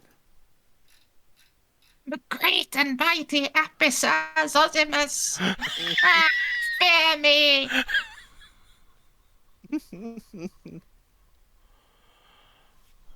I'm not actually going to up his voice pitch all the time because that would be hell on my throat. But But I'm yeah, sorry, Merz, you condemned yourself to this now. no. well, Small Frank. anyway, so yeah, Molly will let Jeanne know that basically from what Merzendi told us, it Cool. could either amplify his powers or it could lessen them. Alright, well. We'll see what happens, I guess. The unfortunate truth is, like, you know a lot about one side of this and basically nothing about the other side. So you By design, by the way, I don't want to know anything about the warp. yeah, just means you aren't going to get complete answers to some questions regarding warp entities. Yep, which is exactly why the captain should go and talk to other member of her crew that are expertised in other parts of esoterica. Doot, doot, doot, doot, doot, doot. Oh no.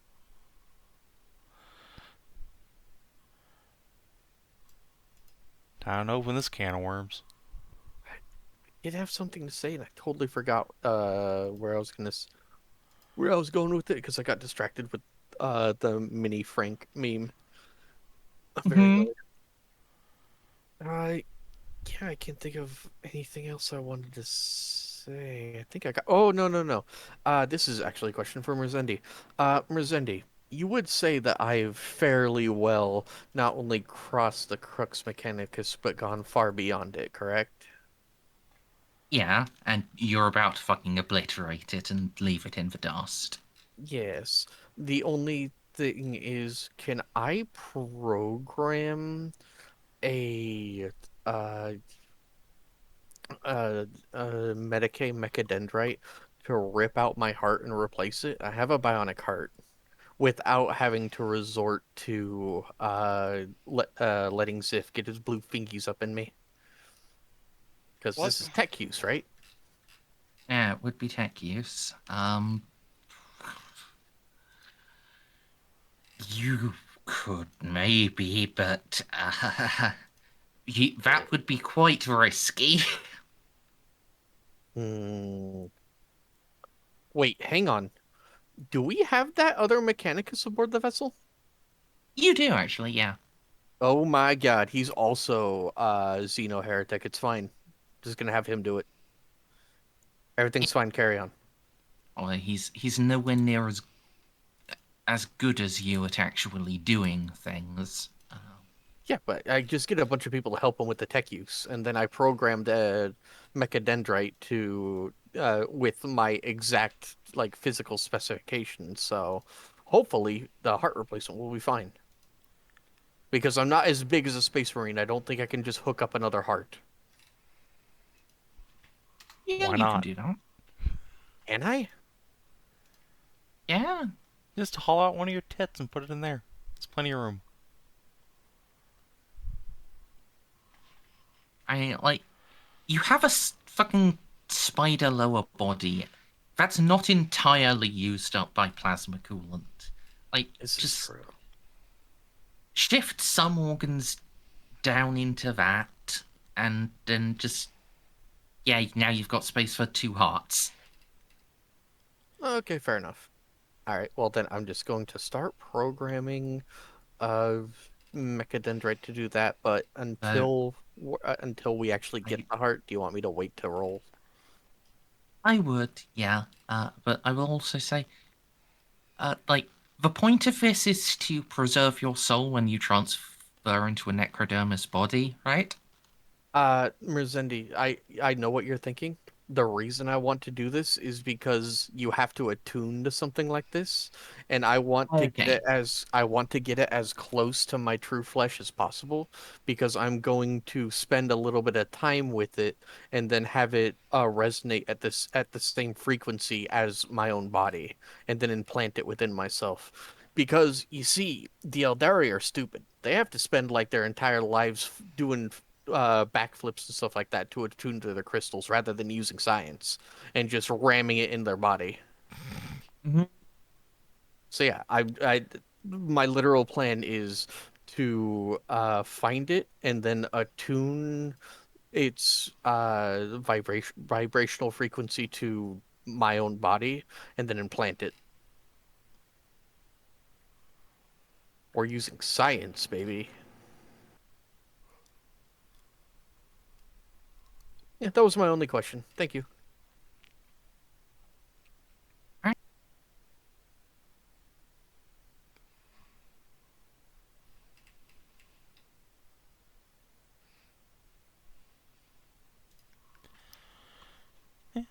Simple question, and now.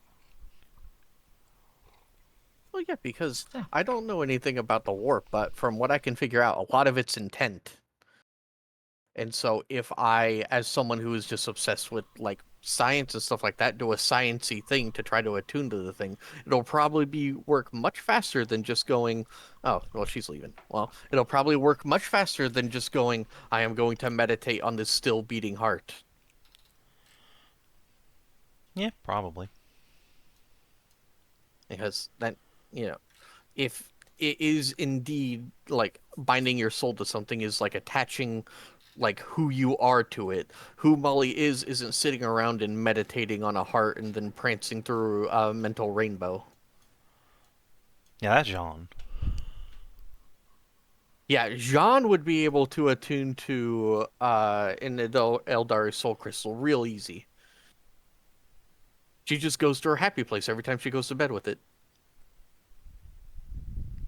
And just puts it between her titties and sits on top of Kalachef. Well, not Kalachef. Sits on top of cats. It's fine.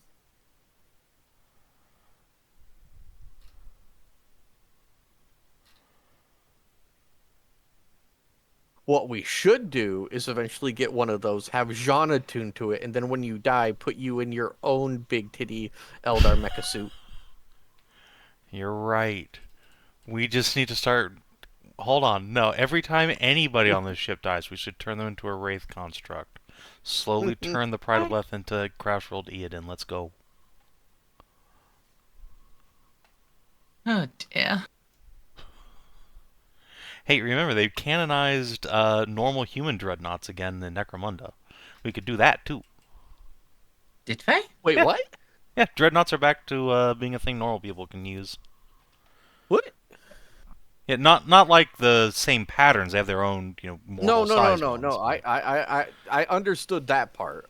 It's the part that.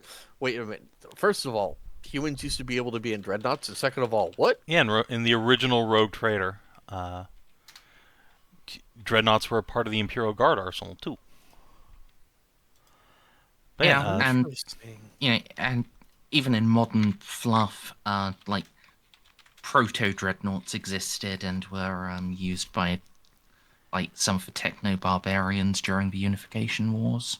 yeah. So one of the Necromunda war bands you can get, the Palatine Enforcers, who actually are the government jackboots.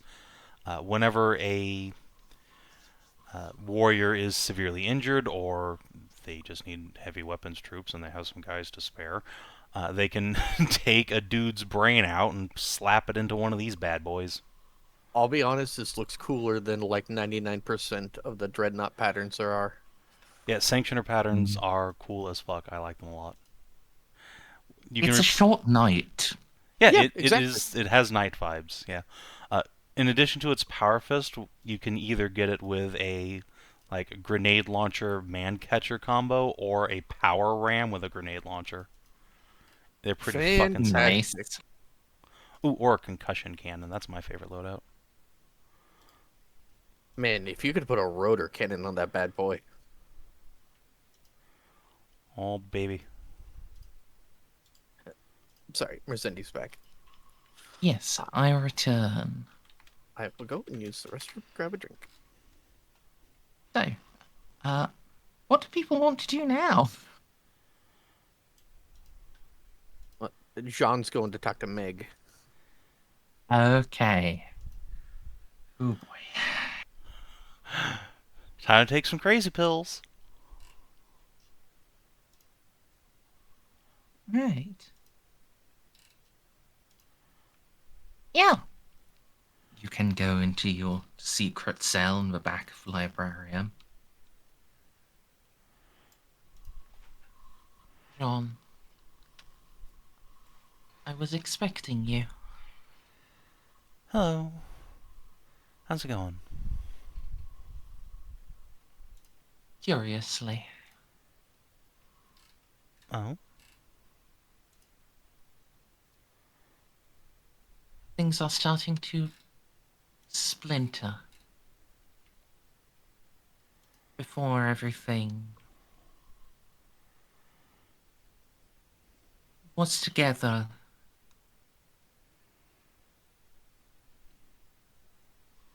But looking forward now, all becomes different.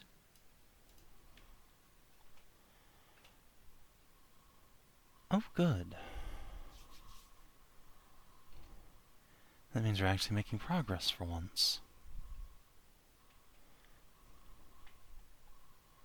I believe the Eldari call it a nexus point,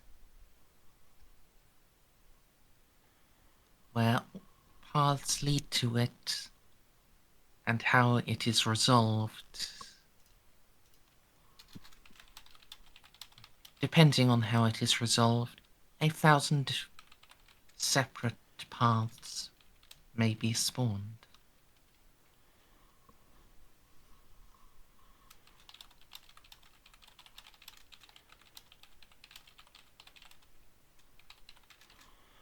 Well, hopefully we can pick the right path. And hopefully you can help me find it, because things are looking to be a little tricky.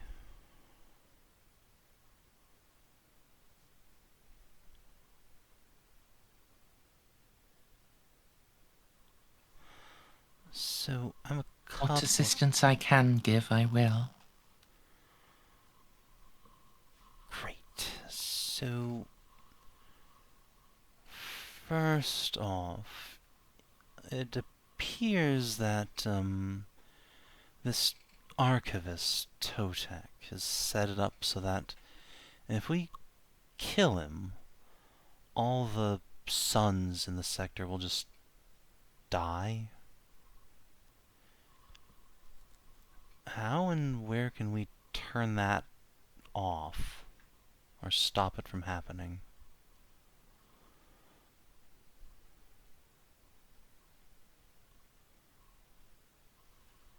I see you wish to begin with an easy question.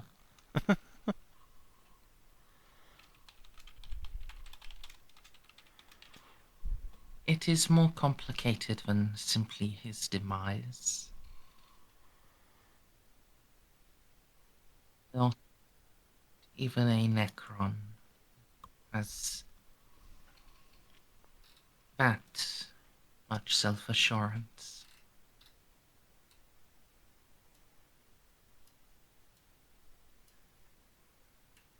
But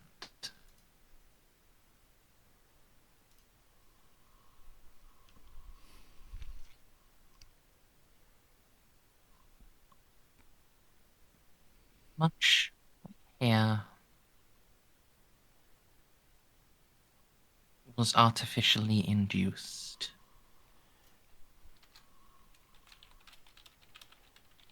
The mechanisms yet remain within cause to bring induction to destruction.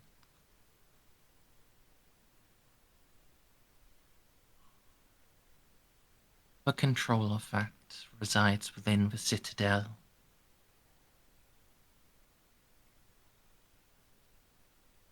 A secret place within its depths, known only to Totek's order.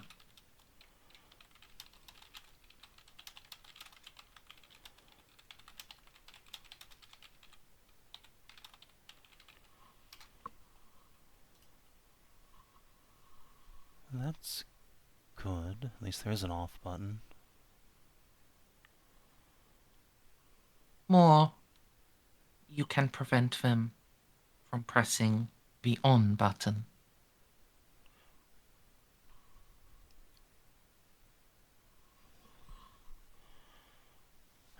Is Totek the only one who can push the on button, or does he have people standbying there?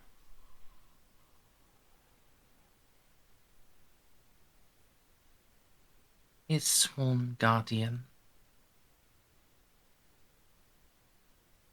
a warden of the cryptex, that is the one who stands awaiting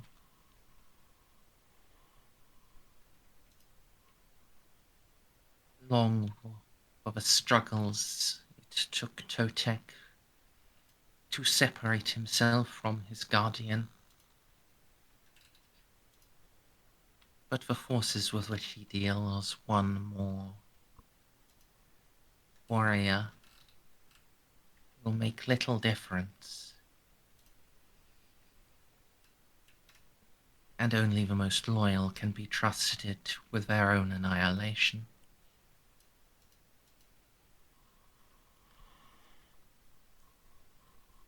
Makes sense.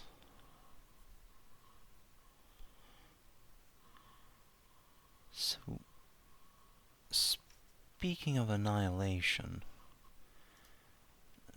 Totek said he wants to use the Soul Killer to consume the Emperor.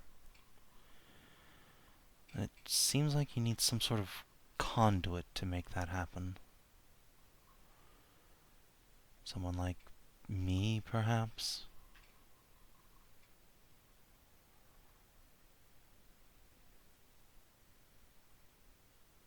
You would be insufficient.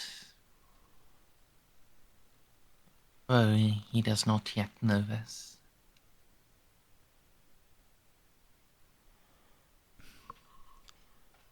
Then what would he need?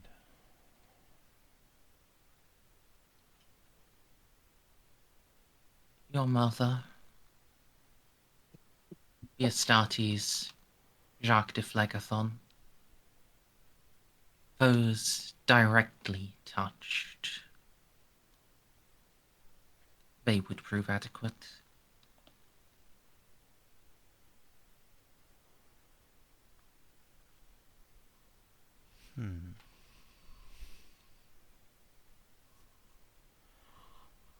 Jeanne will do a think on that and nod. And hypothetically, if he did get what he wanted, could he actually do it?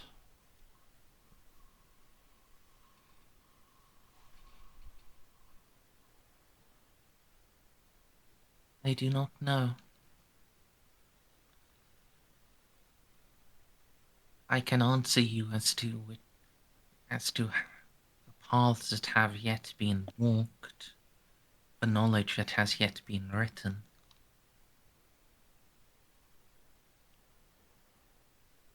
But that future has never been realized.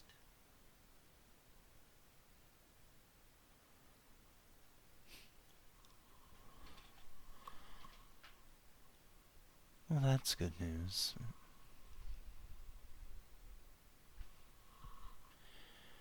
Your...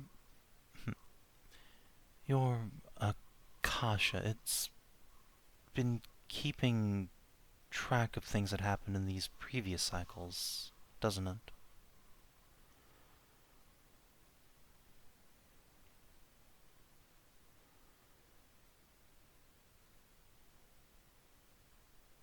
Akasha is the sum of all knowledge.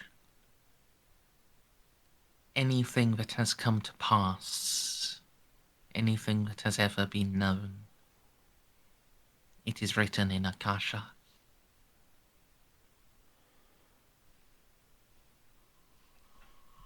So, the past, but never the true future, beyond the end of this time loop. That's exciting.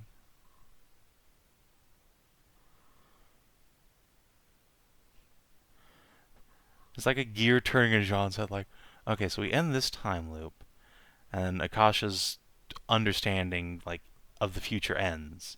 But the next time Akasha starts knowing shit, it means we're in another time loop. Okay.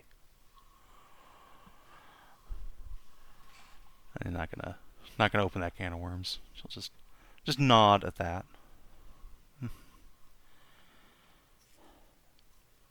So, then in these pasts that have been written, is Totek ever willing to compromise on this vision of his? This plan for an Ubermensch race?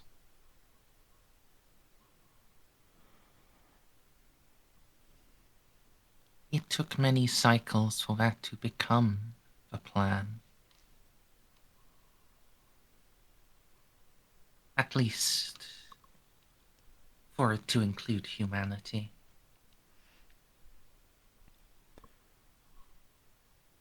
Initially, we were but fodder.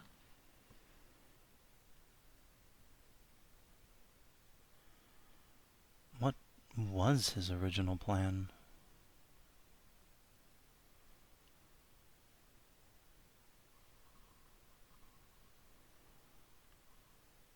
Consumption of sufficient human souls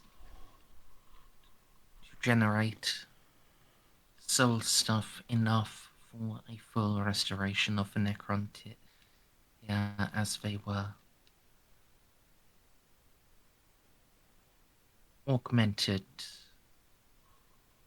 such that they would not die as they did,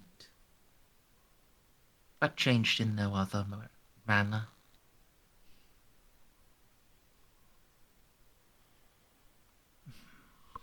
Is it immortality he seeks for them, or just normal or long lives?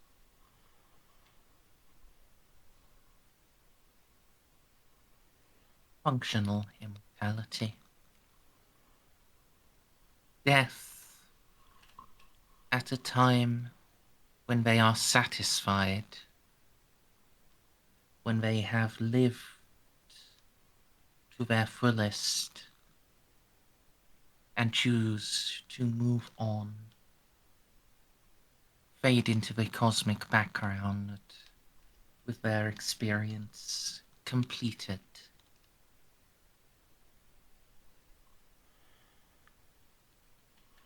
That certainly sounds nice, but...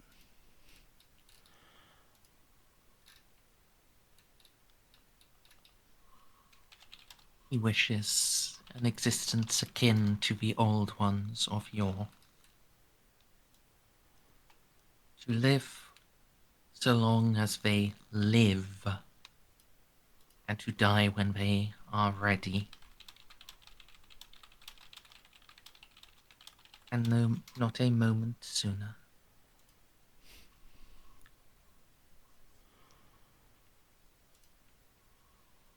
I see.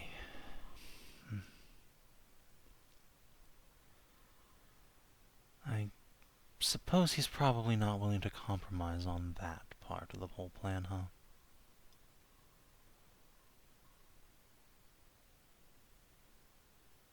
Perhaps.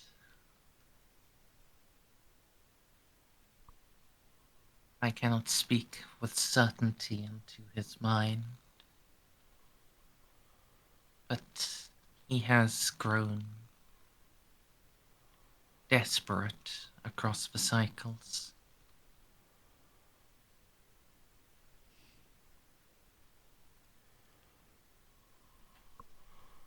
Understandable. Sure, I would too in his shoes.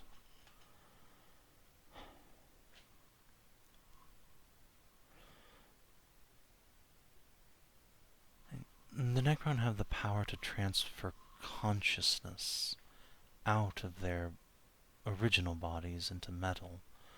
Does he have the means to do the reverse?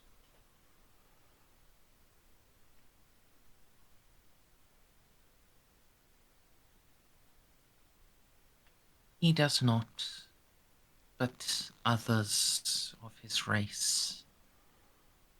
The great Illuminor who first created biotransference. He works even now upon such.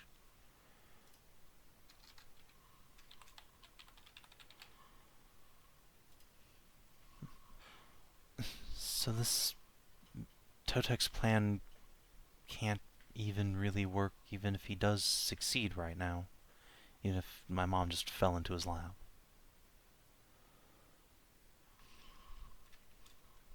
He would harvest all the souls he needed.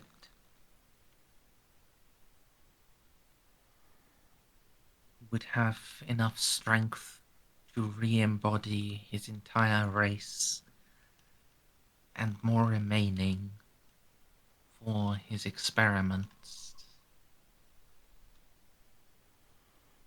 Then he could go on to Seras and together solve the final conundrum.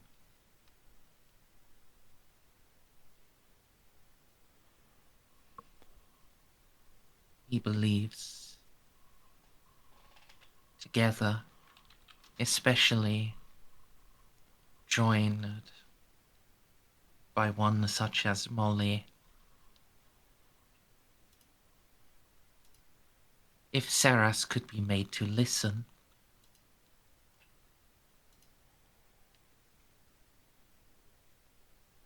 the enigma could be solved within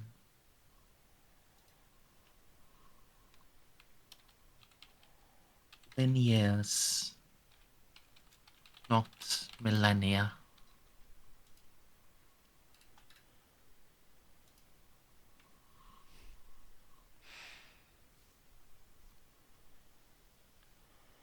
Right.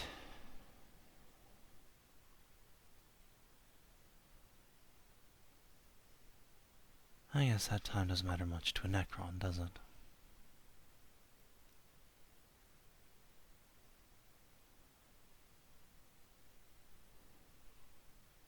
It matters both more and less than you would think.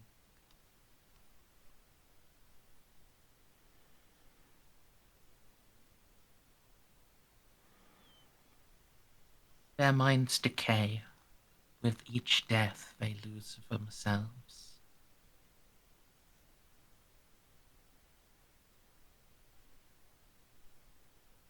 Eventually fading into little more than automata, if they are fortunate,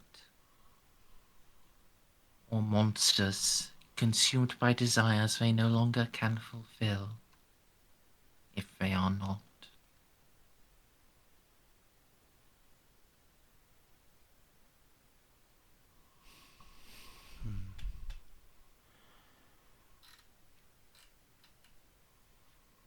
And a cryptech like Totek can just use his time magic to sort of escape that, right? To undo the deaths? To reduce the harm. Never fully escape it.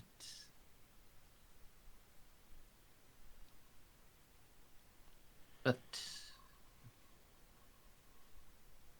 You ought not rely upon one more discorporation sending him into madness. No, no. It just makes me think, he's the one who's been resetting this time loop.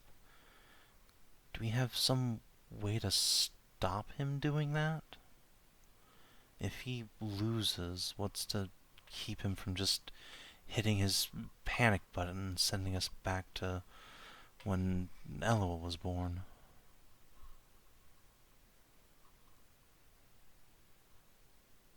Nothing yet.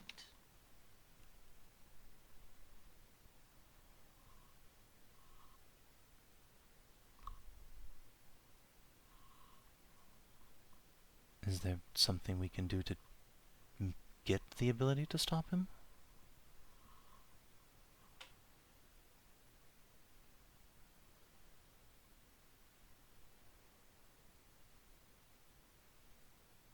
He has the power to rewrite futures.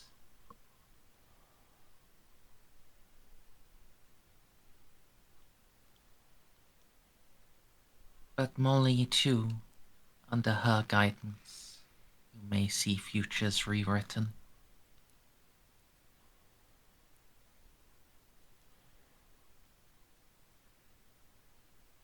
So, what, they just have a chronomancy duel to decide who gets to rewrite time?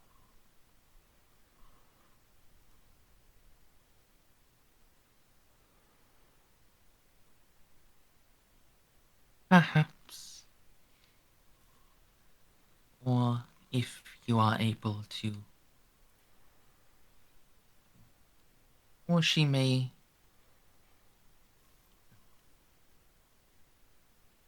Perhaps. That is one choice. Another. She may simply try to shield you from the changes.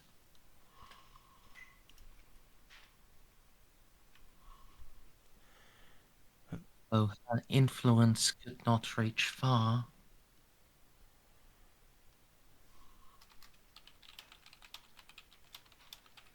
Those here may yet persist through it.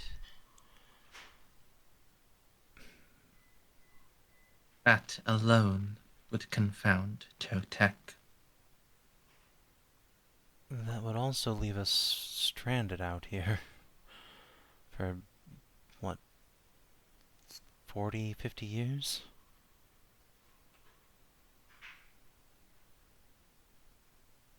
33. 38.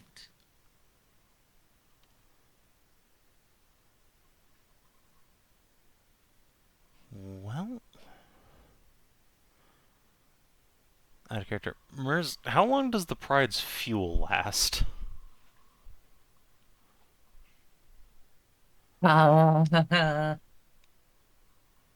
Wait, do they really need to charge up that often? I don't know, that's why I'm asking. Like, do we have enough fuel to putter around for 38 years? I was about to say, I would have thought that given 40K, how big everything is, I just assumed it'd be like hundreds of years before you ran out of fuel. Yeah, I don't know, that's why I'm asking. It depends how active you were. Your plasma drive you could generally refuel by just like dipping close to a sun for a bit. It wouldn't be ideal. You might take some damage, but you could replenish your hydrogen stocks that way. The real thing would be warp fuel, and Imperial ships would normally top that up roughly every 20 years. 20 to 30. Okay. The Pride's only been active for a couple of years, so... Yeah. But you're using a Markov drive, and yeah. That runs fast. It That runs hot. it do run fast and hot.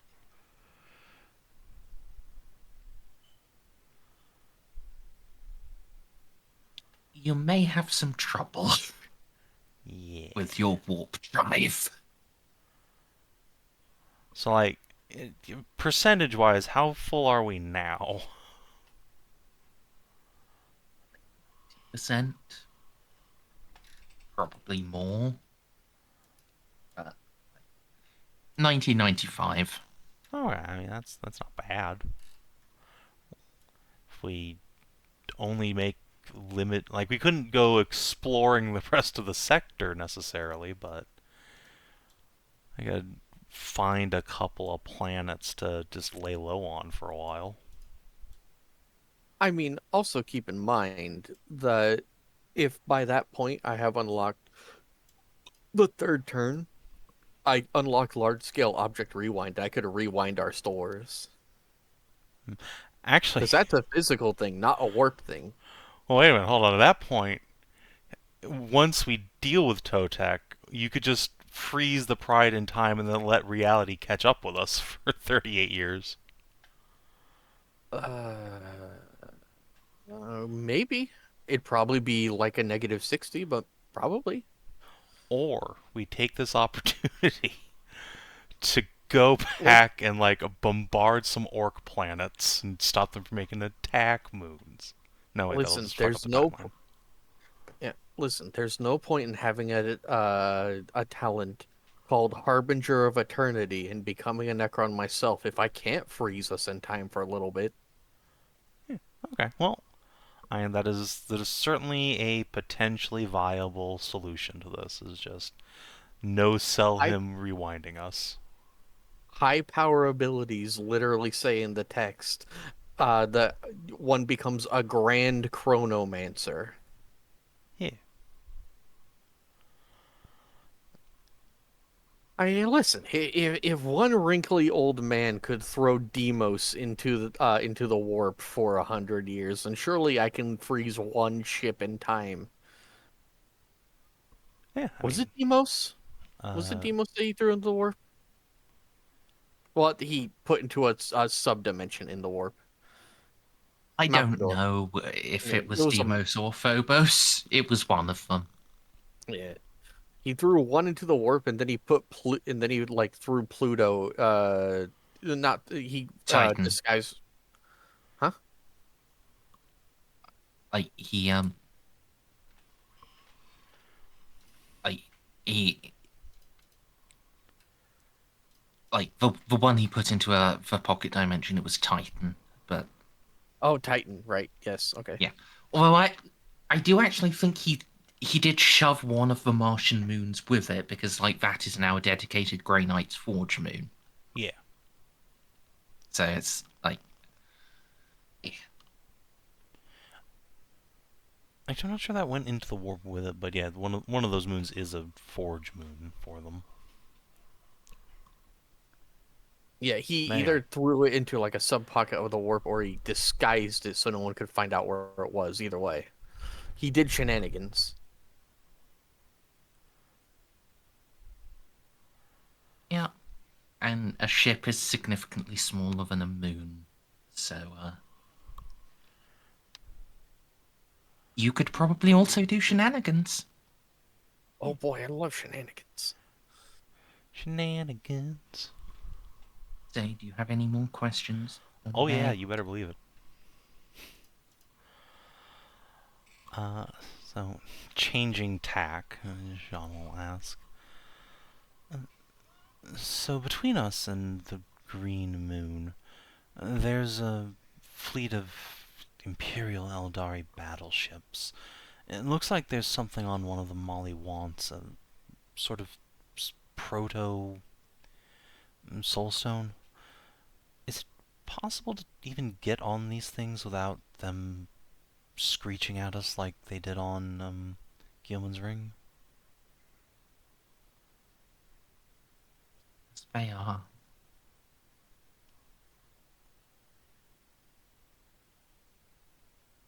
Their lingering minds would turn inward and descend upon you.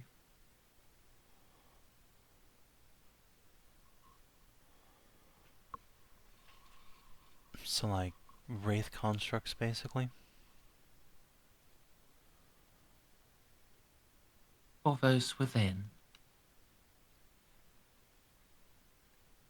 those without would face what weapons remain upon them. So there's no safe way to get aboard? Not as they are.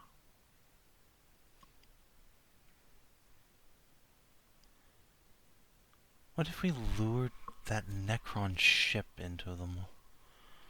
Surely they'd hate them more than us.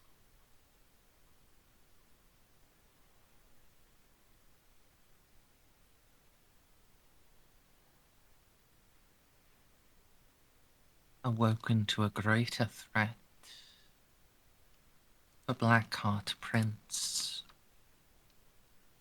might not turn his gaze inward.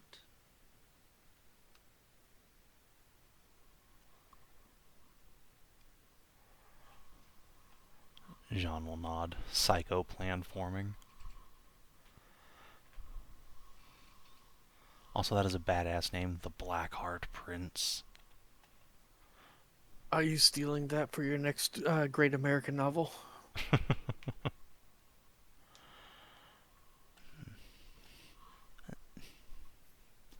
Speaking of which, in any of the timelines you've seen through,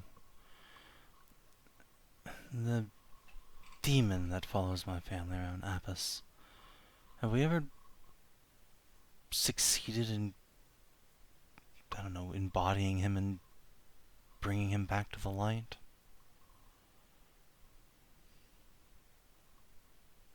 Those are two different questions. I will accept both answers. Yes and no.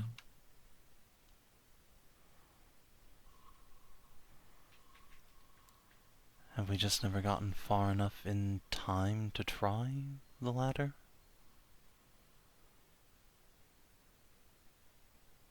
Indeed, a battle against Totec, a battle against the Orc,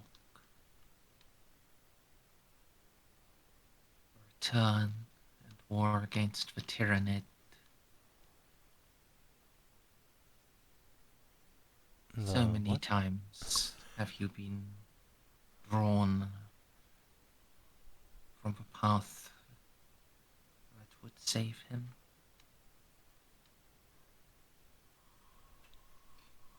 What war against the Tyrannid, sorry? A war within the Gothic sector. Ah, butts.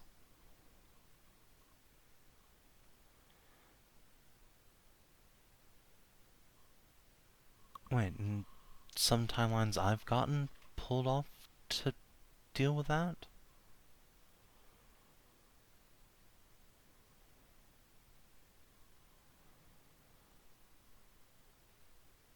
At times when you have known you have abandoned this place and gone to sell your life to fight the Devourer. Yes. So I die in those timelines. Everyone dies. Oh. Can we stop that?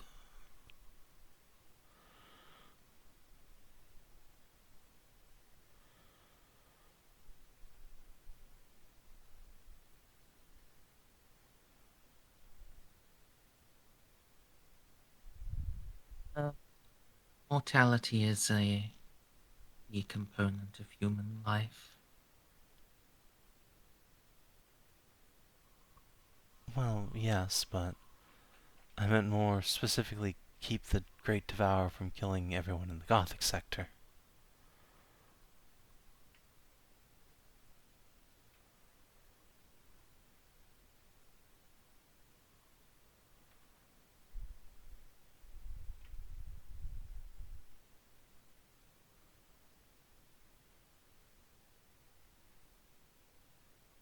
It can always be beaten.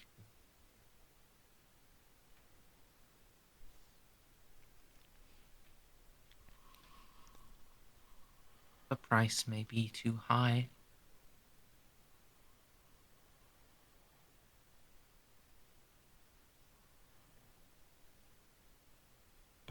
What price could be too high for saving everyone?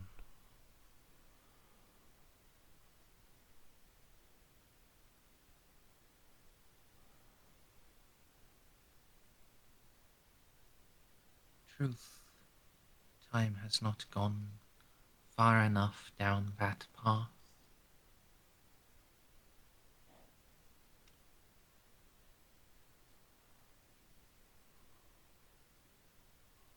I cannot give you an answer with certainty.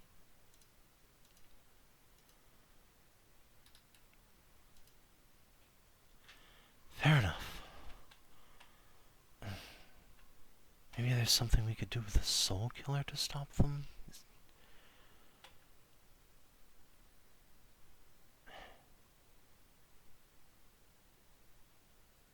Great Devourer, its guiding intellect is born of a union of every mind and soul that comprises its constituent parts.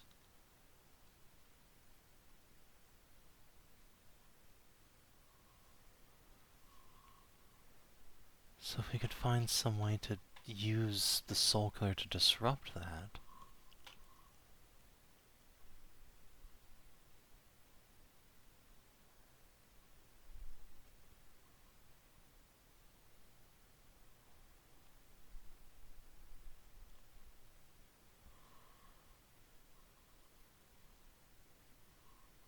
If the hunger could be guided against the Devourer, then yes.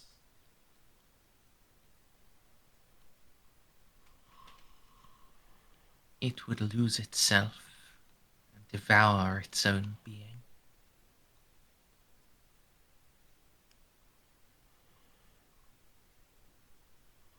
Jeanne will steeple fingers, thinking.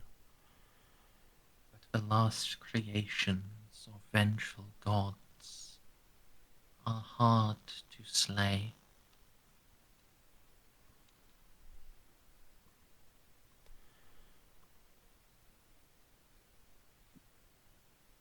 Do I want to know what that means?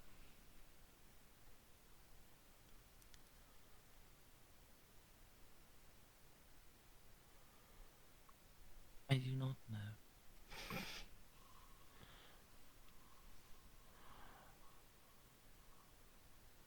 I would suggest not.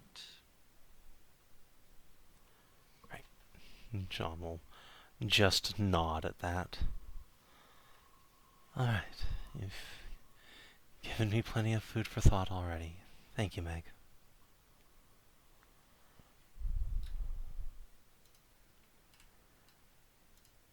Yeah, Jeanne is gonna give her a big hug. You hug her, you'll say.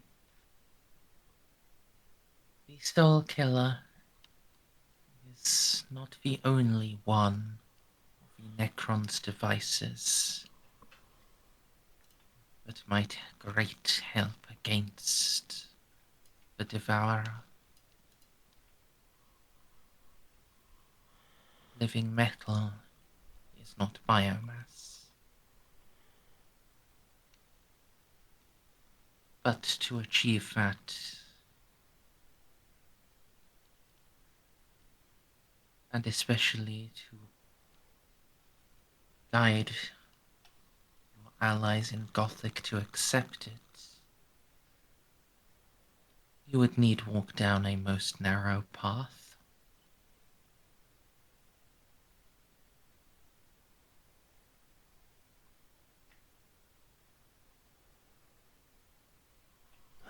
We'll see what we can find over there.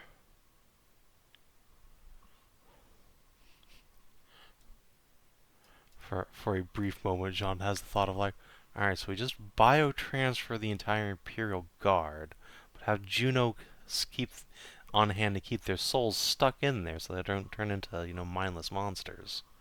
Surely that'll help, right? And she's like, no, that's psychopath behavior, don't do that.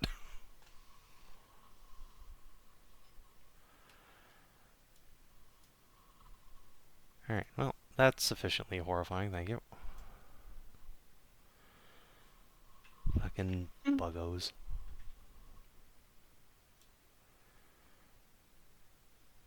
Yeah. Now you know the great threat approaching the Gothic sector. Oh, man. And I'm stuck out here.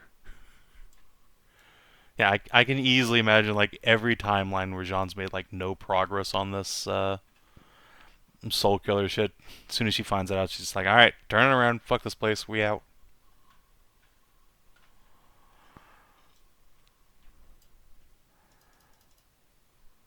Alright, well. I think that'll do me with Meg for now. Go back home.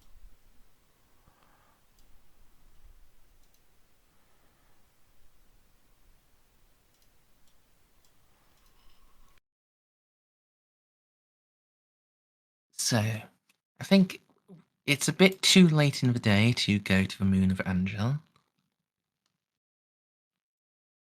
Is there anything anyone wants to do on the ship?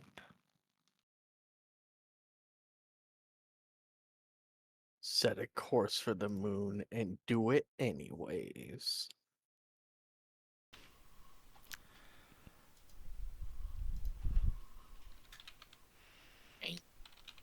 We could, but I'd rather probably go to not the bed. best idea.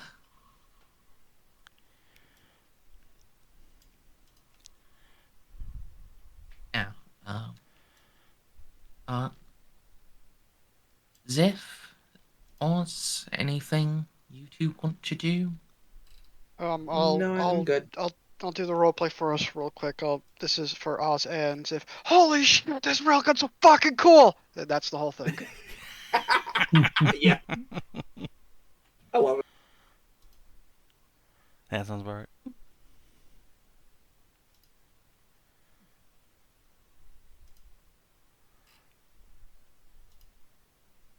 John, do you want to talk to anyone about what you learned from Meg?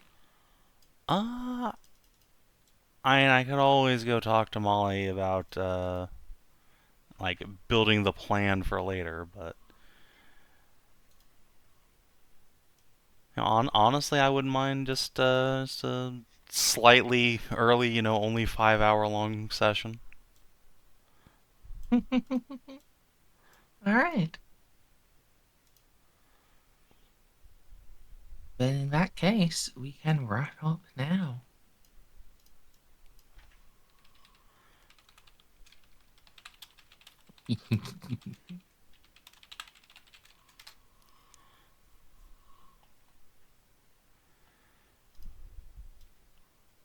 $5,000 XP for my birthday.